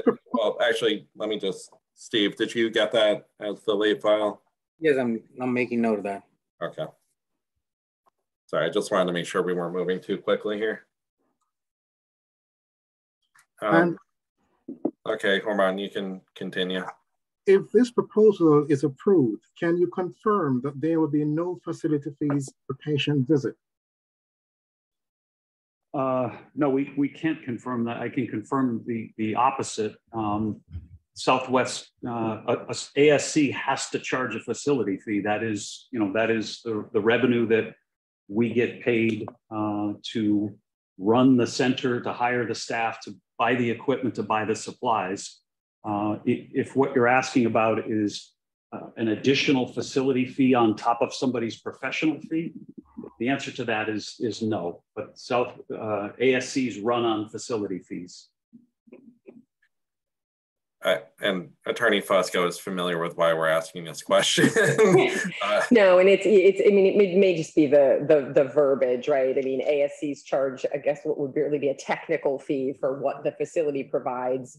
The surgeons bill the professional charge, but there's no kind of add-on facility fee, like, which I believe is what OHS is always concerned about. Dan, I know, or Hearing Officer Chuka, I know you and I have talked about this.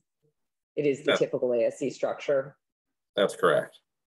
Okay. Would perhaps it would be helpful if we can just have maybe as a late file, just a written definition of what you're talking about as what you're describing as a facility fee. I think that would be helpful to have.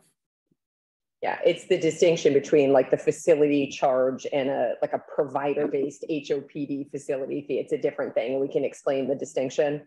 Yes, please. Thank you.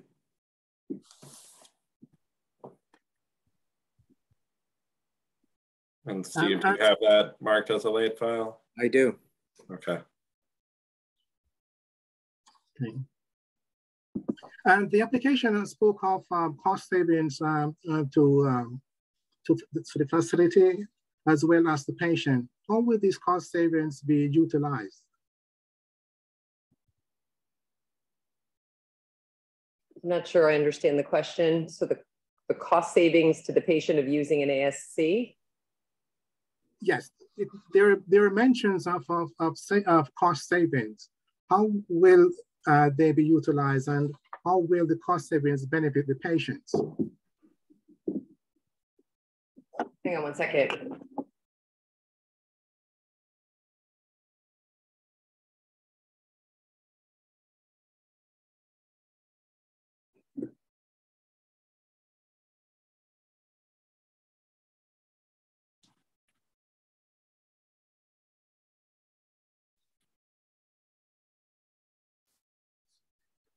Try. Can I just clarify, Armand? I mean, you're talking about the cost savings to patients. Right. Will there be cost savings to patients? If there are cost savings to the patient, it would be in the form of their insurance, either premiums or co-pays, and they will just not have spent that money. They get to keep it. So what they do with that, I suppose, is up to them. I'm sorry if I didn't answer what you were asking.